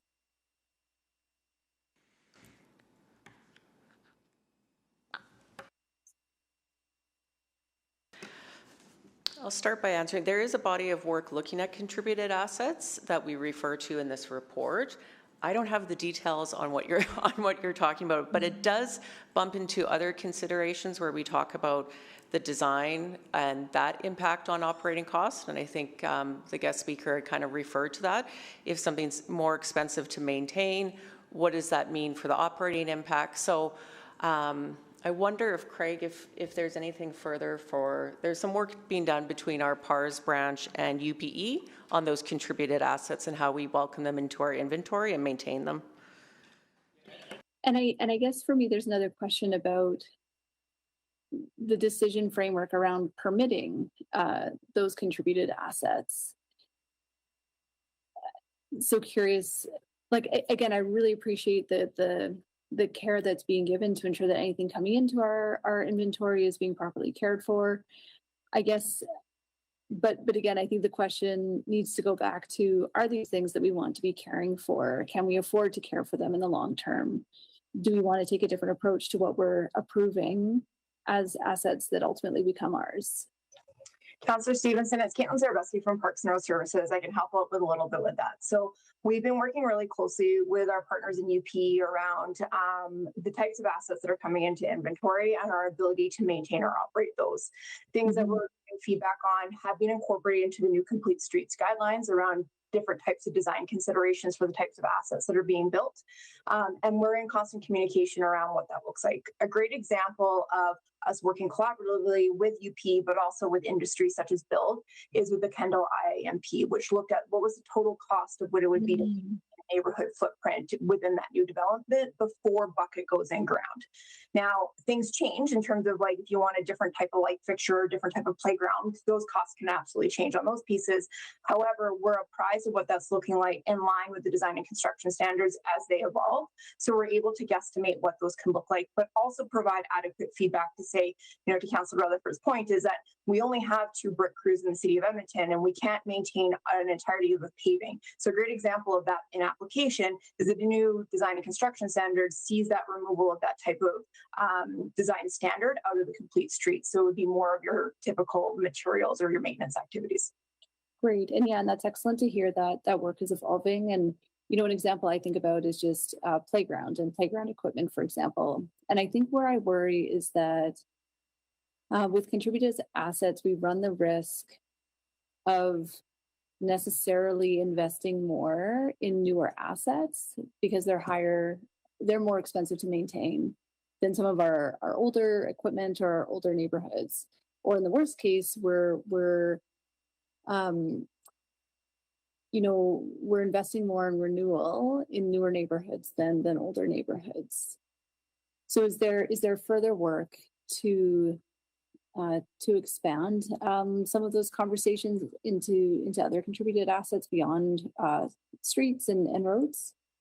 So we do that now. So if I use your playground as a great example, we do that. We work very closely with UP, but also with our partners in IS around what that looks like in terms of playground maintenance. With the evolution of playgrounds design and construction standards within the playground space as well, yes, you can end up with maybe fancier components of it, but they end up being safer and probably easier to maintain than some of the historical old ones. So there are different types of isms, I would say, with the different types of assets, but there is a fluid conversation both with UP, IS, as well as us around what that is, what those considerations are, and how do we make it so that it's sustainable long term. Okay, that's great. So even understanding there's a playground design and construction standard that's sort of evolving in a good place for that is very helpful to know. Thanks. Just one last question I'll come back for. Thank you. Yeah, you've gone over 5 minutes, but I didn't know what time you'd already gone. So thank you for self-monitoring, Councillor Stevenson. Councillor Wright. Thank you very much. Just from the information that Mr. Codian provided, has the City of Edmonton been invited to this task force on infrastructure? Yes, City Manager Eddie Robar has been invited to join the task force. I believe there'll be more information provided to council today or tomorrow. Okay, good, excellent. And then I have a question that I asked at a public hearing, a few public hearings back. So we can only, at the public hearing, we can only, look at the land use, and so an item was, it was probably good land use, but was it the right time to build out a new development in that area, considering all that we've taken on in infrastructure in new areas and maybe not necessarily anticipated the costs of maintaining that going forward. So do we have to take on new assets? And I'm talking roads, I'm talking the, the park space that gets built and left. Yeah, I think if as neighborhoods are being built and we're entering agreements, we will accept responsibility for roads, paths, things that ultimately become public assets. Yeah, but given our financial position. But I would just say that question is not a question of total cost of ownership, right? So this isn't the team that can answer that question for you. What this project does is make sure that when we are getting roads, paths, any sort of asset contributed to us, that we're accounting for the cost of operating those assets in the future. I did see Kent coming up to the mic, and so he's probably going to be talking about is the fiscal impacts of growth, which is another project, probably more forward-facing, that is likely more appropriate for that type of question. Okay. So I'm kind of painting him in a corner here to answer. And let me guess, it's coming back Q1 2027. That particular one actually is, but I also can layer in that where council makes those decisions about assets and where we grow and how we grow, there's a sequence of process that happens, and that all starts with our city plan. And so that is a really, really important document that everything that comes to council should have alignment to and trying to activate and implement. So if the city plan comments or suggests we're going to grow in a certain area, then we are trying to facilitate that growth in that particular area. And if an application comes forward that is in alignment with city plan, then our recommendation is going to be it meets city plan. And so that's why we would recommend that it be approved. If council were to change city plan in some way, our recommendations would change. So it really does key in with our highest level policy document of where do we want to grow as the city. And where we want to grow, there's a number of factors to that. Financial sustainability is part of that. Do we want to continue to grow in a certain pattern that complicates our finances? Or do we want to have a different development pattern? So those are all choices, but they are at a higher macro level of how do we want our city to grow. Okay, and I guess that's where my concern, that macro level of the city plan doesn't necessarily take in the micro financial realities. It does, Councillor. When the city plan was adopted, there was a very robust financial assessment of different growth patterns and what that means down the chain to micro financial situation for the city. And our current growth pattern looked at a savings of 8% over conventional, continue to just grow out with no intensification. So there is the financial assessment tied to the land use concepts coming to council. Did it take into account the inflation, the cost of fuel, everything else? I don't think so. Okay, that's all I have. Thank you. Wait, I have a question for you based on that. Mr. Snyder, come back. So you said, and I do agree that the robust financial analysis, and I agree with my colleague, that's one of the reasons that I ended up supporting it, is because when we're in land use, it's very constrained on what we can consider. But when we are talking about cost of ownership, yes, I do remember the city plan said that, but it also still assumed we would grow out to the city's borders. Have we done any analysis of not continuing to grow out to the city's borders? So, and this is that a risky conversation? I don't know, but just wondering. So those conversations happen at that, those are really big conversations. They would happen at city plan review cycles. There is a report coming to council, to committee this August, talking about the 1.25 million that's right. review.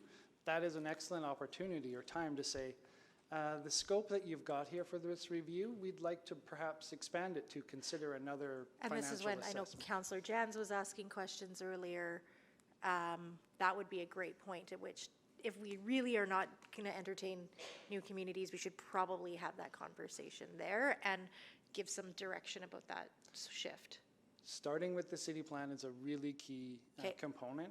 If I could also layer in what we're doing beyond the city plan, the big picture, is refreshing how we look at new development. So the integrated infrastructure management plans, that tool is being refreshed. That is the one coming to Q1 next year, and it is going to look at how new development, both on our edges and internally, impacts our financial situations, and hopefully will drive us to, does that mean we need to change our standards? Does that mean we need to change our policy approach so that we can improve our financial performance? And so I'm guessing that you would be also considering what we talked about with the capital infrastructure plan in some of those pieces. Absolutely. Okay, thank you. Councillor Stevenson. Thank you.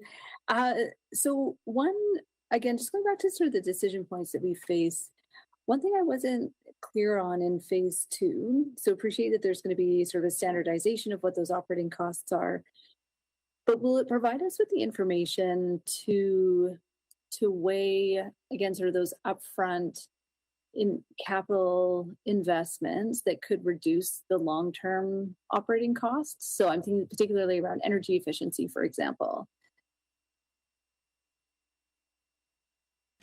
I think that's exactly the idea, is we're taking actuals, trying to get a better sense of when we renew a thing, what are the savings in terms of maintenance towards the beginning, and just kind of getting a better sense of what are the longer term costs that we can then provide up front to help with decision making for yes, we should do this project or not. So the cost savings associated with the new technology or upgrades or renewal or whatever that may be, the intention is that we would factor that into what that cost estimate is. But I guess I'm wondering if we're going to have cost comparisons. So, for example, if we're looking at new fire halls, will we have, scenario 1, building a fire hall with all of our existing policy getting to net zero? What is the long life cycle operating cost of that asset versus scenario 2, which is a more conventional build? Can we compare what the long-term operating cost of that is? So I'll just weigh in here and say you won't generally get options that are outside of your policy. So if you have a policy on the way that we're constructing, then we will build our estimates in terms of that. Where there could be options in design that favor different things, then I think those are things my colleagues in infrastructure services look at.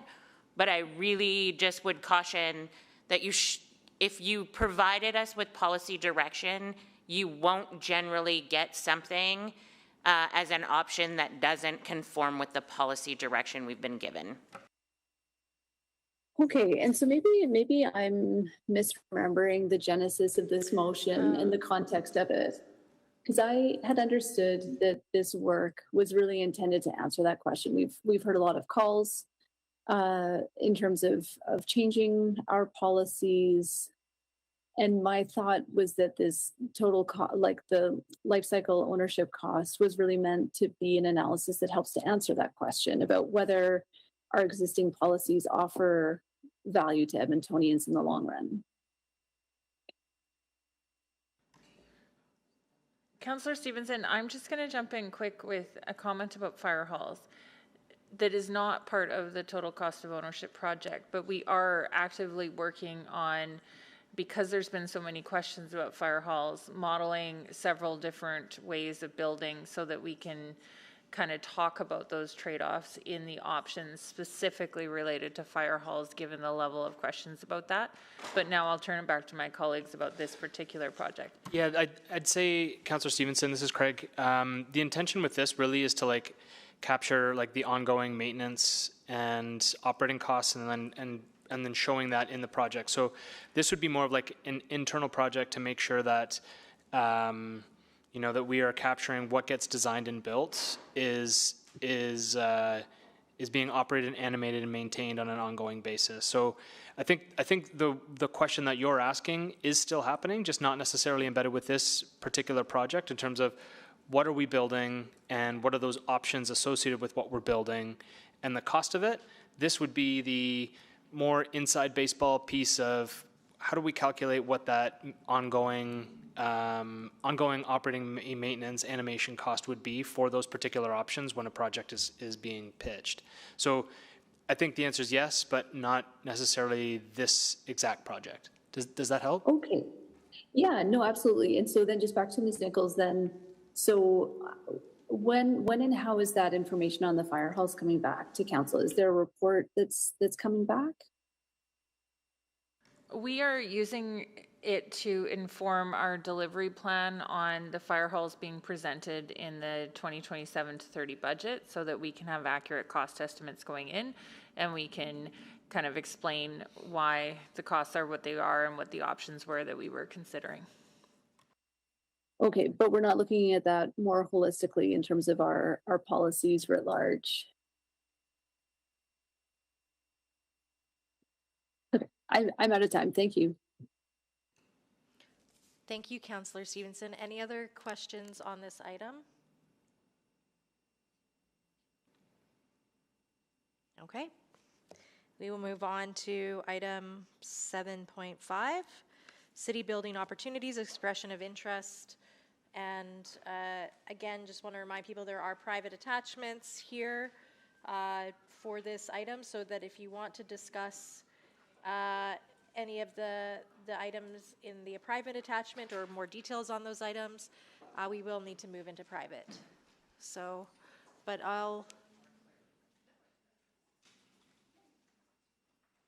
will you have time before break? Like, how long is your presentation? It's very short. Okay, so we'll do the presentation and see where we're at. All right, good afternoon. Okay, so the report in front of you provides an overview of the process and results of the request for expressions of interest related to partnership opportunities for civic infrastructure. I'm joined today by who are not in front of you, Chris Hodgson from Real Estate and Land Development, Megan Rogers from EFRS, and Sarab Sarabi from our procurement branch. All right, so the work was initiated by a two-part motion passed in June of 2025. To satisfy part one of the motion, administration brought forward the review of potential public-private city building opportunities report in November of 2025, and so we're returning today on part two. So administration conducted a request for expression of interest to solicit market interest in partnering with the City of Edmonton to deliver civic infrastructure. The infrastructure opportunities were selected based on their priority, unfunded status, city-owned land availability, where these facilities are to be located, and or opportunities for residential, commercial, and or industrial development. The opportunities identified in the first report responding to the motions were the Woodcroft Library, Cumberland and Big Lake Fire Stations, the Windermere North Transit Center, and in general arenas. The RFUI was by design broad and open-ended, encouraging submissions across the spectrum of partnerships, from city-owned and operated to partner-owned and operated facilities and all variations in between. One of the key purposes of the RFUI was to gather information from potential partners regarding their definition of a partnership and how they envision working with the city to achieve the infrastructure goals. 13 high-level concept submissions from partners were received through the RFUI. The collection of submissions included 20 or so different ideas for the 4 identified sites, as well as a number that were specific to arenas throughout the city. Submission contained information such as the partnership structure, and so models ranging, as I said, from fully city-owned and operated to partner-owned and operated, including options for partner investments. They spoke to partner contributions, so how would the partner provide resources, financing, design-build services, long-term operations, or risk management. They talked about city responsibilities, and so what would be the city's role, which was frequently involving providing land, capital support, or making predictable lease or availability payments. And then finally spoke to the approach, and so methodologies often included mixed-use development, integrating a facility like a library or fire station with a residential or commercial space, or the use of design-build finance or similar long-term procurement models. We also hosted a city building forum that was part of the work to explore the different ways of delivering public infrastructure and services, and that was designed to build on the request for expression of interest process. On May 15, some 25 external participants came together representing a range of organizations and sectors, including post-secondary institutions, school boards, nonprofit and community-serving organizations, Indigenous organizations, and government, as well as development, construction, design, and real estate organizations. And finally, businesses, industry groups, professional advisory organizations, as well as the provincial government.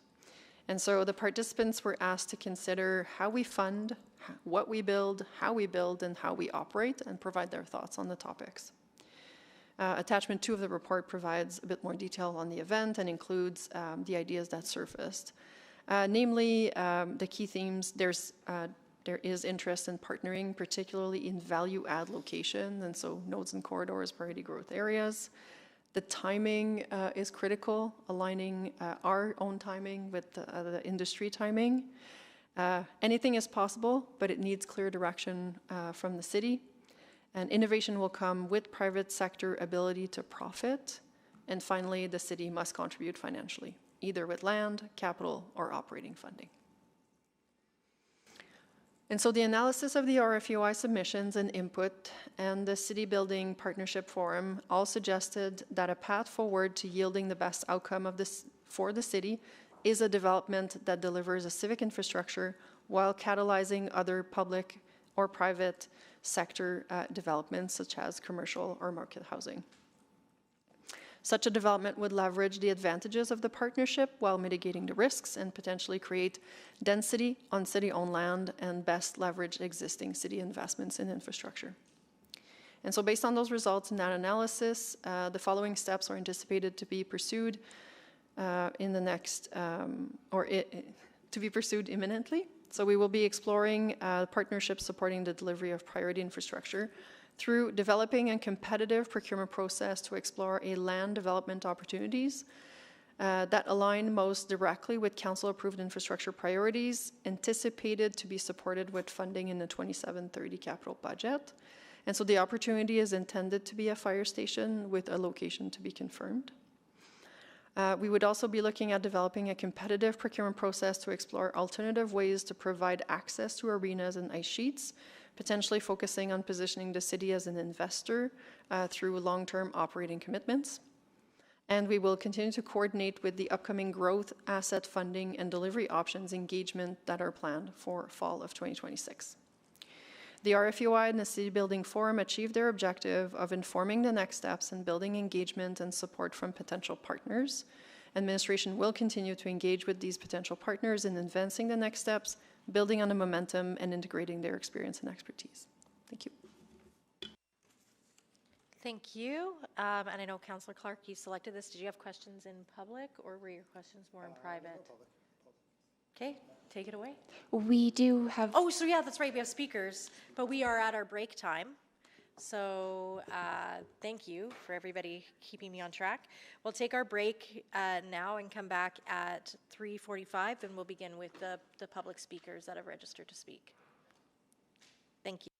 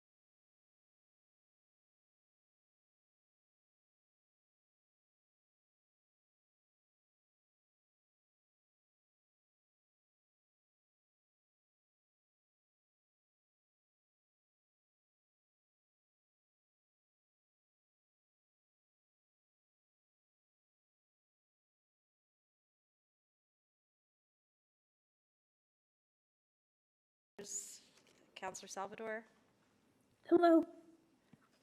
Councillor Clark, Good afternoon. Councillor Jans, Councillor Paquette. Hello. Okay, and then we have two public speakers registered on this item that we've already approved, so we will go, they're both remote. Susan Keating, are you online? Yes, good afternoon. I'm here. Perfect, you have 5 minutes. Please go ahead with your 5 minutes. Okay, great. Yeah, hello everyone. Wow, there's been some really great discussions today. It's been nice to be here in the background listening to a lot of the discussion today. A couple of real zingers this morning that were great to hear. So good afternoon. Hello, Mayor Knack and members of City Council. My name is Susan Keating, and I'm the Vice President of Land Development with Melcor. We're an active member of BUILD, Edmonton Metro, and I haven't had the opportunity to speak in this forum recently. There was a while where I felt like I had like a season ticket, but it's really great to be here, and thanks for the opportunity. I'm here today to comment on item 7.5, building opportunities, the expression of interest results. Cities across Alberta are being asked to develop innovative and non-traditional funding methods to address infrastructure gaps, and Edmonton has taken that ask seriously, and for that we are very thankful, so thank you. We at Build Edmonton Metro recognize this effort, and we're very encouraged by the expression of interest results and the report. Industry, general term, but industry is a willing partner that wants to help the city achieve their infrastructure goals, and we're open to a wide range of models, from various forms of public to private partnership or public to private ownership models, and varying levels of partnership contributions and long-term procurement models. Regardless of the infrastructure type, there is merit in exploring how partnerships can help deliver these facilities more efficiently and effectively. Industry already builds the vast majority of the city's infrastructure, such as roads, pipes, parks, homes, major municipal facilities, and commercial buildings. We have experience in moving city building projects forward, and it's these projects that contribute to the city's overall vibrancy. We are your city building partners. We bring capital, experience, and long-term investment. The RFEOI confirms that industry understands and accepts that role and is ready to explore and expand further partnership. The forum participants were consistent. Partnerships work when they see clarity and certainty, and when partners can see a realistic path to a healthy return. Long-term city commitments like leases, availability, payments, actual land parcels, these are not concessions made by the city. They are the mechanism that makes private financing possible. Promoting innovation as it pertains to financing tools will require the city to offer the predictability that unlocks them. This is a shared investment in getting Edmonton built. Infrastructure funding constraints are a shared reality across the Edmonton metro region, and how Edmonton models innovation here sets a reference point for every other municipality in this region, and they're all watching. Build is active across all 13 municipalities in this region. A successful Edmonton partnership framework becomes a template that will travel. The solutions to address the city and the region's infrastructure and financial challenges may not be here yet, but this continuing this work creates this opportunity to imagine, identify, and implement ways to build our community better. Thanks for your time today. Thank you for being here. Russell, are you online? Yes, I am. Good to see you. Please go ahead with your 5 minutes. Sure, thank you. Turn my volume down. I think I'm creating my own echo. Thanks.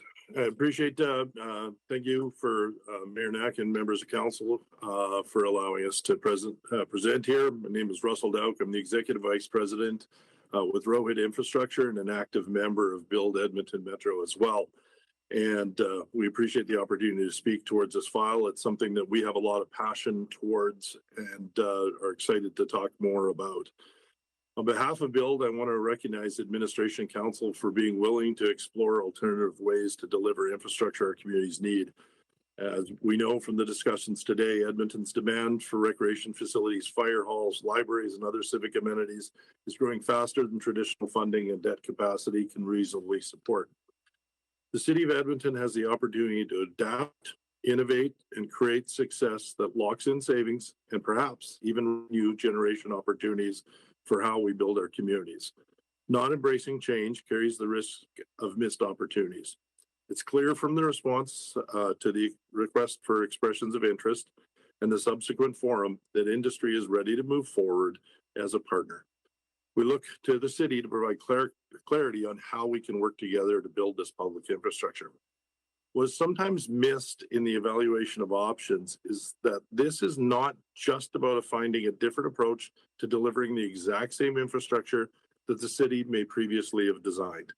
This process is about exploring industry working with City Council and administration to look for more cost-effective design innovations and also finding ways to use public infrastructure as an economic catalyst for more comprehensive mixed-use developments that improve both economic and social outcomes.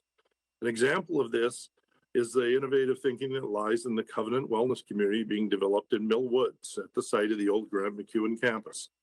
This redevelopment has an institutional use of a large-scale medical clinic at its core, but then it also includes medical, retail, residential uses, as well as future care beds integrated into a complete community.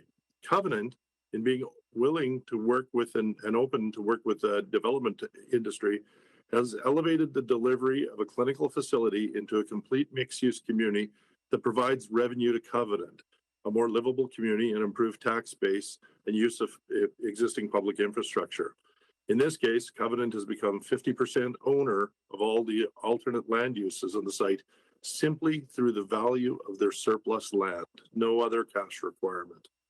We believe similar thinking could apply to future civic projects. A fire hall might be considered alongside a library, affordable housing, commercial development, or other community serving uses. A recreation facility could be part of a broader commercial or mixed-use development. Not every project will be suited to an alternative delivery model, but some clearly may be. These opportunities can also contribute to improved city building and livability. The response to the request for expression of interest in the follow-up forum shows that industry is ready to participate. The next steps is to identify a clear path forward. That raises some important questions. Which civic projects make the best pilots? Where could mixed-use design create revenue or tax-based opportunities? And also, how can the city create a transparent process for unsolicited proposals when industry sees an opportunity the city may not yet have put into the scope? These are the kinds of questions that BUILD believes are worth exploring with industry at the table. Before projects are fully designed and locked into conventional delivery methods, early collaboration can test whether there are better ways to combine public infrastructure, private investment, land use planning, and long-term operations to deliver greater value for Edmontonians. I'd be absolutely pleased to answer any questions on where revenue generation opportunities may exist, how unsolicited proposals could be structured, what types of projects may best be suited for pilots, or how industry can help the city move from interest into implementation. Thanks for the opportunity to speak today. Thank you very much. And do we have any questions for either speaker that are here with us today?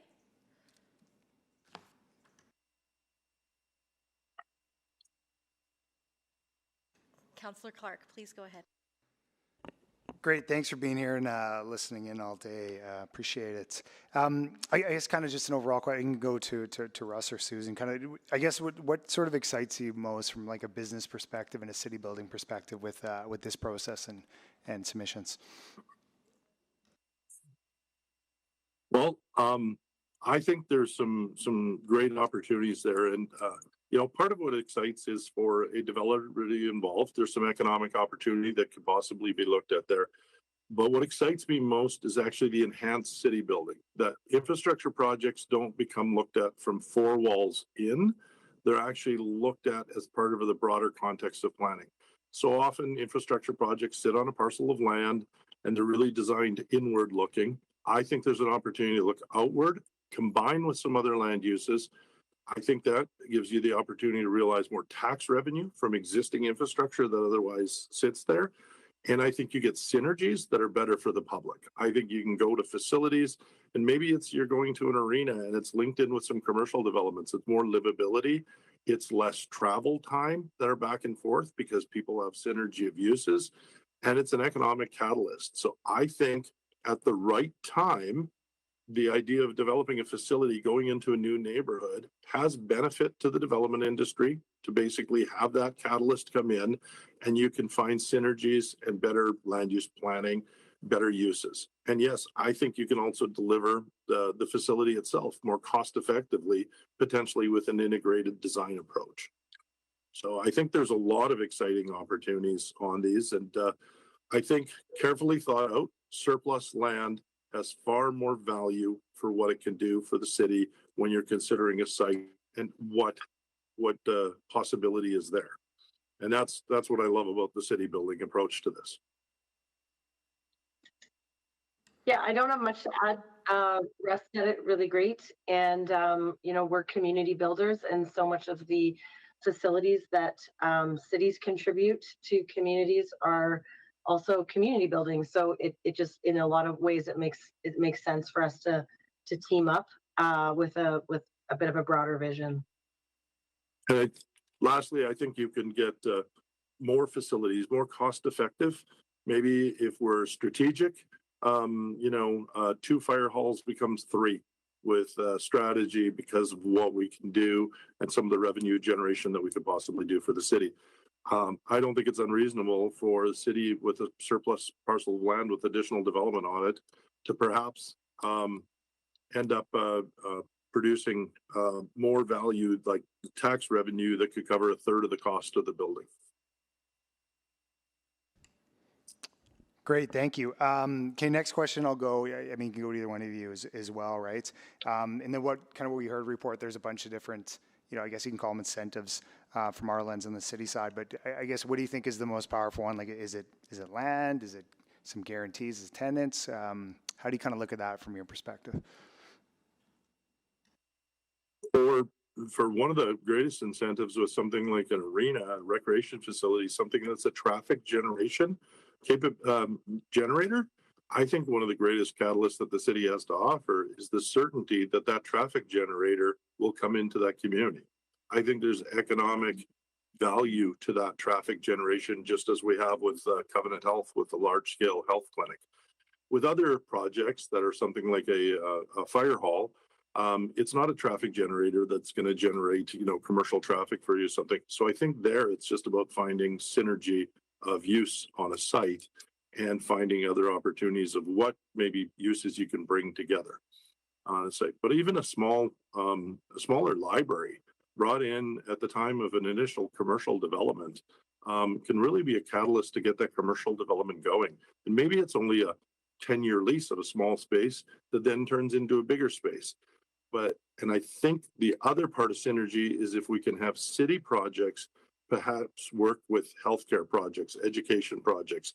If we can get orders of government to combine together, that's where we really get the potential total benefit here. Great, I think that answers it. Thank you very much.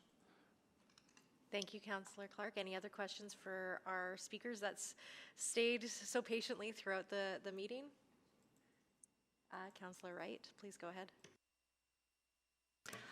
Russ, just interesting that you talked about, combining with educational opportunities and that with the schools that are now being built by the province. Is that where you're seeing opportunities that could come about?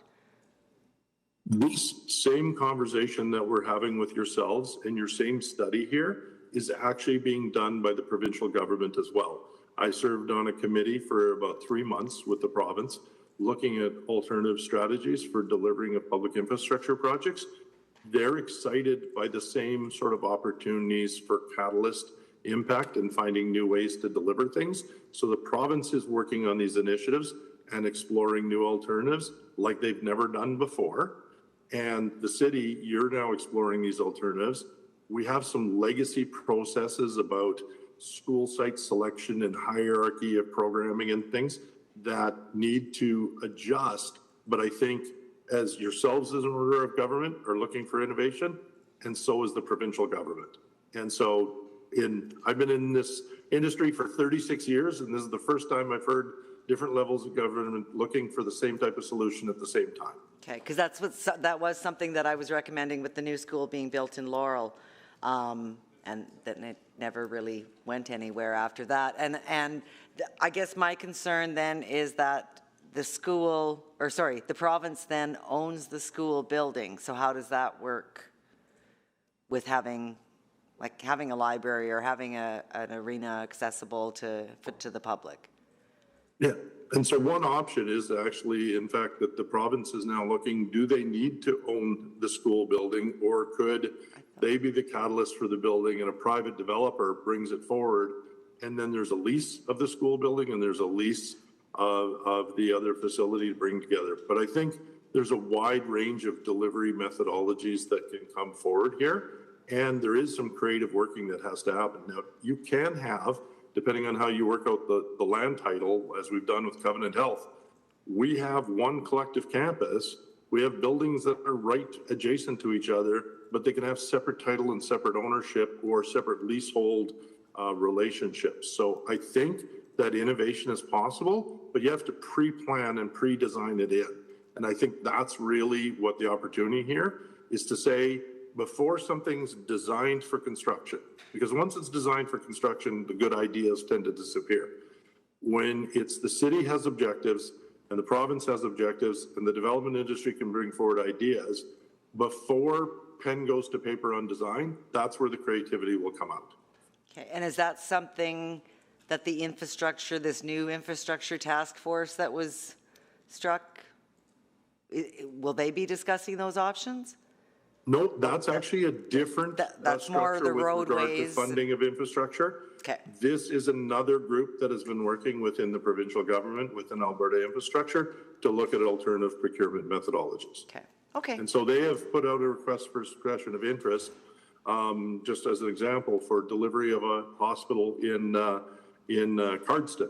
They have put out an alternative procurement expression of interest just literally about a week away from when the city put your call for proposals out. So you're both doing the exact same idea finding at the same time. Okay, and I think we're now referring to it as the Stelmack Community Health Center? Yes, as of yesterday. Okay. Yes, it was there. Wonderful name. All right, thank you. Bye-bye. Thank you, Councillor Wright. Councillor Tang also asked to be on the board, so I'll just go to Councillor Tang. Great. Can you hear me? Yes. Yes, we can. Okay, perfect. Yeah, thank you very much for being here. And I'm so sorry I missed your presentation. I was wrapped up in a different meeting. But so I missed parts of what you mentioned, but I'm glad you brought up the Covenant Wellness Center. And, you know, Russ, you and I have had lots of conversation about this. So, you know, I guess just for good measure, can you just articulate and specify how kind of what we're talking about here is not a straightforward P3? Yeah, no, this is completely different. This is about talking with the city about your needs and then talking about opportunities and finding synergies of working together.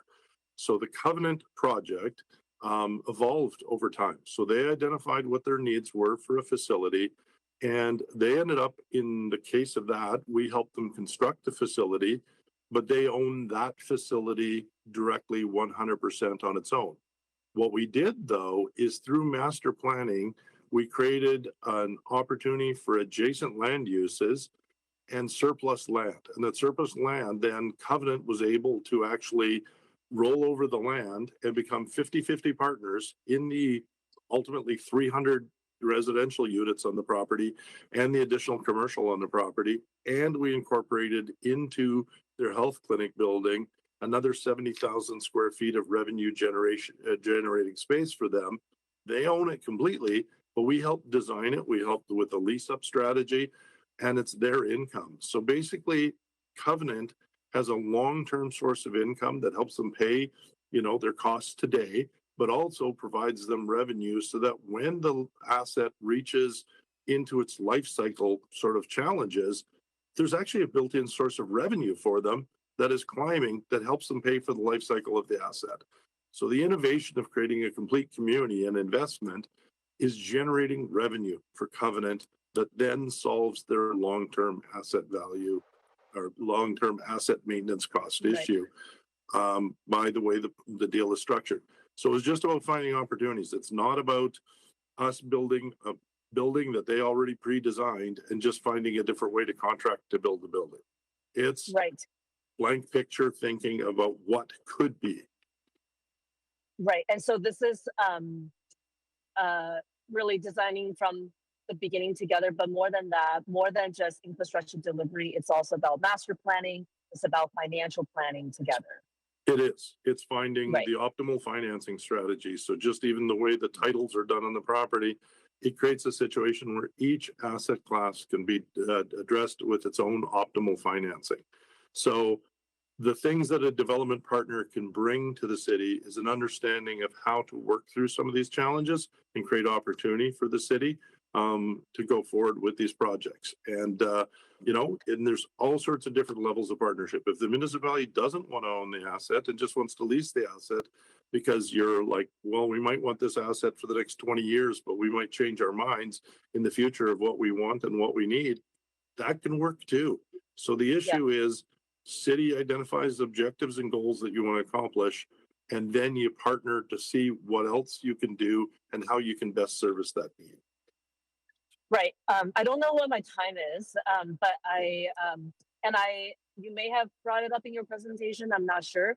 But can you also share a bit of like what, in your experience, what other examples can you give in other jurisdictions? Sure. Another jurisdiction where there's something totally unique happening is actually up in Beaver Lodge, and that's a combination of a developer working with the town, and then ultimately with AHS at the time to come up with a strategy for delivering of a healthcare facility there, and then other adjacent uses that are going on. So that facility right now is under construction, and my understanding is it's coming in substantially below what other provincial delivered assets were for healthcare. Partnering with a partner that has driven that complete design process and those supporting adjacent uses. So there's other different examples that exist out there, but these partnerships exist. Calgary, there's some partnerships with Truman Developments has now started partnering regarding a new recreation center down in Calgary that was just announced about 2 weeks ago. Again, sorry, just feel free to cut me off if my time is Your time is exactly at 1 second, so come back around for another round. No worries. Okay, can you put me on the list again then? Yeah, we'll put you on the list for a second round. Thank you, Councillor Tang. Councillor Parmar? Thank you so much, Chair. I have a question. I also was in the same meeting as Councillor Tang, so may have missed some things. I recently have been having conversations with Alberta Infrastructure because in my ward, there are 6 new schools that are being built. And then 2 of them or most of them are already in the further stages, but I think you mentioned about in the early stages. And I have 2 areas where it's new development and they've already announced the schools, but haven't really gone to the design phase.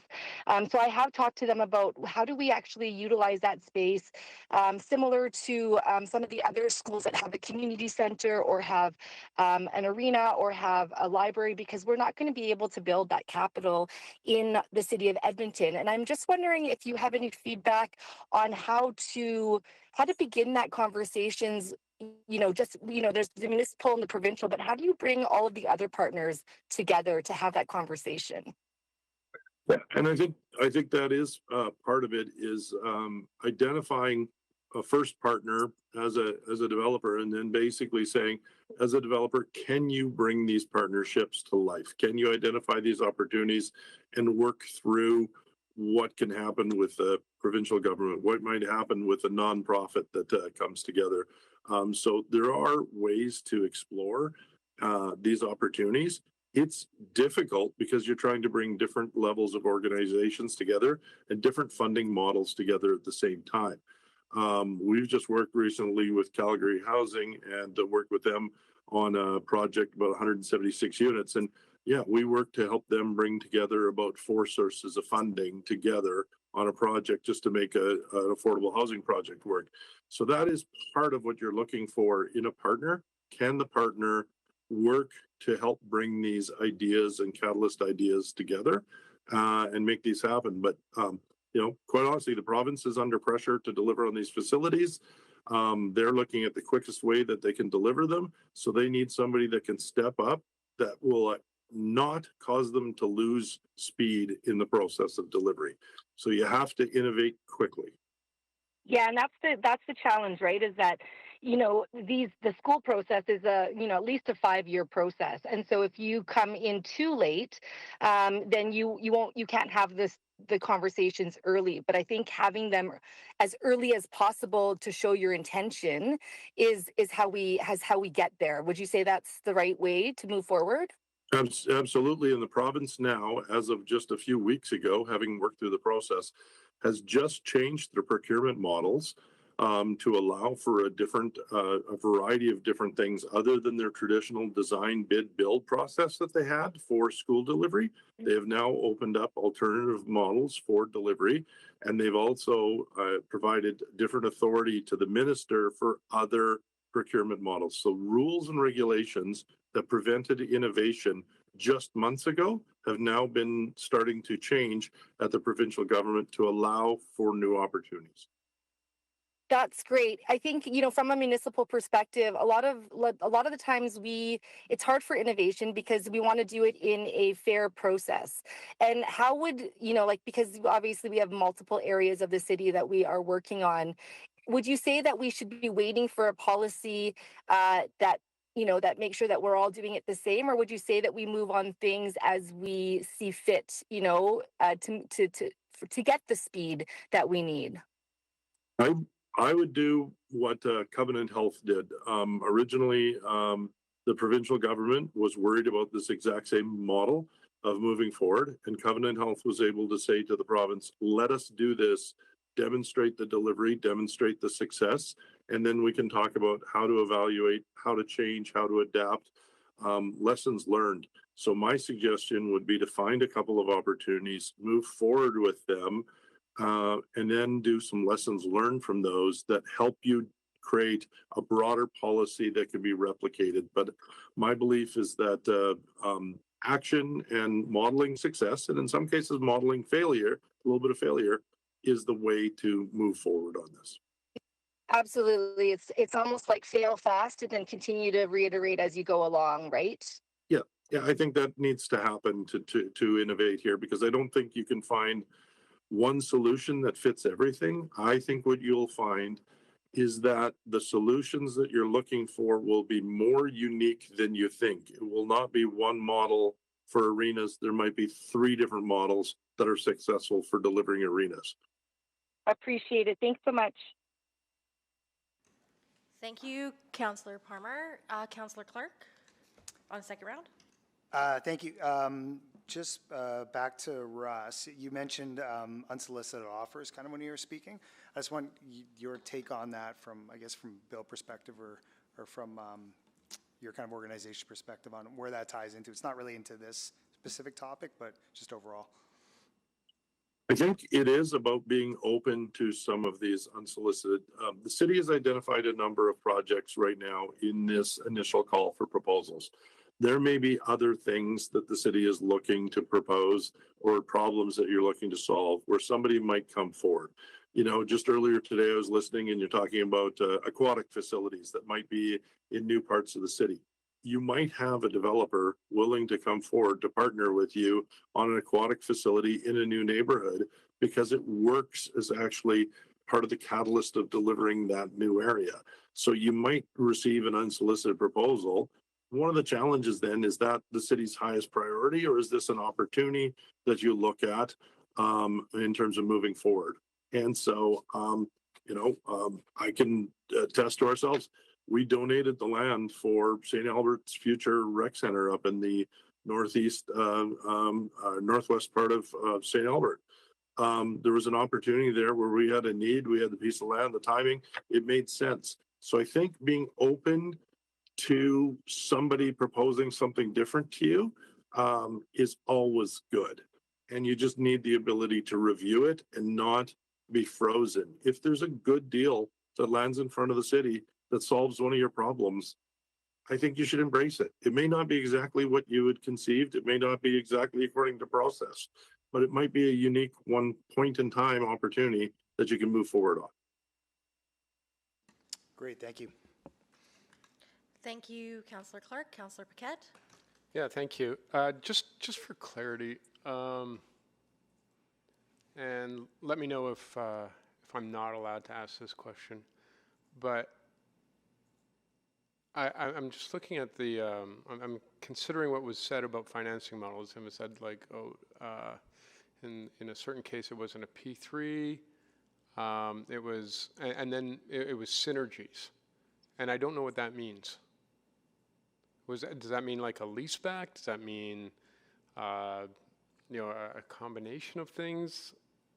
It's a combination of things. So in the case of like our Covenant Health project, they directly own one of the buildings because that made sense for them with that financing structure. In the case of the other buildings, we have a GPLP structure. We're the general partner. They're limited partnerships. And so they are 50-50 partners, and we're the managing partners. So we manage not only the entire development, we manage the lease up, we manage the asset management, we manage the property management, and they are simply a limited partner that has opportunity to access the wealth generation and the free cash flow that comes off of the property associated with supporting the rest of their properties. So you can have a development that might have a synergy of 3 or 4 different uses on it, and there might be 3 or 4 different sub-economic models or partnership models within that. Okay, all right. And just so that I understand it's on the record, like how does this de-risk for everyone involved? So one of the aspects is that I'm finding out my battery charger does not last as charge as fast as my iPad runs out here. So how does it de-risk? So one of the things you can do is, depending on the relationship you might have, in the case of us working with affordable housing provider down in Calgary, it's just a fixed price contract. So basically the city knows they enter into the contract, it's a fixed price for the delivery of the asset. There is no risk of cost overrun, no risk of anything because we've provided a fixed price on it. In other cases, it's a partnership. One of the other things I think you'll find with private developers, and that's maybe Susan, something can also add into this, we are having to deal with cost issues all the time, from a cubic meter of concrete to the brick that we choose. And the city does as well, but we're cost-informed design. So as you're going through from the first meeting with an architect, you are having discussions about how to design things in a cost-effective manner for the delivery all the way through. And you're testing that cost and you're testing that drawing, testing that cost, testing the drawing. So as your entire plan is developing, you have a better certainty. So we built with Covenant in the heart of COVID, in the worst stretch of COVID. We're on time, on budget in delivering health facility with them. But it started with the discipline of the drawings that we knew what was being drawn didn't have procurement issues, didn't have procurement limitations. It was a discipline all the way through the process. And I'm not saying your projects are undisciplined. I'm just saying that sometimes private industry uses concrete, sometimes more often for certain structures, and basically has a better certainty of exactly this design gets you this price. Okay. Yeah. All right. So essentially, you'd take on a contract. It would be a fixed price.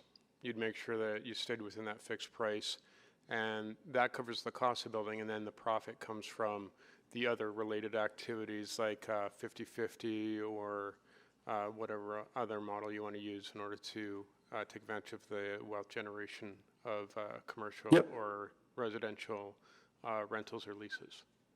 And that could just be one model. Another model might be that the city decides to enter into a 25-year lease on a property. The lease rate is fixed of what it's going to be, and the project gets delivered. You've got a fixed lease rate, and then you maybe have an option at the end. Do you want to buy out the asset for a fixed price that's determined at the front end, or do you not want to buy out the asset because you're looking at something else might suit the city's needs better? Yeah, like a P3. Yeah, somewhat like that, yeah. Yeah, okay. All right, thank you.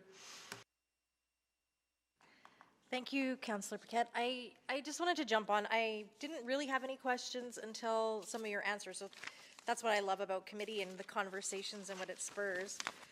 I'm comfortable with this model where we're putting out the the request for interest based on city priorities and where is their partnership.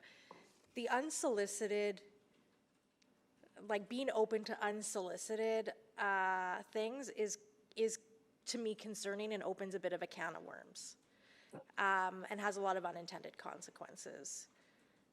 Do you see that as well? Or do you think we should just take any and all opportunity that comes our way at this point? Given the challenges of delivering infrastructure, I think council needs to be more open and take a few more risks than not take risks if opportunity presents itself to solve some of the problems that you have for infrastructure delivery. So yes, I would say that more of a risk-taking approach, because the risk of trying to do it traditional is already a predefined risk. It's a challenge.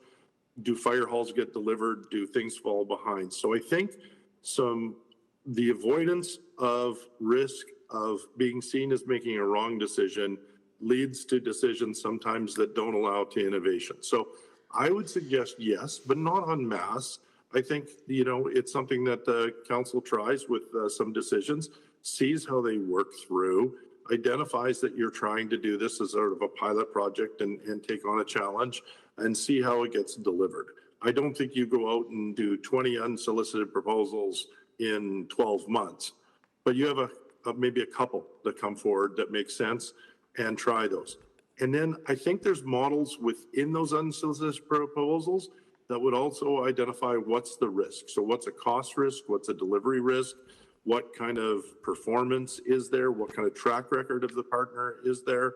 So I think you have to go through all of those things and identify that the risks can be mitigated in a contractual way. And so maybe it's that you have a partner, but the project is still tendered out to general contractors in a public format. So the largest expense might still be done through a public procurement model as opposed to the whole project being a public procurement. So you identify a partner, but you say this particular expense, we're going to use a GC because it's done in a traditional procurement process. That's what we did with Covenant Health. In fact, the GC was done through public procurement in the regular way normal for the general contractor. Yeah, I guess I'm more worried about things like queue jumping, or I do think that there is more potential to build things like swimming pools or fire halls in developing neighborhoods. Not all wards have the same amount of developing neighborhoods. I agree, and I think that's where I'm coming from, the concern of the unsolicited, because I think there's absolutely more potential for some areas and then ultimately at the end of the day, let's say, yes, you're going to build a swimming pool, an unsolicited swimming pool in neighborhood X, developing neighborhood X. Well, that's what comes with operational costs that we then have to prioritize.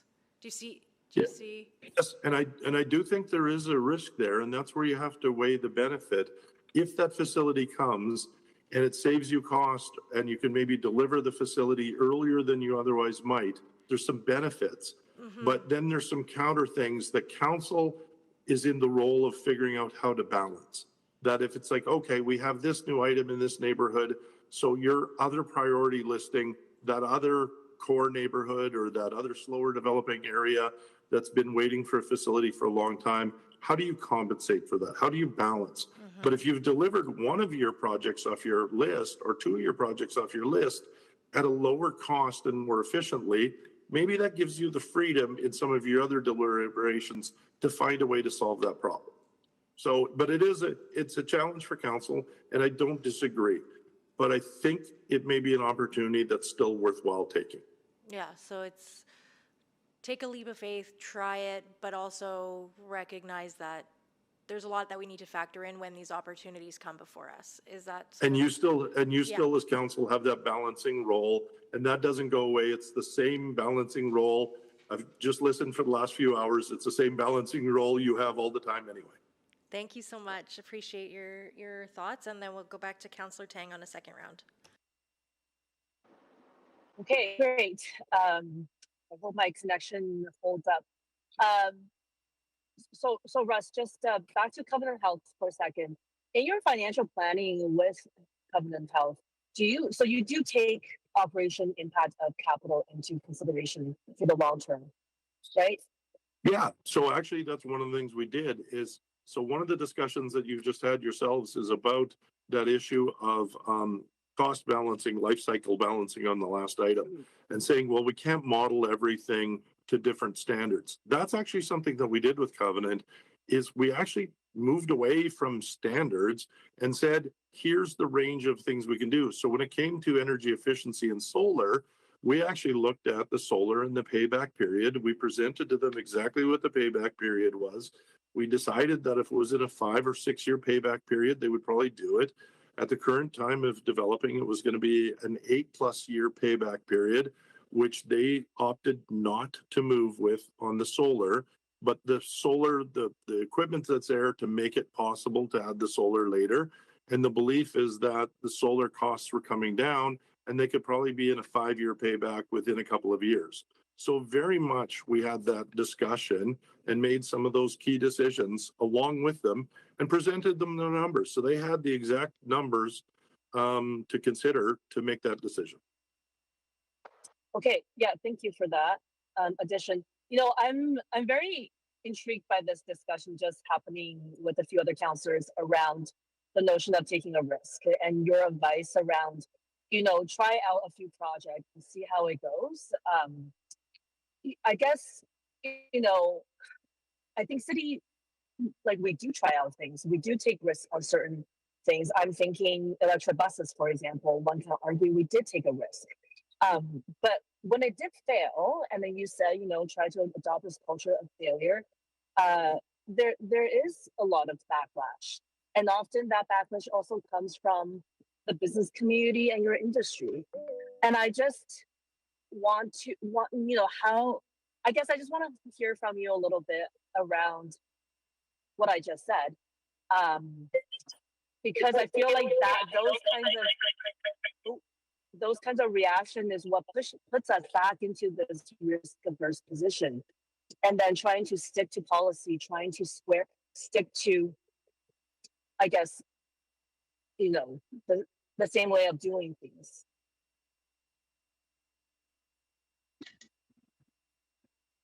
Russ, I think you're on mute, and maybe you switched to your phone. I did switch to my phone, so thank you. So, My battery ran out on my iPad, so I tried to make a seamless switch. I think there is risk, and I think that's one of the things that council and scrutiny on delivery of projects, there is always risk. And so there's risk of not trying to innovate. There's risk of trying to innovate. There's risk of doing anything different. I don't think that risk changes whether you're trying to work with a private partner or trying to do things on your own.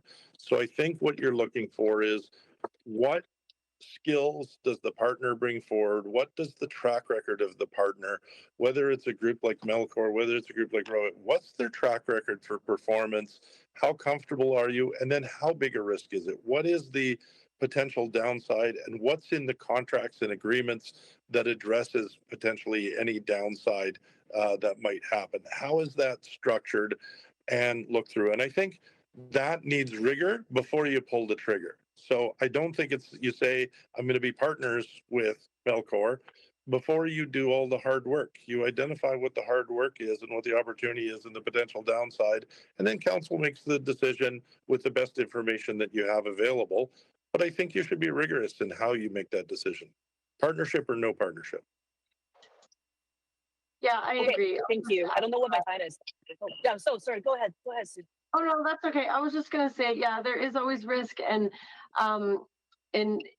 you know, I think what we're talking about here is just a little different. It's kind of like sharing in the risk a bit. And I mean, you guys have to have thick skins. Like you're right. Like people come at you and things don't go right. But you know, if you partner up with somebody on a particular project where there is an area of expertise that that they bring to the table, that I think that kind of like um, you know, reduces the risk in some ways, and then also kind of shares in any of the public backlash if that is of concern, which it sounds to me like it's probably something that's always of concern to the city, unfortunately. But Russ is right. Like there is risk, but there's also risk in not innovating as well. Thank you for that. I don't know what my time is. If I can squeeze in one last question. No, your time is up, but you're the last person on the list, so please go around for third. Okay, sorry. I've been anticipating this report for a while, so I've been saving a lot of my questions for this conversation. No, that's great. Thank you, Just Councillor one last Tang. question.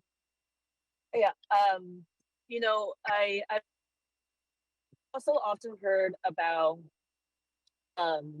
hey, let's involve the contractors when we deliver infrastructure earlier. And that's one method of finding efficiency, fighting cost saving areas.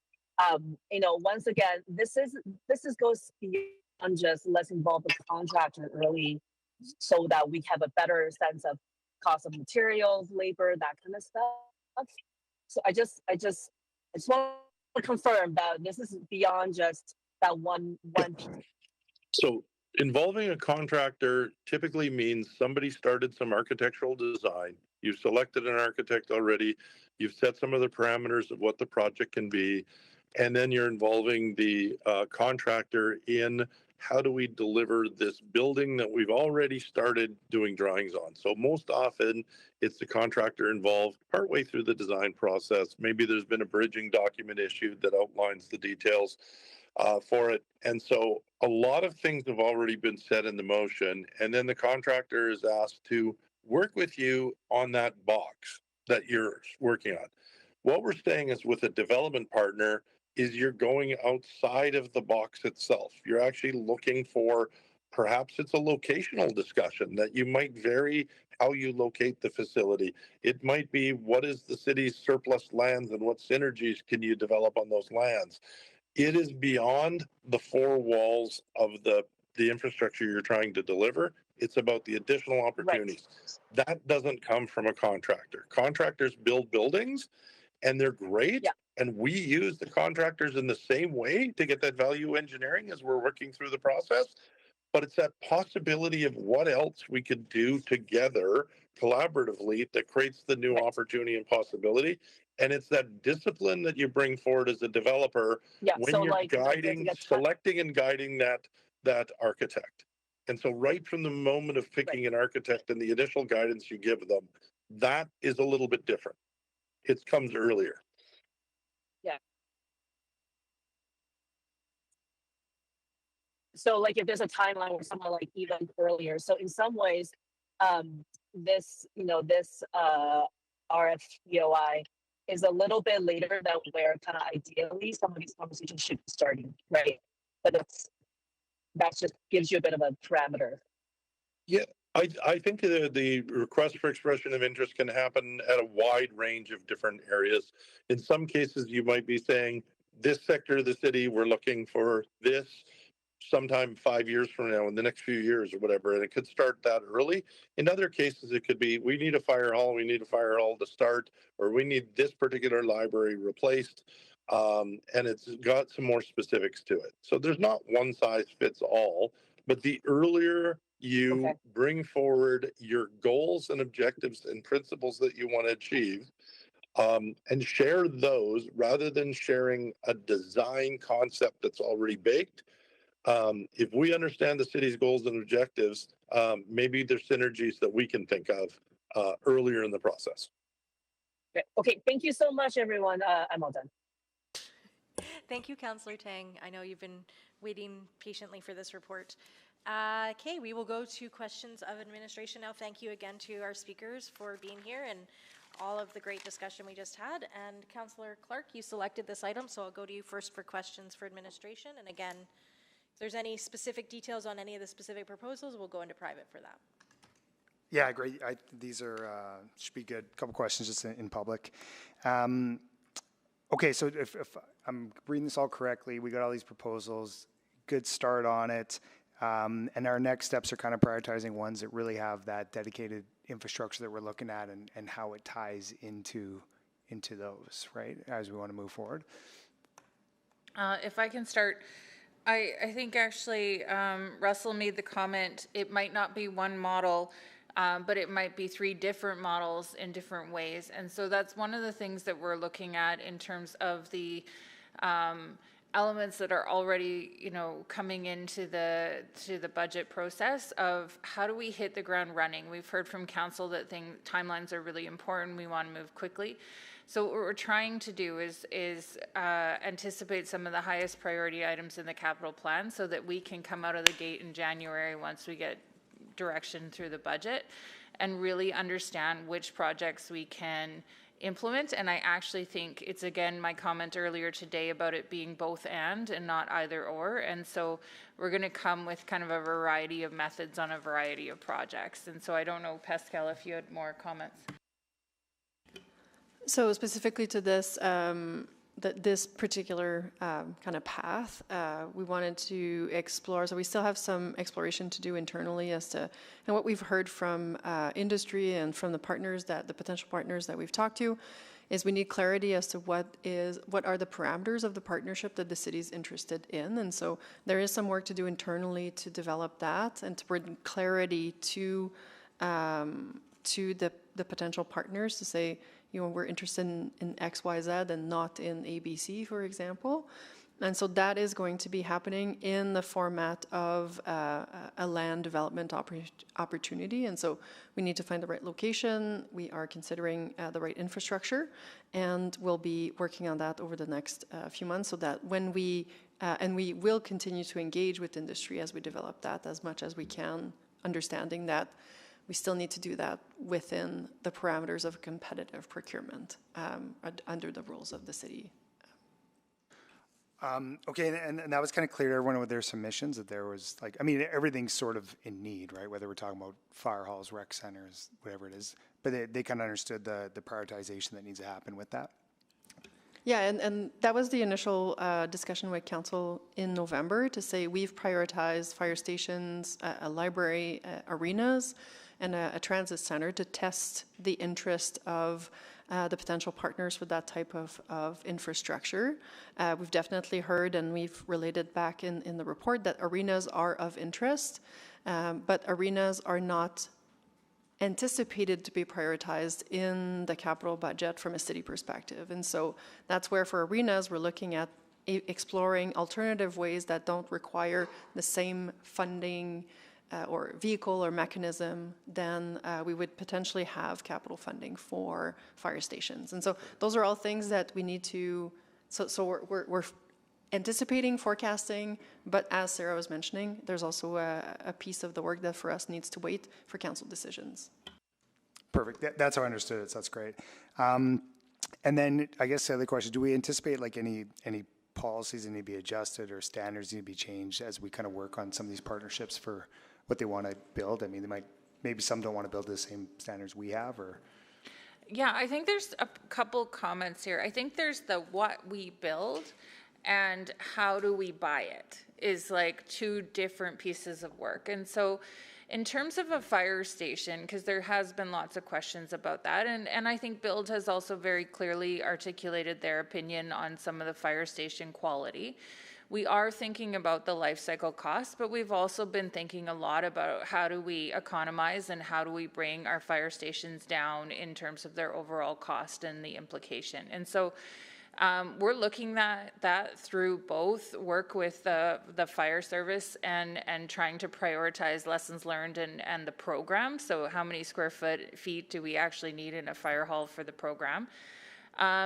But a couple things that we're not compromising on as a city is around like the health and safety of our firefighters and the requirements that we're meeting in terms of the building and the exhaust systems and things like that. We're doing analysis right now to be able to tell you more information on, you know, what we're actually buying in terms of different qualities of build, in terms of the energy efficiency of fire halls, and exploring alternative construction methods. What we got in the expression of interest was both like development opportunities that you heard about today. We got some financing opportunities identified, people from the public sector that wanted to partner with us, and we got a few around, you know, different construction methods and techniques. And so I think we're trying to explore what fits on different models in terms of the partnership and really where they're asking the city to invest. Is it operating? Is it capital? Is it both? And what makes sense in terms of our steps forward. Thank you. Okay. On that note, I guess the answer to Councillor Clark's questions actually, so we are not going to have any of these like ideas flushed out any further before budget. What? So our next step is to create a procurement that allows us to find the partner, and that will require work. And so to be fair to the partners themselves, running that type of procurement will require some months. And so we will not be able to get to budget with, this is an opportunity that's been flushed out and we've gotten to the procurement phase. It will take a few more months than that. I'd be happy to answer some more specifics in camera if there are more, because we have some scenarios that we're modeling behind the scenes in terms of different models we would consider. Yeah, okay. I definitely know we're limited without going into camera. I do have, I guess, a couple questions then for in camera about that. But I guess just broadly, like it says next steps, so you're creating a comprehensive procurement program. So we're not taking any of the requests for interest and just moving forward with any of the requests for interest? And so the way the request for expressions of interest was built is that we are not able to move forward with them directly. That was put forward as part of the RFUI, that they are not meant to lead to a proposal or a procurement. They're meant to inform next steps. And that is really what we're doing. And so that allows for the RFUI to be much more broad and to get submissions that can be done without commitments from the partners.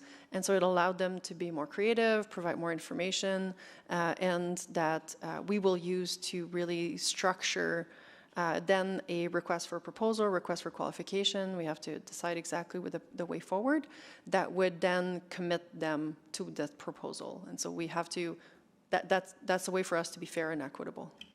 I will also note that even there was reference to Alberta Infrastructure's interest, and so Alberta Infrastructure has actually been looking to the process we just did in the city of Edmonton in their own RFEOI, and also was invited and attended with us to the same partnership forum that we had. And so in terms of public procurement, the RFEOI really unlocks our ability to ask a really broad question, and to the point of some of our speakers, we don't want to rule out good ideas. And so this allows us to get those good ideas.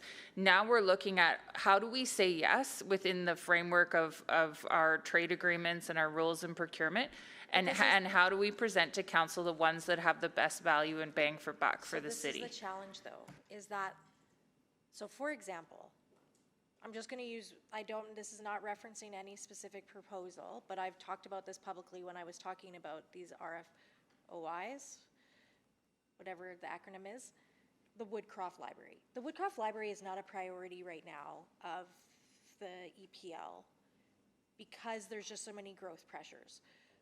That doesn't mean they wouldn't be happy to have a new library branch there, that could also then potentially have residential above it that is achieving city plan goals, achieving tax uplift goals, achieving all of these other goals. But we are not going to approve the Woodcroft Library at this budget. So then we're not going to pursue any of those potential ideas. That's the challenge I'm facing. I think those kind of questions we'd be happy to answer in camera. Okay. And that's, again, that's just an example I've used in the public. I'm not talking about anything that's in the, okay, I'll leave it there. I'll ask more questions in private. Councillor Wright? One very quick one. You said the questions that we need to ask are what we build and how we build it, but don't we also need to know how we operate and maintain? Yeah. Yeah. And I think, you know, in any of these projects, it's really about where is the value. So is the value for the city in you know, buying an outcome and giving, you know, de-risking the city? Is the value in the city of someone operating and we're basically like a tenant in the relationship?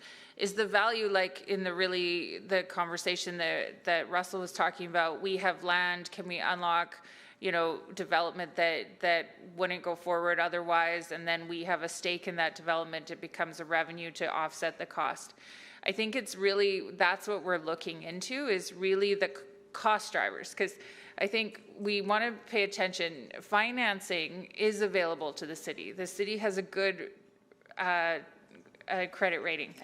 What we need to understand is how are we paying the financing back? Where is the money coming from? So the money either comes from the city injecting capital up front, or the city leasing it later on, or user fees, or somebody being a part of that. I think there are some really interesting things in the development opportunity where that money's coming from, you know, another tenant on the property or another person contributing to the overall cost. But certain projects will have different elements of where is that money going to come from that unlocks the potential of the development. And I think that's positive. That's good for us to talk about where is the money coming from.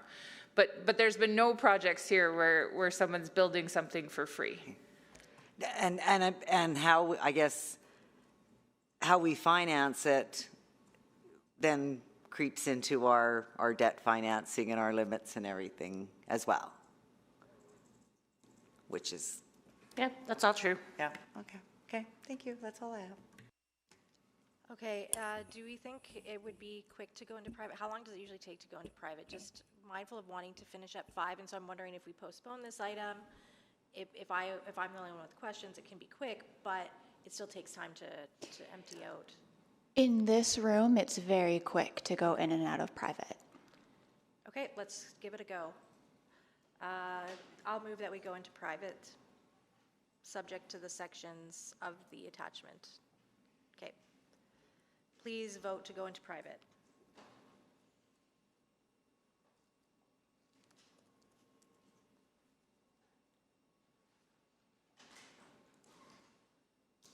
We have all the votes.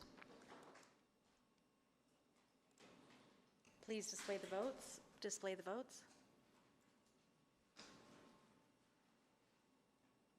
Okay, that is carried.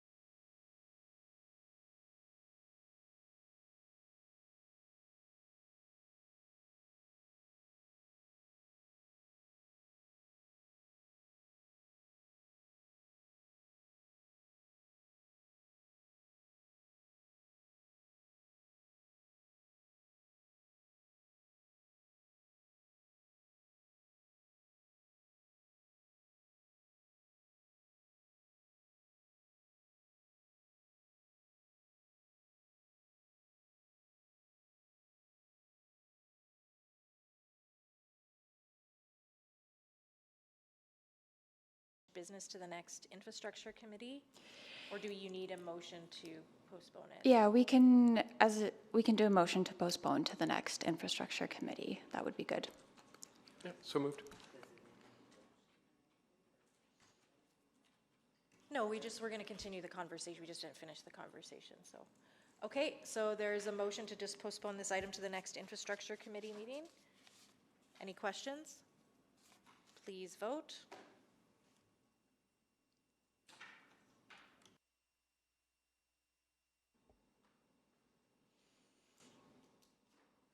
We have all the votes.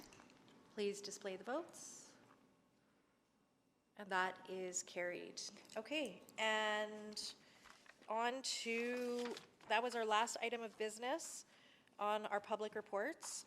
There are no responses to council inquiries, no private reports, motions pending, but I am aware of one notice of motion, so I'll go to Councillor Paquette for your notice of motion. Yep, thank you. The capital profile CM 36000, open space partner renewal and NDPD renewal, and CM 363636, neighborhood park development program, new, be used to fund the remaining community contribution funding needed for playground development and redevelopment in Harrisine and Kensington Parks and Apaka Park and Belvedere, with funding from the existing profiles to allow for completion of the projects and full sunsetting of the neighborhood park development program.